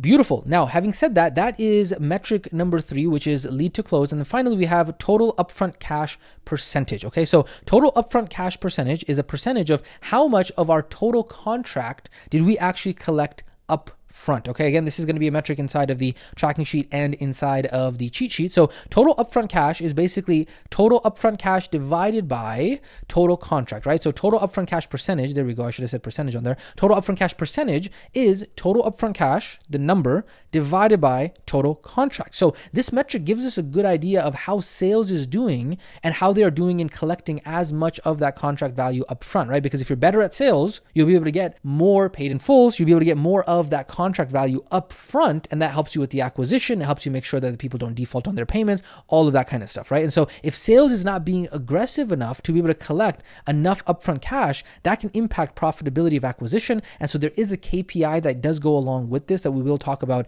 in an upcoming training section. We'll talk about KPIs related to all of these sales metrics. Okay, so the reason why this metric can sometimes be confusing is because we have our upfront cash, okay, and then we have our upfront cash percentage. This is not to be confused with upfront cash that we talked about in the upfront sales metrics. Then we have our total upfront cash, which is taking into consideration both upfront cash from the very beginning, as well as delayed upfront cash, which is what equals total upfront cash. And then we have our upfront cash percentage. Okay, so I know a lot of upfront cash is on here, but if you just really study it and understand exactly what they mean, you will understand, if you understand the formulas and the behind the scenes of them, even though some of them might be automatically calculated, you will be able to go ahead and wrap your head around them. Okay, now the other point around this is that sometimes we may refer to total upfront cash as like, hey, what is your upfront cash percentage? If that is the case, you just got to clarify, hey, do you want total upfront cash percentage? Like you can have, kind of different meanings around this. And so details do matter there as well. Okay, so beautiful, ladies and gentlemen, with that being said, this has been the 4 total sales metrics that we have now gone over. In terms of what all of this means, these are the main total sales metrics that we went ahead and talked about. Yeah, there are some others, you could talk about total upfront cash, total cash collected, but a lot of those are more like, accounting and finance metrics rather than sales metrics. That's why we're probably going to leave those off to those other upcoming trainings. However, what you really now understand is now we've gone through all of the main sales metrics when we talk about upfront sales metrics, back-end sales metrics, and total sales metrics. Again, are there other sales metrics? Are there other accounting metrics? Are there other finance metrics? Of course. But these are the main ones that if you wrap your head around them, you understand what they mean, you will easily be able to knock it out of the park. Now, we do not have any question and answers related to this because when it comes to the tracking sheet, all of these 4 metrics that we've talked about relating to total sales are automatically calculated. And so it's not like we have to go in and manually enter in any of these informations. However, we will just go through a total sales metrics walkthrough over the shoulder, side by side, so you can go ahead and get a better idea of where these are and situate yourself in the actual tracking sheet. So let's go ahead and cut over to that now. All right, welcome to this step-by-step walkthrough around the total sales metric. So again, just a reminder, making sure that you are on the most up-to-date version of the actual master tracking sheet. Inside of this step-by-step tutorial, we are using version 5.1. And so if your version is looking different, you might either be on 5.0 or you might be on a different one, okay? So you just want to make sure that you are on the one that we're on, or maybe you're on a more updated one, 5.2, 5.3, 5.4. That's fine. Stick to the more updated one, but you do not want to be running a version less than version 5.1 right now, okay? Now, in terms of the actual total sales metrics, what we are talking about is this section right over here, okay? So we're looking at total sales metrics, total units, total close, lead to close, and then upfront cash total. Now, this is going to be a section that doesn't really make sense to look at on a day-by-day basis. However, really what we're going to be paying attention to the most is really going to be here at the bottom with the totals for the entire month, right? So we're looking at, cool, we have 11 units so far for the month. Our total close percentage is 45%. Our lead to close is around 2%, and our upfront cash percentage is about 31%, okay? So when you look at this, it gives us a good idea of what is going on here with the totals. Again, there is no actual inputs that we need to do. We're just really keeping a track on how everything is looking. Now, what I'm going to do here is I'm actually going to walk you through a couple different things on here that'll be a little bit more advanced around formatting, okay? So one of the things that is very important, and sometimes we do our best to format everything before we give you guys the template, but sometimes that might not be the case, and that's why it's good for you to be empowered to understand how to format this, is, for example, if I look at this, I see that this column right here is here at Arial 11, and it's probably not even complete blacked out color. So what I'm going to do is I'm actually going to go ahead and I'm going to X this. I'm going to get into the yearly, and then what I'm going to do is I'm actually going to collapse all row groups, and I'm actually going to come over here to upfront cash. I believe it was these over here. So I'm going to select this, and I'm going to go ahead and I'm going to make this Arial 10, and then I'm going to make this as black. And then I'm going to go back over here to April, and you'll be able to see that, hopefully, fingers crossed. There we go. So now, I mean, if you just like go back like 10 seconds, you'll see that it looked a little bit different then, right? So now it looks a lot more formatted according to what I wanted to be, which was Arial 10, and then it is actually a blacked out color on there, okay? Beautiful. Now, the other couple things I want to go ahead and mention here is, like, for example, if you have a back out unit on a specific day, you might have a negative number here. That's completely fine. This is, again, another reason why we look at upfront cash percentage on the monthly basis, not on the day-to-day basis, because it is going to fluctuate. So technically, on this day that you had that refund, you did go negative on your upfront cash because you lost $800. And so that's the reason why we are looking at the bottom over here. It's very important. And then, of course, from there, obviously, we have some of the other metrics that we have, you know, we can talk about here as well, is obviously total contract, total upfront, and total cash. So if we wanted to see the formulas for this, right? So if I went ahead and let me zoom out here so you can see what I am talking about. Let's go to 100% right here. And then if I double click on total units, you'll see that it's actually taking upfront units, which is orange plus purple minus turquoise blue, okay? So it's taking upfront units plus delayed units minus back out units. Now, you'll see this is a wonky formula here, so you want to be extremely careful not to mess with this, okay? Because we have designed that formula for a specific purpose. And then you'll see the same thing around total close, right? Total close is taking the total number of units and then dividing that by the number of strategy session calls that actually showed up. Okay, then we have lead to close. Then we have, you know, upfront cash percentage, which is taking our total cash and dividing by our total contract, okay? And so I'm going to zoom in again over here just to show you. Right over here, as I'm noticing, you'll see over here it says Arial 11, and all of the rest of our sheet is Arial 10. And so this is where I'm going to do that same thing that I just did a second ago to make sure that all of this is nice and organized the way that we want it to be. So I'm going to go ahead and collapse this, collapse all row groups. I'm going to come over here. I'm going to select all the white part, okay, right in the middle. Even though it says Arial 10, I know it's not Arial 10, so I'm going to do Arial 10 again, and then do that black right there. And then I'm going to go back over to our filter view, which was April, expand on that, and then there we go. It's nice and organized for me now. So again, looking at total contract, I can see for the entire month so far, we are here at total contract of 34,800. Total upfront cash is 10,800. And so that tells me that we've collected 31.03% of that cash upfront out of that total contract. In this case, I did see that these actually went black. I don't know why. I want to make these white over here, so that way that's nice and organized there. Beautiful. And then obviously we have our total cash collected, and then we have all of our other acquisition metrics that we've talked about as well. Now over here, you see all of these funky kind of what's going on over here, right? So again, sometimes this happens, and the reason I'm going through this and I'm happy that these happen inside of these is because you want to be educated on how to actually fix this, right? So the reason why this is probably happening is because we have too many decimal places. So I got to be able to go ahead and limit the number of decimal places. I like to have like let's say two decimal places. And it looks like this is the same issue that we have with all of these. So I'm actually going to go ahead and limit the number of decimal places. And then this is supposed to be a percentage. So I'm going to go ahead and format that as a percent. Beautiful. And then I do also notice that these are all Arial 11. So I'm going to go ahead and do the same thing that we've done in the past with this as well. So again, you can just slow down this training video and watch what we're talking about here if it gets confusing for you, right? So I'm going to go ahead and do that as a percentage, and then I'm going to go ahead and format this. So what I'm going to do is I'm going to go ahead and do the exact same thing that we have been doing, collapse all row groups. I'm going to select all of these, okay?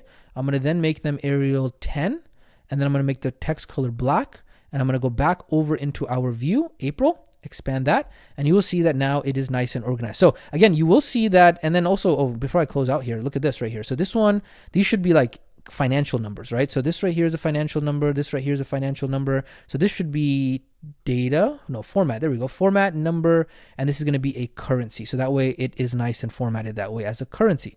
Very, very nice. Cool. See, it's very, very important to kind of have an attention to detail about these things because it helps you think clearly when you're actually looking at the data better, right? So again, a lot of this data doesn't make sense to look at on a day-by-day basis. That's why for a lot of this, when we talk about profitability, we talk about financial totals, total metrics, we're really looking at like, hey, where are we for the entire month? I wonder why. I guess because of the way I was formatting it before, that's the reason why these end up going white and black. So that makes sense. But really what we're looking at is month to date. Like, hey, how is everything going? And we're comparing them to the KPIs that we are looking for. And we're keeping an eye on this to make sure that we are doing this properly, right? These metrics are auto-calculated. So again, making sure that everything before that is properly filled in around total units, total close, lead to close, upfront cash. So that way you understand, cool, how are these, if I look at the formulas, how are these made up? And if the actual metrics that make up these total metrics are incorrect, then obviously the total metric is going to be incorrect. So that's why it's so important to make sure that every single metric is as accurate as possible. So that way the culmination of all of them with the totals is also correct as well. And then obviously we've talked about double clicking and seeing the equations as well, and then being very careful not to accidentally change those formulas also. Okay. So ladies and gentlemen, with that being said, this has been the total sales metrics walkthrough on the actual tracking sheet. Let's go ahead and cut back over to the main training.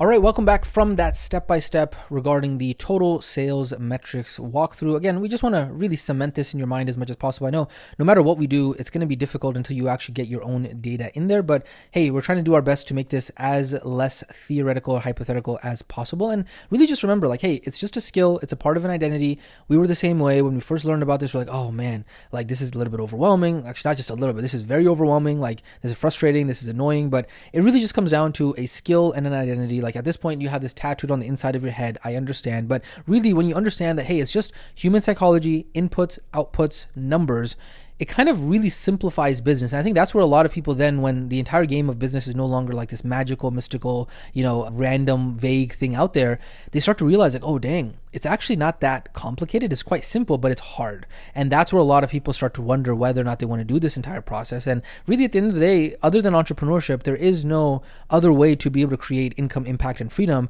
and be able to actually have real wealth for yourself. Like you're not going to be able to get that working a 9-to-5 job, right? And so it's going to be very, very, very challenging and very, very rare. And so it's all about just becoming a professional entrepreneur, acquiring the skills, acquiring the identity to do so. And again, as always, we want to remind you like, hey, we are here to really open your mind and plant those seeds so that way you understand how this works. And all we ask for is just, hey, as you go on in your journey as a professional entrepreneur, you're going to learn more. You're going to remember back into this program that you were a part of. And we just ask for, gratitude and just, good thoughts around us and good memories around this, because really we want to lay down a foundation that's going to serve you for your entire career as a professional entrepreneur, no matter who you go out and learn from years down the road. We hope that all of this, and not just we hope, I'm pretty sure we know, because we've gone through hundreds and thousands of programs ourselves throughout all of the years, and we've realized like, hey, there's very, very, very, very few programs out there that will provide this level of foundational knowledge in one place. And so we wanted to make sure that we would build on everything that we knew so that we could be a one-stop shop. And then down the road, you can always build on it and get more advanced, but it's all about opening that first door in your mind. And we hope that that is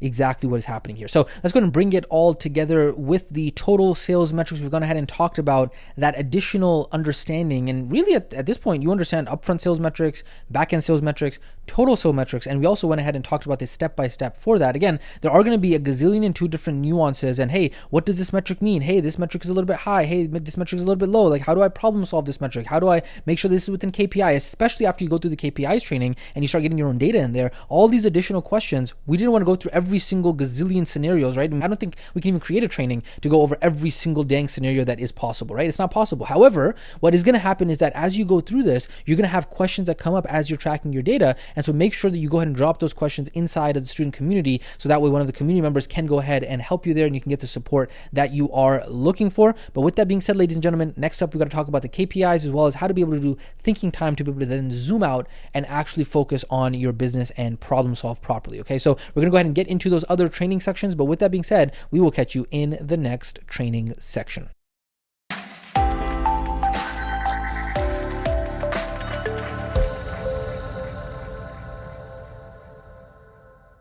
All right, welcome to this training section that's going to walk you through the KPIs when it comes to the sales metrics. It's going to be very important, because now that we understand and we've defined what exactly the metrics are within the 3 levels of all of the sales metrics, right? We've talked about upfront sales metrics, we've talked about back-end sales metrics, we've talked about total sales metrics, right? That was the first foundational layer and understanding that you needed to just be able to understand, okay, what are these metrics? What do they mean? How are they made up? Where do they show up in the cheat sheet? Where do they show up in the tracking sheet? Like, all of that was the foundational piece of all of this. What we're now going to do is we're now going to go ahead and talk about the KPIs that are associated with them. Now, just a quick recap. What are KPIs? Just like a doctor, they have these measurements, right? The measurements that they track, those are the metrics, okay? And then the metrics have specific kind of ranges, expectations, right? That should be in order to actually be a healthy human being, right? So if you're going to be cool, my body weight should be this based off my age, based off my height, based off my gender, based off XYZ, right? Based off of my blood sugar should be this, my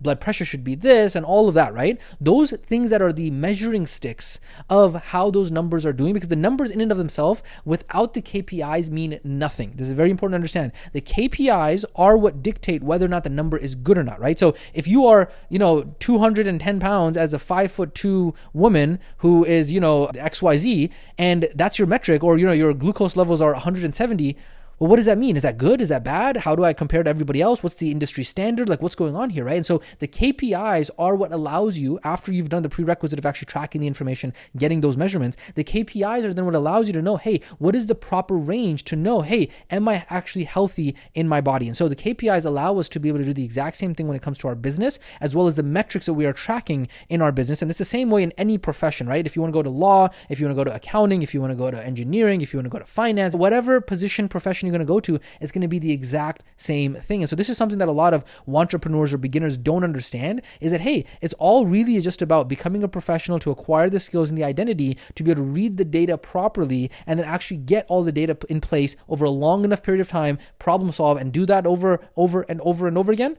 Well, guess what? You have an amazing business. You have an amazing profession with that. Okay, so we're going to now take this understanding of KPIs and apply that specifically to sales, and apply that specifically to the sales metrics that we have gone ahead and talked about. Now, in terms of the actual KPIs, the first point that's very important to point out here is that you do want to go ahead and make sure you are referencing the cheat sheet. Okay, so we have done a painstaking job of working on getting that cheat sheet together with all of the KPIs that are represented on there. However, the cheat sheet, a lot of times we did go ahead and include a small notes section, but it does not include the explanation of what all of the KPIs and the actual metrics mean, right? So that's exactly what we're going to go ahead and go through right now. And here it really is the breakdown of the KPI ranges for each of the metrics, right? So we're going to go through upfront, we're then going to go through backend, and then we're going to go through total sales. Okay, now you will probably need to go ahead and open up this guide and study this, so that way you have a reference understanding of all of this. So when we talk about SS call show up rate, okay, show up rate typically needs to be between 70 and 90%. Because the community strategy has so much inbuilt nurture, your KPI for strategy session show up rate should be on the higher end of this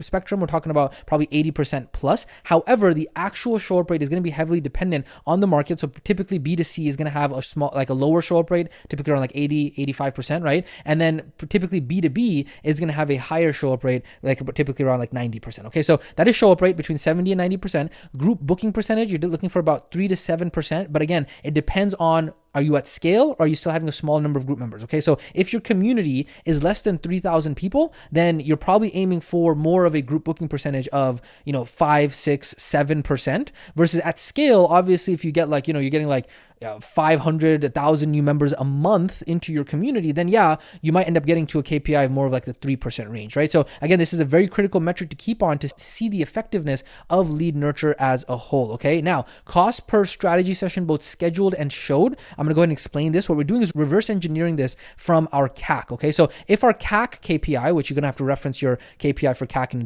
totally separate training section, is, let's say, for example, hypothetically 500, right? And what we're doing is we're aiming for a 50% close rate. Okay, so we got to be able to match this to what our upfront close rate and our total close rate is going to be. That means that your KPI for cost per strategy session show, okay, is going to be $250, right? Because we have $250 is going to book us 2 strategy sessions at $500 total, and we're going to close 50% of them, right? And you have an 80% show up rate. That means your KPI for cost per strategy session scheduled is $200. So $200 with an 80% show up rate gives you a cost per strategy session showed of $250, and then that gives you a CAC of $500. Now, what I just said probably will not make sense to you. You will probably need to take the thinking time to step back and study what the heck this actually means, and study this over and over and over again until it makes sense to you. And if it still doesn't make sense, make sure you go ahead and drop it in the community as a question, so that way we can go ahead and explain it to you further. Okay, so if you pay $200 per call with an 80% show up rate, you will get a $250 call show with a 50% close rate. You'll get a $500 cost per acquisition. Okay, so we're reverse engineering from CAC to get our cost per strategy session showed, to then get our cost per strategy session scheduled. Okay, so go ahead and make sure if you understand this, awesome. If you do not understand this, make sure you do ask, and then hopefully we can explain it in a different way. Maybe we made some mistakes in the way we explained it, so we want to make sure that we are clear on how you understand this, right? So if you understood this example, then you will also understand how cost per strategy session showed is calculated based off of the KPI. So we are reverse engineering this, right? So there are some KPIs like show up rate and total close percentage and that kind of stuff that is a range, versus there are other ones that are dependent on the price, which are the cost metrics that we now need to reverse engineer from, right? And so again, that same explanation that we just talked about here is presented here as well, because cost per strategy session scheduled and showed are going to be reverse engineering from CAC accordingly. Okay, after that, we have the KPI for upfront close percentage. Upfront close percentage needs to be between 40 and 60%. Now, when dealing with the community strategy, closing percentages must be higher, because a community strategy has so much dang nurture, and because of the fact that there's so much manual conversation, you're treating every single person as like a real human being, right? It's not just units or applications or calls that are being booked, right? And so typical industry average on cold traffic in strategies that don't have as much nurture, in those other strategies, you're looking at a close percentage of 25 or 30%. But again, that is without any massive amount of lead nurture, right? And so again, because the community strategy has so much nurture involved with it, you're going to see a significantly higher closing percentage. And so that is the reason why it's about 40 to 60% close percentage with the community strategy. Okay, so that is what the upfront close percentage looks like. And these are the upfront sales KPIs. We're now going to go ahead and talk about the back-end sales KPIs. Now, the back-end sales, because these are all going to be metrics that are input metrics, right? So we go in and enter in hey, delayed units, delayed upfront cash, delayed contract, back out units, back out cash, back out contract, other cash, split payments. There's no conversion metrics here, right? And so because there's no conversion metrics, there are no KPIs for this. It is what it is. It's just a count metric. It's just an input metric. It is what it is. So pretty straightforward on that. And then after that, we go ahead and get into our total sales metrics. So we have our 4 total sales metrics. Now, the ones that we're going to go ahead and talk about here are going to be total units. So total units is not going to have a KPI. We'll talk about that in just a second because it's a count metric. It is what it is. It's just a summation formula. But when we talk about total close percentage, exactly the same logic that we had earlier when we talked about upfront close percentage, right? You're looking at between 40 and 60%. Why? Because of the fact that the community strategy has so much nurture, you're getting that additional bump in closing percentage. And this is another reason why it's such a big strategy for beginners, is because it's just so much easier to do sales with that much nurture, because at that point, it's almost like you're getting a paid lead that then turns into an organic lead, right? Versus if you're trying to get something that's a paid lead that's a cold traffic, it's very hard for a beginner to close cold leads off of cold traffic. It's very challenging. And that's why typical cold traffic industry standard is 25%, 30% close rate, but community strategy close percentages are 40 to 60%, right? And so that's going to be total close percentage. Lead to close, you're looking at it between 1.5 and 3%. Because this is a measure of effectiveness of the overall lead nurture and sales performance, it's also another very important KPI to keep an eye on. Now, 3% is ideal. However, you can kind of start to scale, put some more ad spend budget behind stuff, that kind of stuff, at about 1.5% plus, okay? And then upfront cash total, right? Upfront cash percentage total should be 40 to 50%. So if upfront cash percentage is higher than 55%, then that is a good indicator that the price can be raised, because you're getting quite a few people who are giving you a lot more cash upfront. And so that means that the market is telling you that, hey, we can afford to spend more on the upfront. And so that could be a sign for that. So this is why the sweet spot for upfront cash is about 40% in the sales process. So that way you are shooting to be able to get as much upfront as possible based on the finances and the financial qualifications of the actual prospects that you are talking to. Okay, so those are going to be the KPIs when it comes to the total sales metrics. Now, of course, are there metrics out of all of these that are missing? Of course, right? So in terms of like, hey, strategy session scheduled, showed, units, upfront cash value, delayed, all of the backend units over here, delayed total units, all of this, right? All of these do not have KPIs because they are all count metrics, right? It is what it is. You just count it and you add it up. As long as you're filling in your sheet, it is what it is, right? And so the upfront count metrics do not have any KPIs. All of the backend metrics, literally all of them are count metrics. They're literally input metrics, so they don't have any KPIs. And then finally in total sales, the total units, that's also a count metric. And so there is no KPI associated with it, except of course, like a KPI could be like, hey, the total number of units that we wanted to get for the month of May was supposed to be 20 and we only got 10. So that's not really a KPI. That's more of like, hey, it's not hitting the target. It's not within the projection that we set. And that might have a totally separate problem around, hey, why did we not hit the number of projected units that we wanted to hit, our revenue numbers, our contract numbers, all of that stuff, and what that actually looks like. Okay. Now, in terms of putting out some fires here, whoa, this is getting technical. I might actually have to study here. Yes. Welcome, ladies and gentlemen, to becoming a professional online entrepreneur, right? I told you, we're going to be kicking it up a notch. It's not joking on here, right? And so yes, it might feel a little bit like this right now, especially when you go through all these KPIs and you're like, how the heck am I going to remember this? Don't worry, with repetition, you're going to be able to get there. It's completely normal for this to feel like that the first time. Will you probably have to go back and go through this training again? Yep. Are you probably going to have to go back and open up the guide and study this? Yep. Are you going to have to take in your own notes and then look at your own tracking sheet and your own cheat sheet in order to make sure that all this makes sense? Yep.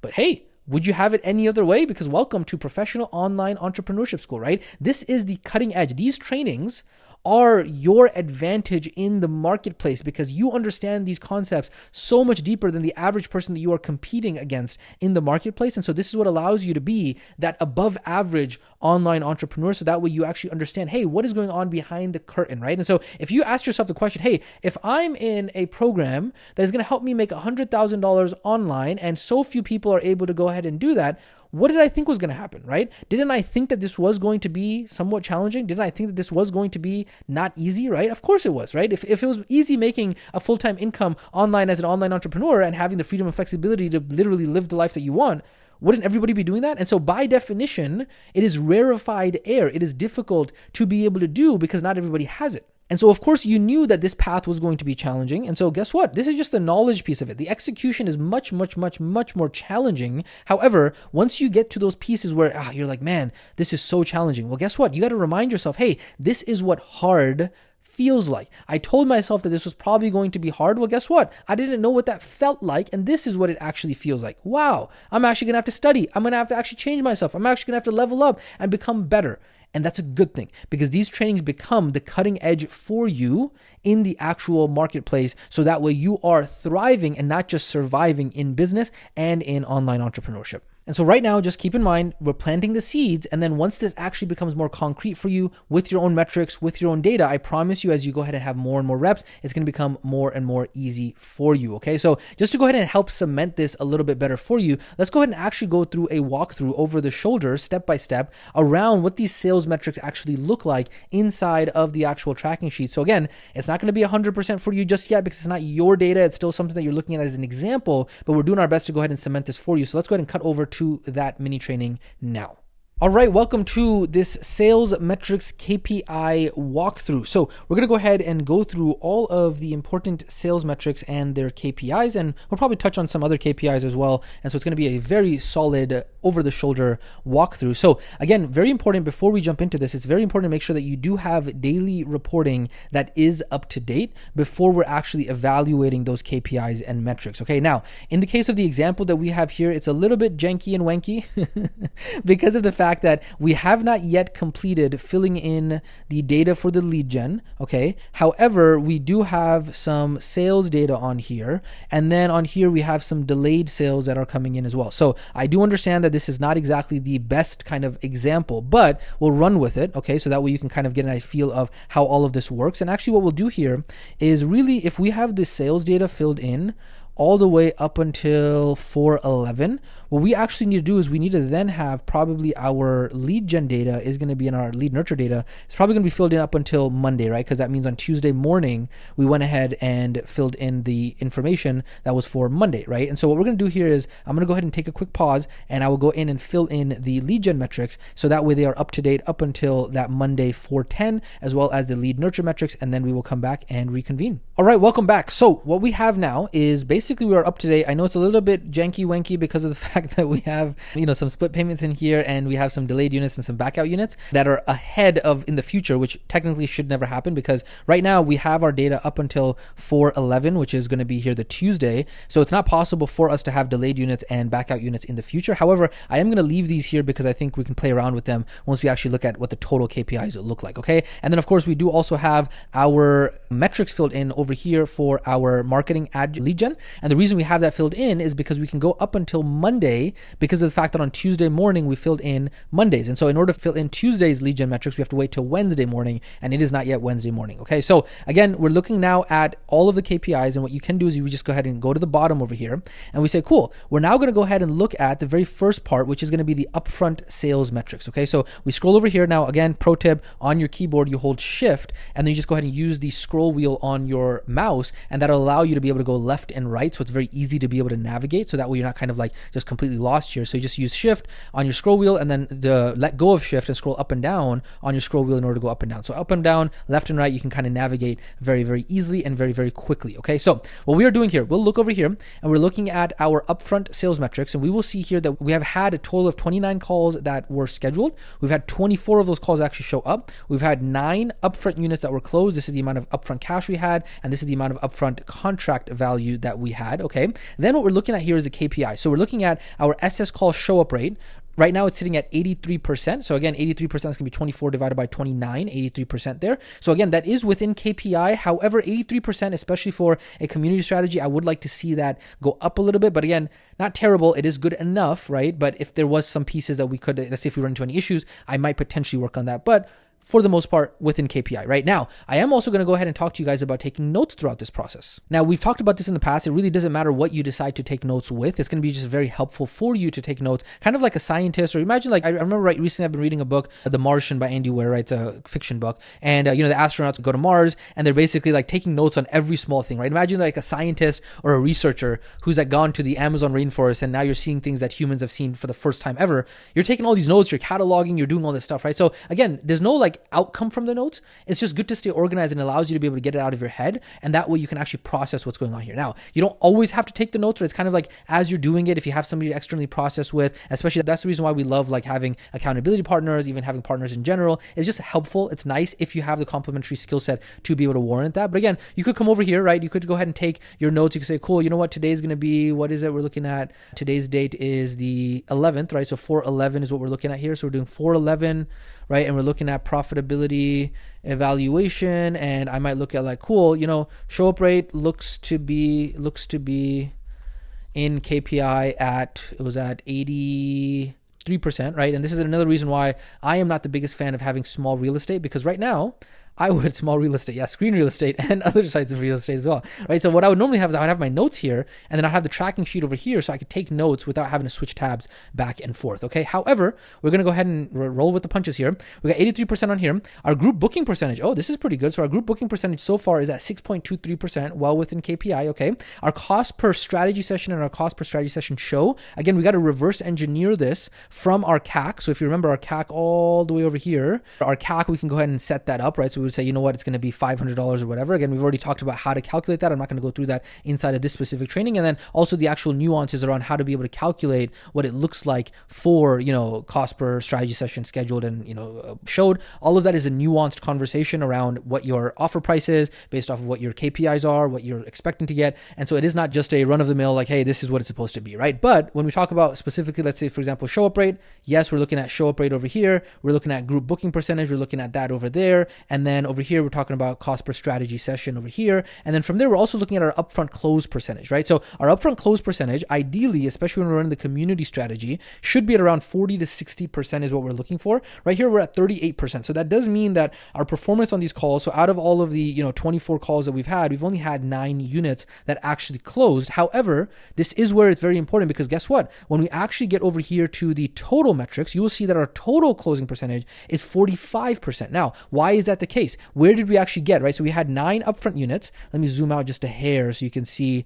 all of them together, right? So we had 9 upfront units, but then we had over here 11 total units. Why is that the case? Because we actually had 3 delayed units with 1 backout unit. So that means we had net 2 units additional to the upfront unit. So that's the reason why we have 11 units total. And so that's the reason why we actually look at both upfront close percentage as well as total close percentage. So that way it takes into consideration the delayed units and the backout units if we have any. Now, more often than not, what's going to happen is that your upfront close percentage and your total close percentage are going to be the exact same, because you're not always going to have a lot of delayed units and you're not always going to have a lot of backout units, right? However, there is that important delineation there just in case that does ever arise. Does that make sense? Very, very, very important. Okay, so we talk about upfront close percentage, somewhere between 40 and 60%. So definitely there's work to be done here in terms of the upfront close percentage, okay? Even though the total close percentage, yeah, we got lucky, we got some delayed units came in, we had 1 backout unit, yeah, sure. But upfront close percentage, we definitely need to see it getting higher here. So I could see some work being done over here, especially for the community strategy. Now, if you're talking about more cold traffic, talking about different types of strategies, that might be a little bit different. But for community strategy, 40 to 60% is what we are looking at, okay? Then for back-end sales units, of course, for back-end sales units, these are all input metrics. So there are no KPIs that go along with them. It is what it is. Hey, if you had a delayed unit, you had a delayed unit. If you had a backout unit, you had a backout unit. Of course, there are processes around this, but that's just very important to understand. Of course, split payments, we understand that here at the bottom, what it is doing is basically summing up all of the split payments that we've had for the month so far. So if we went ahead and added all this up, you will see right here, it says $4,400. And then that is also added up here at the bottom for us as well, okay? Then we get over here to the total sales metrics. Now, total sales metrics, there are some very specific KPIs around this. So let me just actually pull this up just like that so we can actually go ahead and do this side by side. And so you will see that the KPI for total close percentage is 40 to 60%. We are barely just above that. We're about 45%, okay? Total units at 11 for the month so far. Lead to close, we're looking at about 1.5 to 3%. It's sitting at about 1.95%. So really on the hair there, and that just goes ahead and shows me that, if I go ahead and zoom out here and show you what we're talking about, I'm gonna go super zoomed out here. Actually, that might be too much. Let me go 75% and see. So let's see if we can pull lead to close over here, right? So if I go ahead and double click on this, you'll see that it's basically orange divided by purple. And so lead to close is basically saying, cool, how many closes did we get? Which was 11 closes, right? 11 units. And then if I go over here and look at how many leads we got for the entire month, let me zoom in so you can see, for the entire month so far, we have had 565 leads at a cost of $7.05, right? So out of 565 leads, you're telling me that we only closed 11 units. That is a big issue, right? So when we talk about lead to close, that's what we're measuring. We're measuring the effectiveness and the efficiency between how all of the systems and how all of the processes are working and individual pieces within that to be able to take somebody from being a lead, aka gave us their name, email address, and phone number, to becoming a unit. And so if we are not actually closing the amount, right? So if we had 500, that's a lot of number, right? 565 leads, that's a lot, right? And we only got 11 units out of that. That's all we were able to squeeze out. That tells me that probably we're not doing the best over on the lead nurture side of things. We probably might not be doing the best over on maybe the sales side of things, right? Potentially probably on the lead nurture if we're not just booking enough calls. That might be potentially the issue that we're having. Or maybe if we go over here, maybe the other issue is a bottleneck around, let's see over here, right? So lead to group member percentage over here. This is formatted as $1 right now. I want to go ahead and see that as a percentage. It's at 82%. Okay. Cost per group member is at about $8.55. That's pretty good. 466 group members. Something seems off with this data. And again, it probably has to do with the fact that this is example data. So we went from the beginning of April having like $700 a day in ad spend, and then we dropped it down to about $92 in ad spend. So again, this is just example data. But again, we are basically looking at this to see, hey, what is the bottleneck and what is actually going on here, right? Because the lead to close percentage is not looking so hot here. Over here, we look at the upfront cash percentage. We're looking at about 31%. Again, not the hottest this year, right? Because we're looking at about 40 to 50% is where we want to be. And so we could be a little bit more aggressive here on the sales, maybe financially qualifying more, maybe not. And I say aggressive, but really just being better at sales is what we're talking about here, right? So upfront cash percentage basically means that, hey, we have a total of $34,800 in total contract. But again, remember, that could be fake money, right? Because fake money, that's just contract that we're going to collect potentially in the future. What we actually have collected is going to be upfront is going to be $10,800. So $10,800 divided by $34,800 is going to be that 31.03%. And then our total cash collected for the entire month so far is going to be $15,000. So that is going to be the total upfront cash plus any other cash that might have happened, as well as the delayed upfront cash, as well as the split payments, right? That is how we get the total cash collected, which is $15,203. And so this is the actual. So in accounting terms, this would be considered the revenue, but in some businesses, they consider the revenue as the total contract. So again, it depends, right? So that's why it's important to understand the terms. But for our purposes, we actually talk about real money and we say, cool, how much money are you doing every single month right now? The actual number according to this month so far, right? 10 days into the month, we're at $15,203. That is how much money we have actually collected so far for the month. Now, I mean, if this was our business, right? Like we'd be looking at this and say, cool, depending on what our goals are, that might be too high, it might be too low, right? So it all just depends on what our actual targets and what our actual goals are for the month, right? So going 10 days into this at $34 total contract, yeah, we might be on pace here for probably, 10 days into this, probably looking at about maybe $90,000 a month is what we might be looking at here, right? And then total cash collected, 10 days into this times that by 3, like $15,000, $30,000, $45,000 per month is potentially what this example would look like. But again, $45,000 per month, depending on what your goals are, right? Like if you historically have done, so that's the reason why we have this as a yearly sheet, because if we go out over here, we can then look at, cool, how much did we do in the month of March, right? And so in the month of March, we had X amount. In the month of April, we had X amount. So we can then compare how we are doing month to month, quarter by quarter, and really start to be able to look at this from a zoomed in to a zoomed out view, right? So when we talk about that diagram of like, hey, head above the trees, zooming in, zooming out, this is what we're talking about here, right? So you can literally, with this sheet, be able to zoom in and say, cool, let me just see what my data looks like specifically on like, Tuesday on any random April day, right? Or you could then zoom out and say, cool, let me go ahead and now look at my numbers for literally the last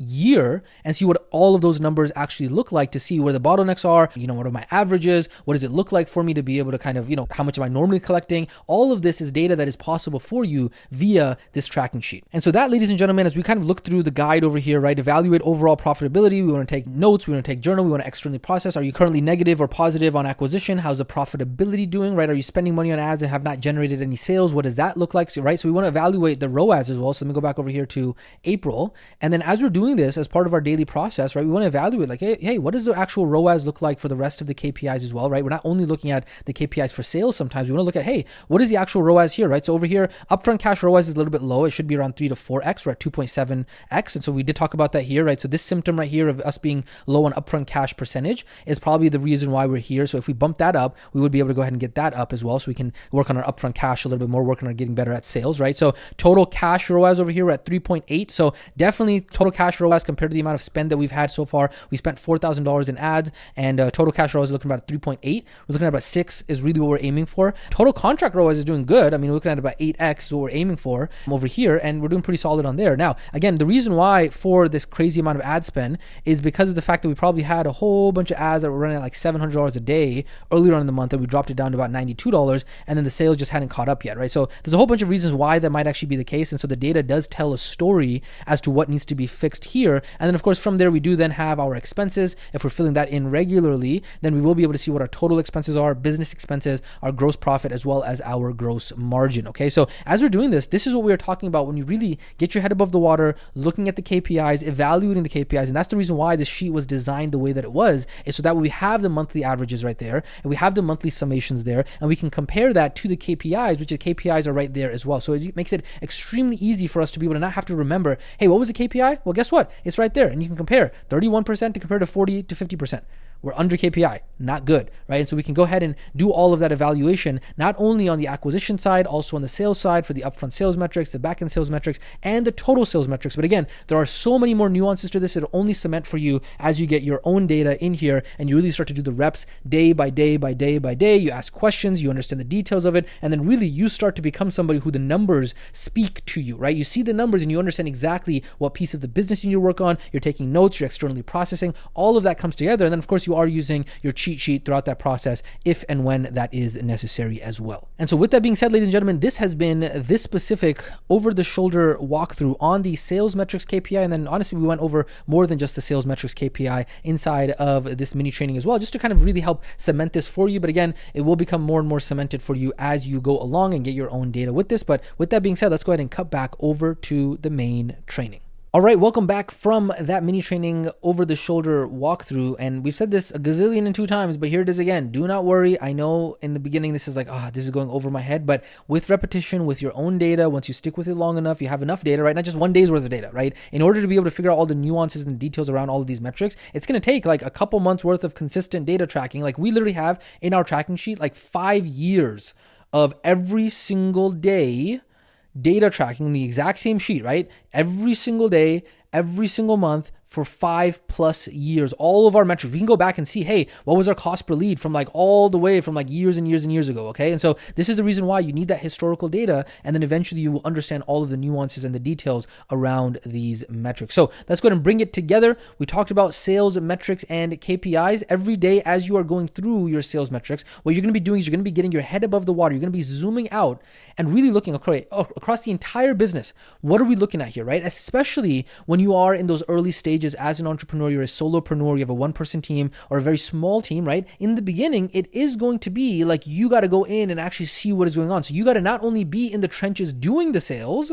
but then you also have to be the one who zooms out and actually does the sales management to look at what the KPIs look like, right? And so understanding these metrics is really the key to be able to go out there and build your money printing machine that we've talked about so many times in the past. This is how you be able to put $1 in and get $10 back out. All of it happens because of your understanding around the metrics. And so as we close this training out, I want to welcome you to the process of becoming a professional entrepreneur, right? And again, I want to remind you, business is not random. It is extremely measured, precise, and scientific, okay? Contrary to popular belief, business is not random or mysterious, or I got to go out and like have this crazy idea and then put a business plan together and then pitch it to some investor or something like that. It's so sad how little the literacy rate of entrepreneurship is in terms of how to create value and how to do this. And this is the reason why you're a part of this program. And that's the reason why you're going to be able to get amazing results from this program, is because you're understanding business in a completely different way than the vast majority of the people out there. Unfortunately, these skills are not taught to the vast majority of people. And so they just don't understand. Like they don't understand how sales works. They don't understand how business works. And so now as you get this knowledge, I understand, hey, in the beginning, it's like, wow, what is going on? Right? But I do want you to take a second to really gauge your response to all of this knowledge that you are acquiring, right? Which one are you? Are you excited? Or are you like, I'm confused. What do I do? What's happening here, right? Or are you like, yeah, let's go. This is awesome, right? You want to gauge how you feel at this exact moment, right? Because your response tells you a lot on exactly where you need to improve, okay? Because guess what? If you're feeling like this, that's probably a good sign that you're like, dude, I don't understand anything that we just talked about. Well, guess what? There's probably a lot of skills and identity that you got to work on, so that way you can actually hang with the big boys and girls, right? You got to be able to hang with the people who are actually out there doing the things that you want to do, which are being successful professional online entrepreneurs. And this is the language that those individuals speak. And so by being able to speak the same language and being able to understand that, you can actually be excited and play the game properly, because we've talked many times in the past why it's important to understand how the game is actually played. These are the trainings that allow you to be able to understand how the game is actually played. And so we promise you that if you stick with this profession long term, I promise you, just like a doctor when they're starting out, they're like, oh, okay, anatomy, I got to know my psoas muscle, I got to know my pectus abdominis muscle, I got to know my whatever muscle, right? Like all of these kind of anatomy things, like what the heck is going on? This is going over my head. But then you talk to the veteran doctors and they're like, yeah, I know that. Like they know this stuff like the back of their hand because they actually use it in their profession. And so remember, our goal here is to open the doors in your mind so that way you can go from being unconsciously incompetent, right? You didn't even know that this stuff existed. And then our goal is to get you to the point where you are consciously incompetent, okay? Because that's what the knowledge helps you with. And then it is up to you to then put in the repetition that is required to actually apply this knowledge, to then go from conscious incompetence to be able to be consciously competent. And then eventually with enough reps, you get to the point where you are unconsciously competent, right? And so over here, yeah, we help you go from over here, but you got to be able to make this transition over here. And that's going to be really where like you say, cool, we help you with one transition, but the other two transitions over here, these are up to you, because that's only going to happen once you apply the knowledge and then you actually apply it enough times to be able to be unconsciously competent from this, okay? So that is the reason why we say, hey, we're not here to just give you a fish. We want to be able to teach you how to fish so you can get to that point so that we have all the foundational pieces that you need in order to be successful, in the same way that you don't go back and think, okay, you know what? That second grade math teacher helped me learn division and multiplication and subtraction. She was an idiot. He was an idiot. They never taught me all the advanced stuff I learned in high school algebra. Of course not. They had to open the doors for you, right? And so we're here to be able to deliver as much as we can. Holy over delivery, Batman 100K Mastermind is amazing. Thank you for allowing us to be a part of your journey. It is an absolute honor to be able to take this ride with you. And we still cannot wait to share how much more amazing things that we have in terms of transformation around 100K Mastermind for you. But with that being said, ladies and gentlemen, we have now talked about the sales metrics, KPIs, exactly what those are supposed to look for, and now it's up to you. You got to go out there and apply it and then have enough reps to get to unconscious competence. Okay, so if you do have any questions around this, around the nuances, around the details, around the KPIs, what they mean for your specific data, examples of data, all of that stuff, make sure you go ahead and drop it inside of the student community so that way one of the community members can go ahead and help you. And then with that being said, we will catch you in the next training section.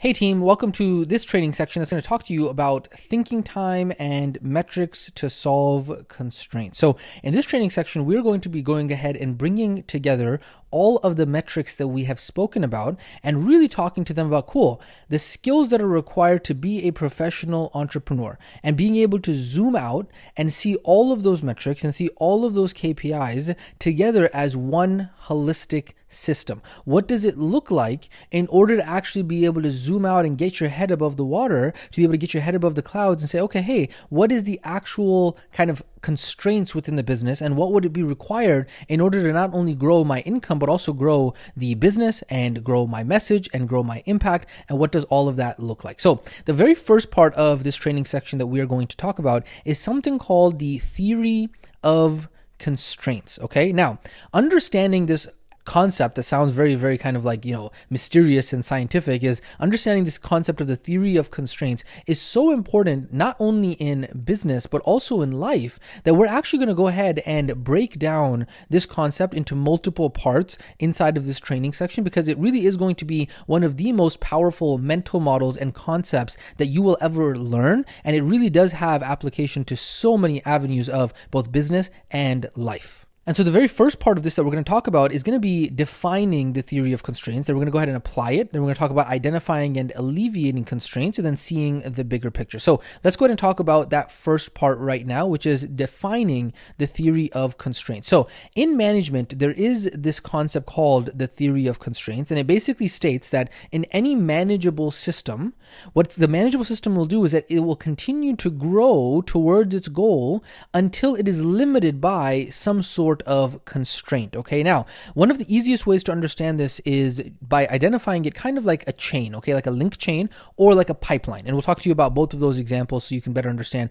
what we're talking about here. So let's talk about the chain link example. So in the example chain link, what happens here is that every single link is only as strong as the weakest link, right? So I'm sure you've heard this statement, hey, the chain is only as strong as the weakest link, right? What does that mean? Basically, what happens is that if each and every single link, let's say, for example, is strong, let's say 10 out of 10 out of 10 out of 10, but then you got one link over here that's a 5. Well, if you apply and you try to push, right, say, for example, you try to pull or push something that is going to require 10 units, well, all of these other links are going to be able to keep up with that. But then this link right here, because it can only handle 5, let's say, pressures of whatever, then it's going to break, right? And so the weakest link limits the strength of the entire chain. And so no matter how strong the other links in the chain are, the chain can only bear as much weight as the weakest link can handle. And so the weakest link is the constraint in the system, okay? And so going back to the definition, any manageable system will continue to grow towards its goal until it is limited by a constraint. And so whatever that constraint is, it's going to be important to identify and make sure that we can alleviate that constraint so that way we can get what we want to get done with this chain, right? Let's go through another example and look at a pipeline example, right? So another way to think about this is kind of like a pipeline or a hose, right? So what's happening here is that whatever part of the pipeline, whatever part of the hose has a kink in it, or whatever part has a leak in it, that is going to be where the constraint of the system is. And so if I'm going to go ahead and say, you know what, I want to go ahead and like put, let's say 10 gallons of water through this, pipe right here, right? But if this kind of kink is limiting that, or if this hole pops up every time we get above 5 gallons of water of pressure or whatever, right? Then I'm not going to be able to get the amount of, throughput that I'm looking for. And throughput is just a fancy word to say how much can I actually push through the entire system, right? And so we can now take this theory of constraints, as you now understand it with the chain link example, and we can now actually apply it, and you're understanding the pipeline example, and now we can actually apply it to business, right? So part 2 is applying now the theory of constraints. Using these two mental models, the chain and the pipeline, we can start to think about business and the 5 core systems in business, right? The money machine as either a chain or a pipeline. And so if we're trying to say, well, you know what, we want to go ahead and push, let's say we want, $10,000 a month or $100,000 a year through this pipeline. But here's the thing, through this pipeline, wherever the kink is, right? So let's say, for example, the kink or the leak is going to be in lead nurture. So we have this water that's coming through here, but then we're losing all these leads in our lead nurture, right? Or let's say hypothetically with the chain example, we're trying to pull $100,000 worth of income towards you, right? Or 100 students towards you, or 100 people that you impact in the world, right? Whatever metric you want to think about it, whether you want to think about it quantifiably financially, or you want to think about it in how many people that you impact, regardless, it's the same thing, right? And so if you're trying to pull that either towards you or make that impact in the world, well, you're only going to be able to do so if all of the links in the chain are able to actually do that.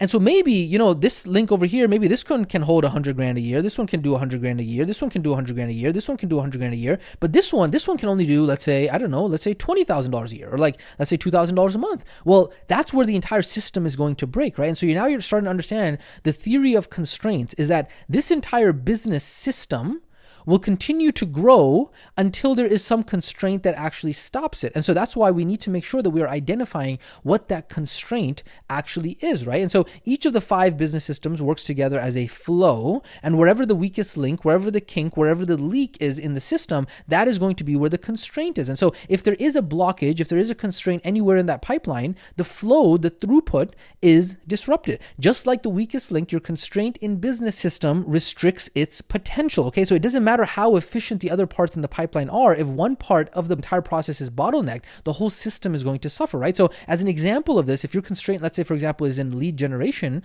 your business is going to struggle no matter how good your fulfillment, your resale and ascension, your sales, all of that, does not matter how good that is because of the fact that you will not have enough leads flowing through the pipeline to start off with, right? Your ability to be able to nurture those leads, make those sales, fulfill on those orders or those customers, and resell and ascend them is going to be limited because the very first constraint is the very beginning of the entire pipeline, right? So let's say, for example, you're trying to move X amount of water through this pipeline through throughput, right? If the very beginning of it has a hole, if it has a kink, if it has a leak, well, all that water is going to get lost, right? It's not even going to start over here. And so it's important to understand that your business's success is not about how each system works in isolation, but it's more about how they all work in harmony in order to make sure that there is a consistent flow throughout this entire pipeline, to make sure that you can actually pull the level of income, impact, and freedom that you are looking to pull towards you, okay? So regardless of if you're thinking about it like a pipeline, regardless of if you're thinking about it like a chain, the concept is the same, okay? And so this is exactly why part 3 of this conversation is about identifying and alleviating constraints. So it's like, okay, cool. We now understand that, but what do we do? How do we actually go about identifying that constraint, right? And so this is where all of those metrics that we have now talked about come into place, because these metrics, along with their KPIs, are what allow us to be able to get that visualization and allow us to be able to get that transparency into the actual machine, right? So we can actually, even if we wanted to, we could plot all of these numbers, right? All these numbers that we have, it's almost like we'd be able to see an entire story across the entire pipeline. We'd be able to see, hey, this is what the lead gen, this is the state of health of the lead gen, right? XYZ, right? We can see what is the state of health with the lead nurture, the sales, the fulfillment, the resale and ascension. The KPIs and the metrics allow us to be able to see the health of each of those systems. And when we plot it out, we can then be able to identify what exactly those constraints are. And only through the metrics and only through the KPIs are we able to get that visual. Are we able to get that transparency? Are we able to see, hey, what is actually going on here? Again, it is only possible through the lens of the data and through the metrics and through the KPIs, which is what the tracking sheet allows us to be able to do. And so what we do is we carefully monitor our metrics. We make sure that we're, the prerequisite homework that is required is actually filling in the dang metrics regularly, consistently, daily, XYZ, right? And then comparing that to the key performance indicators, the KPIs for each of those systems. And so that is the role of the KPIs to pinpoint exactly where the bottleneck is happening, right? If one part of the system is underperforming according to its KPIs, it indicates a potential constraint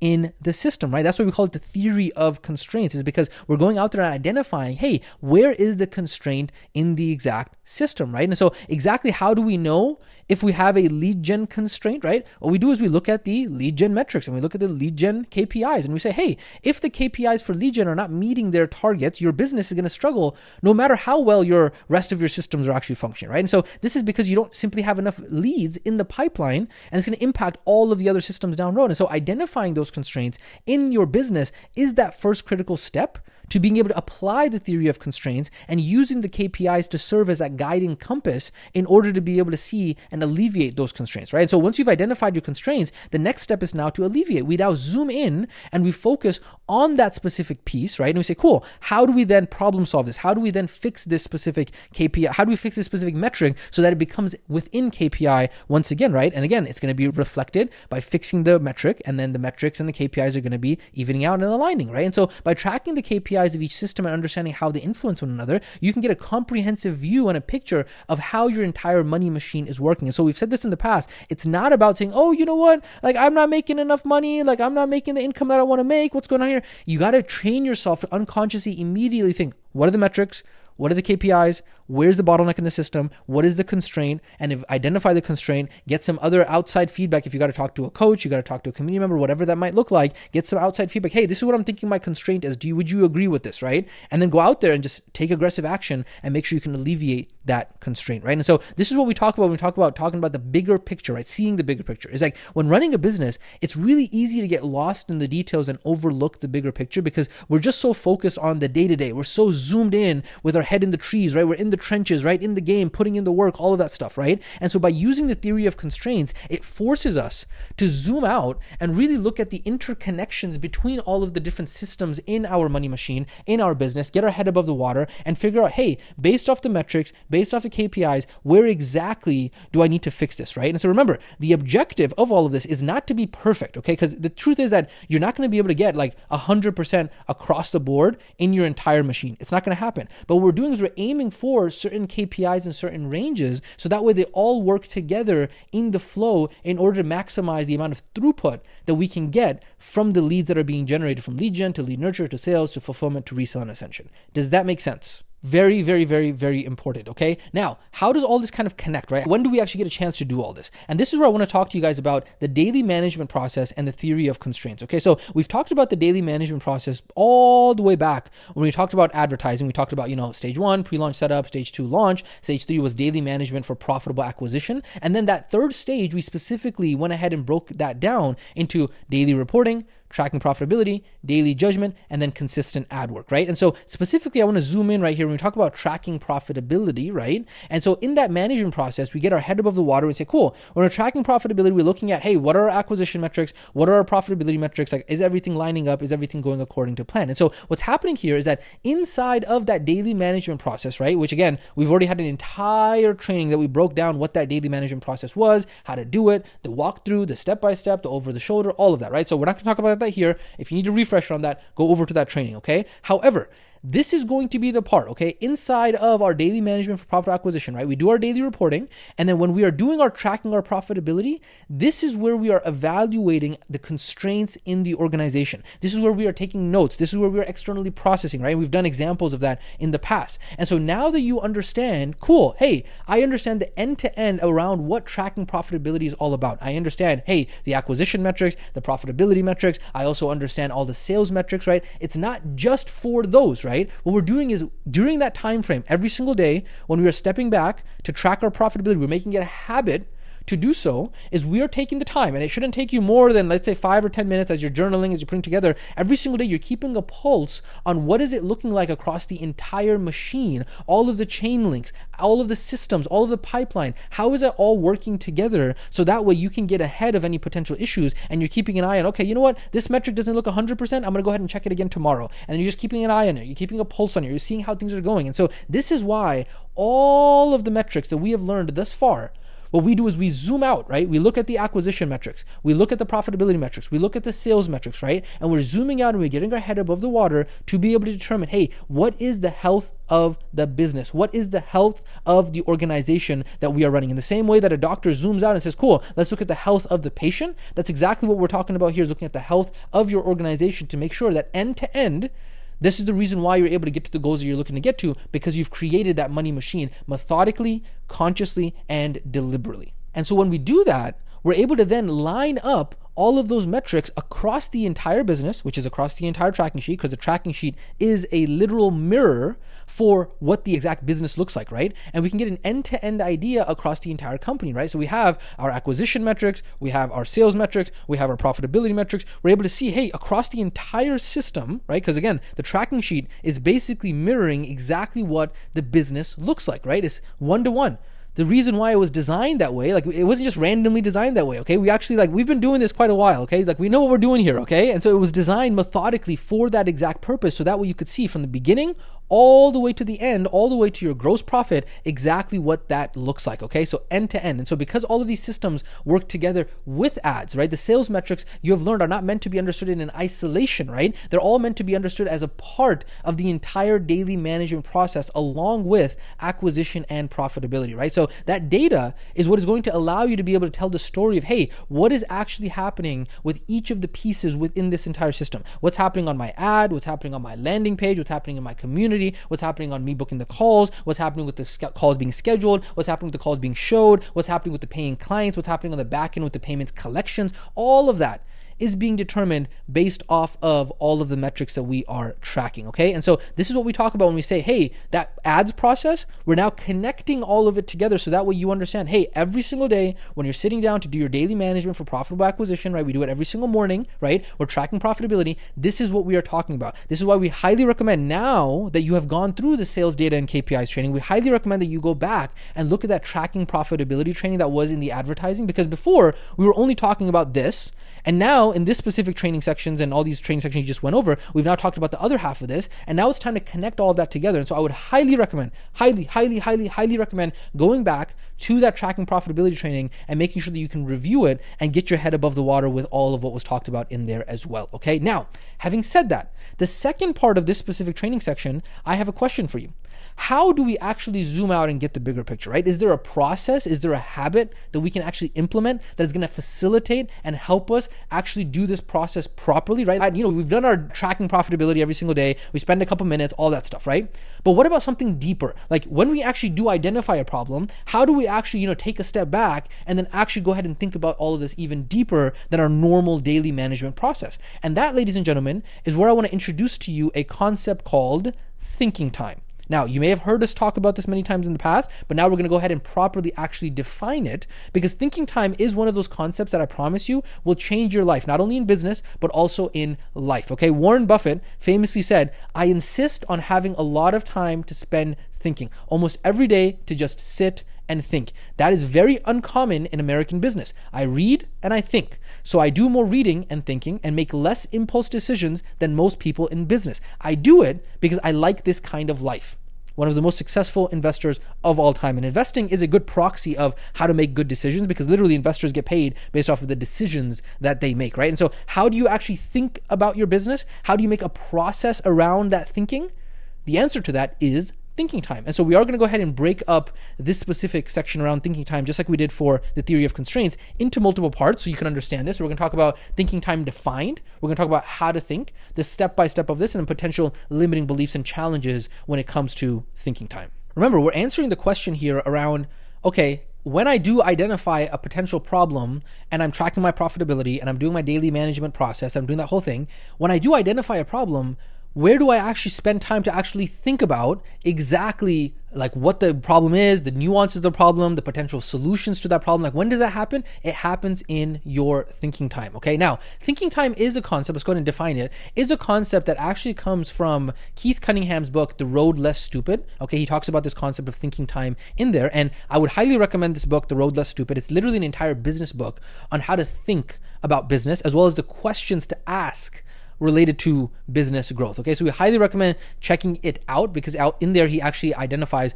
a lot of the processes and ways around how to use thinking time. But the practice is literally how it sounds, right? It's literally dedicating regular, uninterrupted periods of time solely for the purposes of thinking, and specifically in this context is thinking about your business, but you can do thinking time for anything in your personal life, in your professional life, in your physical life, whatever that might look like, you can dedicate thinking time to. Okay, now this is something that a lot of people unfortunately don't know how to do, and were never really even taught how to do. And unfortunately, this is another thing that society and school has failed to teach its citizens and its students, which is like literally how to think about anything, right? And so thinking time is not just about, hey, I'm just going to go in and like randomly, think about some random part of the business. Thinking time is extremely strategic. It's extremely focused, it's like extreme contemplation to be able to get insights and breakthroughs, right? It's an opportunity for us to be able to get our head above the water, to be able to think, okay, I have this constraint that I have now identified based off of my daily management process that I'm doing every single morning. And now how do I actually alleviate this constraint? Right? So we're setting aside minimum 30 to 45 minutes, usually 45 to 60 minutes of uninterrupted concentration. Now, typically it's going to be very difficult to do anything more than that, because you're just using so much brain power during that time. There's like 60 minutes of focused deep work and concentration to think about how all of this happens. Okay. Now, part 2 of this thinking time is the types of thinking time, right? It's not just a matter of, hey, cool, I'm going to do a thinking time and then I'm just going to go ahead and daydream about some random stuff. This is conscious, deliberate, deep work mode in which we are going extremely deep about thinking about a problem. And that problem is what we are going ahead and wording as a question. Okay. And so we have a specific question that we are going into this thinking time to think about in order to go ahead and potentially think of solutions to that question or answers to that question, right? And so in his book, The Road Less Stupid, the author outlines some of the different topics that you might think about when you are actually doing thinking time. And so some of those potential topics could be, let's say type number 1 is maybe you go into a thinking time and you're like, you know what?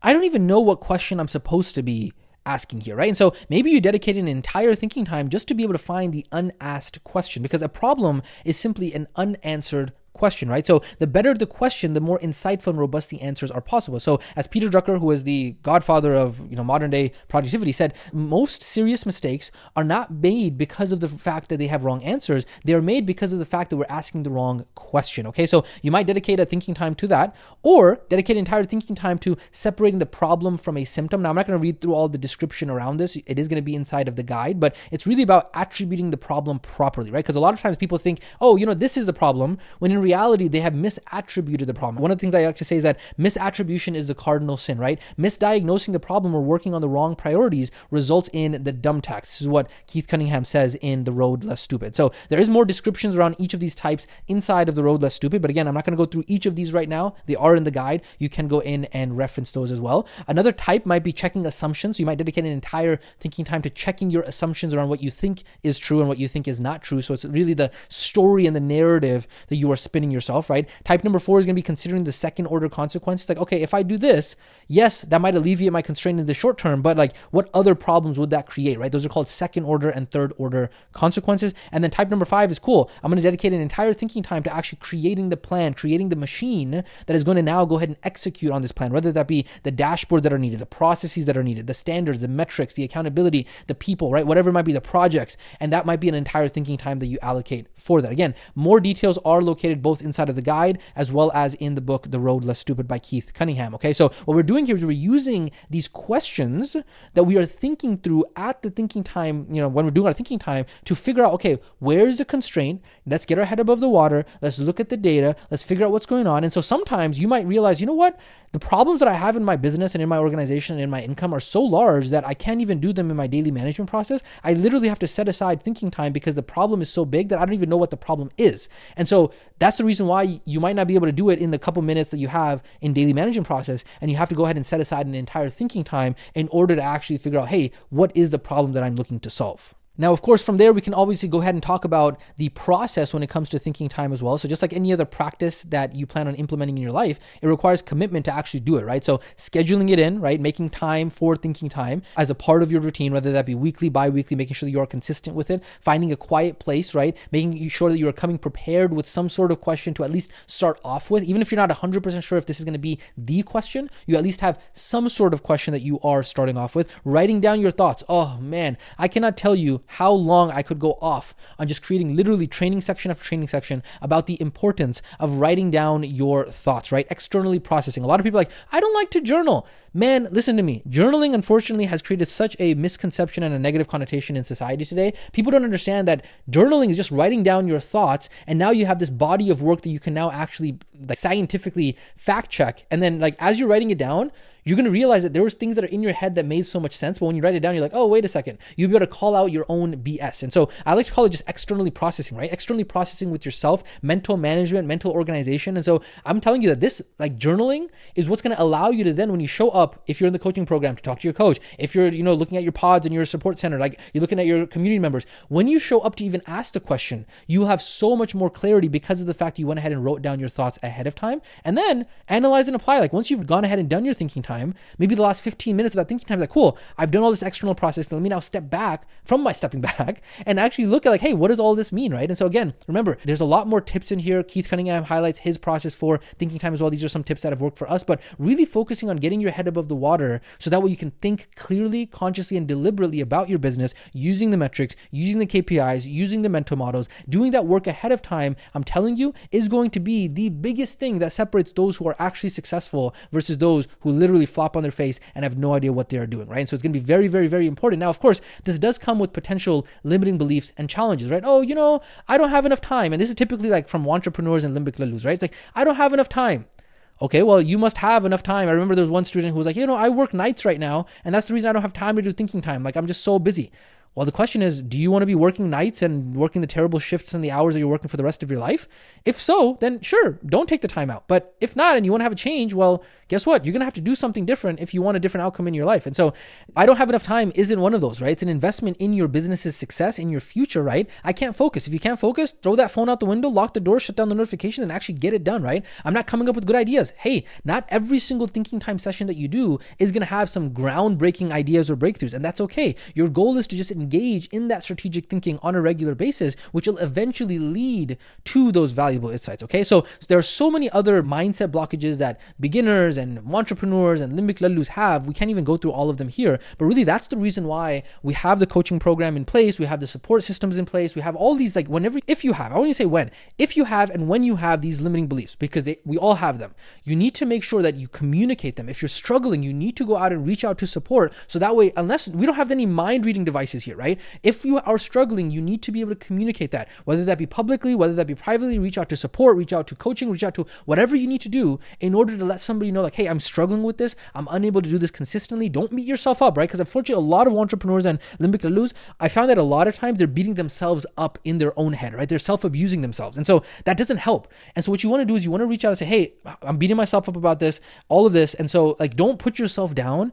It's not because you're insignificant that you can't do this. We all struggle with this. We need that support system. It's not that the winners are some kind of magical human beings. It's they have the support systems around them that allow them to facilitate that level of success. Okay. And so at the end of the day, the difference between those professionals and the wantra professionals, right? The limbic lalus and the winners is they get the dang work done. But how they get the dang work done is a lot of times by surrounding themselves with the correct environment, with the correct ecosystem, with the correct support system that is necessary. Okay. So implementing that thinking time is going to be able to bring around significant improvements in terms of how you manage your money machine, better decision making, more strategic problem solving, making sure that you're not as stressed. You actually have a plan of how you're going to deal with stuff. You're not in scarcity mindset. And so it allows you to be able to get your head above the water and apply that theory of constraints so that way you can truly, truly, truly understand everything we talked about here, right? We talked about many different topics here. We talked about the theory of constraints, And then we talked about thinking time. And then we also did talk about using that daily management process when you're doing your advertising to be able to look at all of your KPIs, look at your tracking sheet, look at all your metrics, and then be able to really evaluate, hey, what is going on here? Can I evaluate this in the 5, 10, 15 minutes that I have every morning? Or do I need a separate thinking time for this? Do I need to loop somebody else in? Do I got to reach out to a coach? Do I got to reach out to a community member?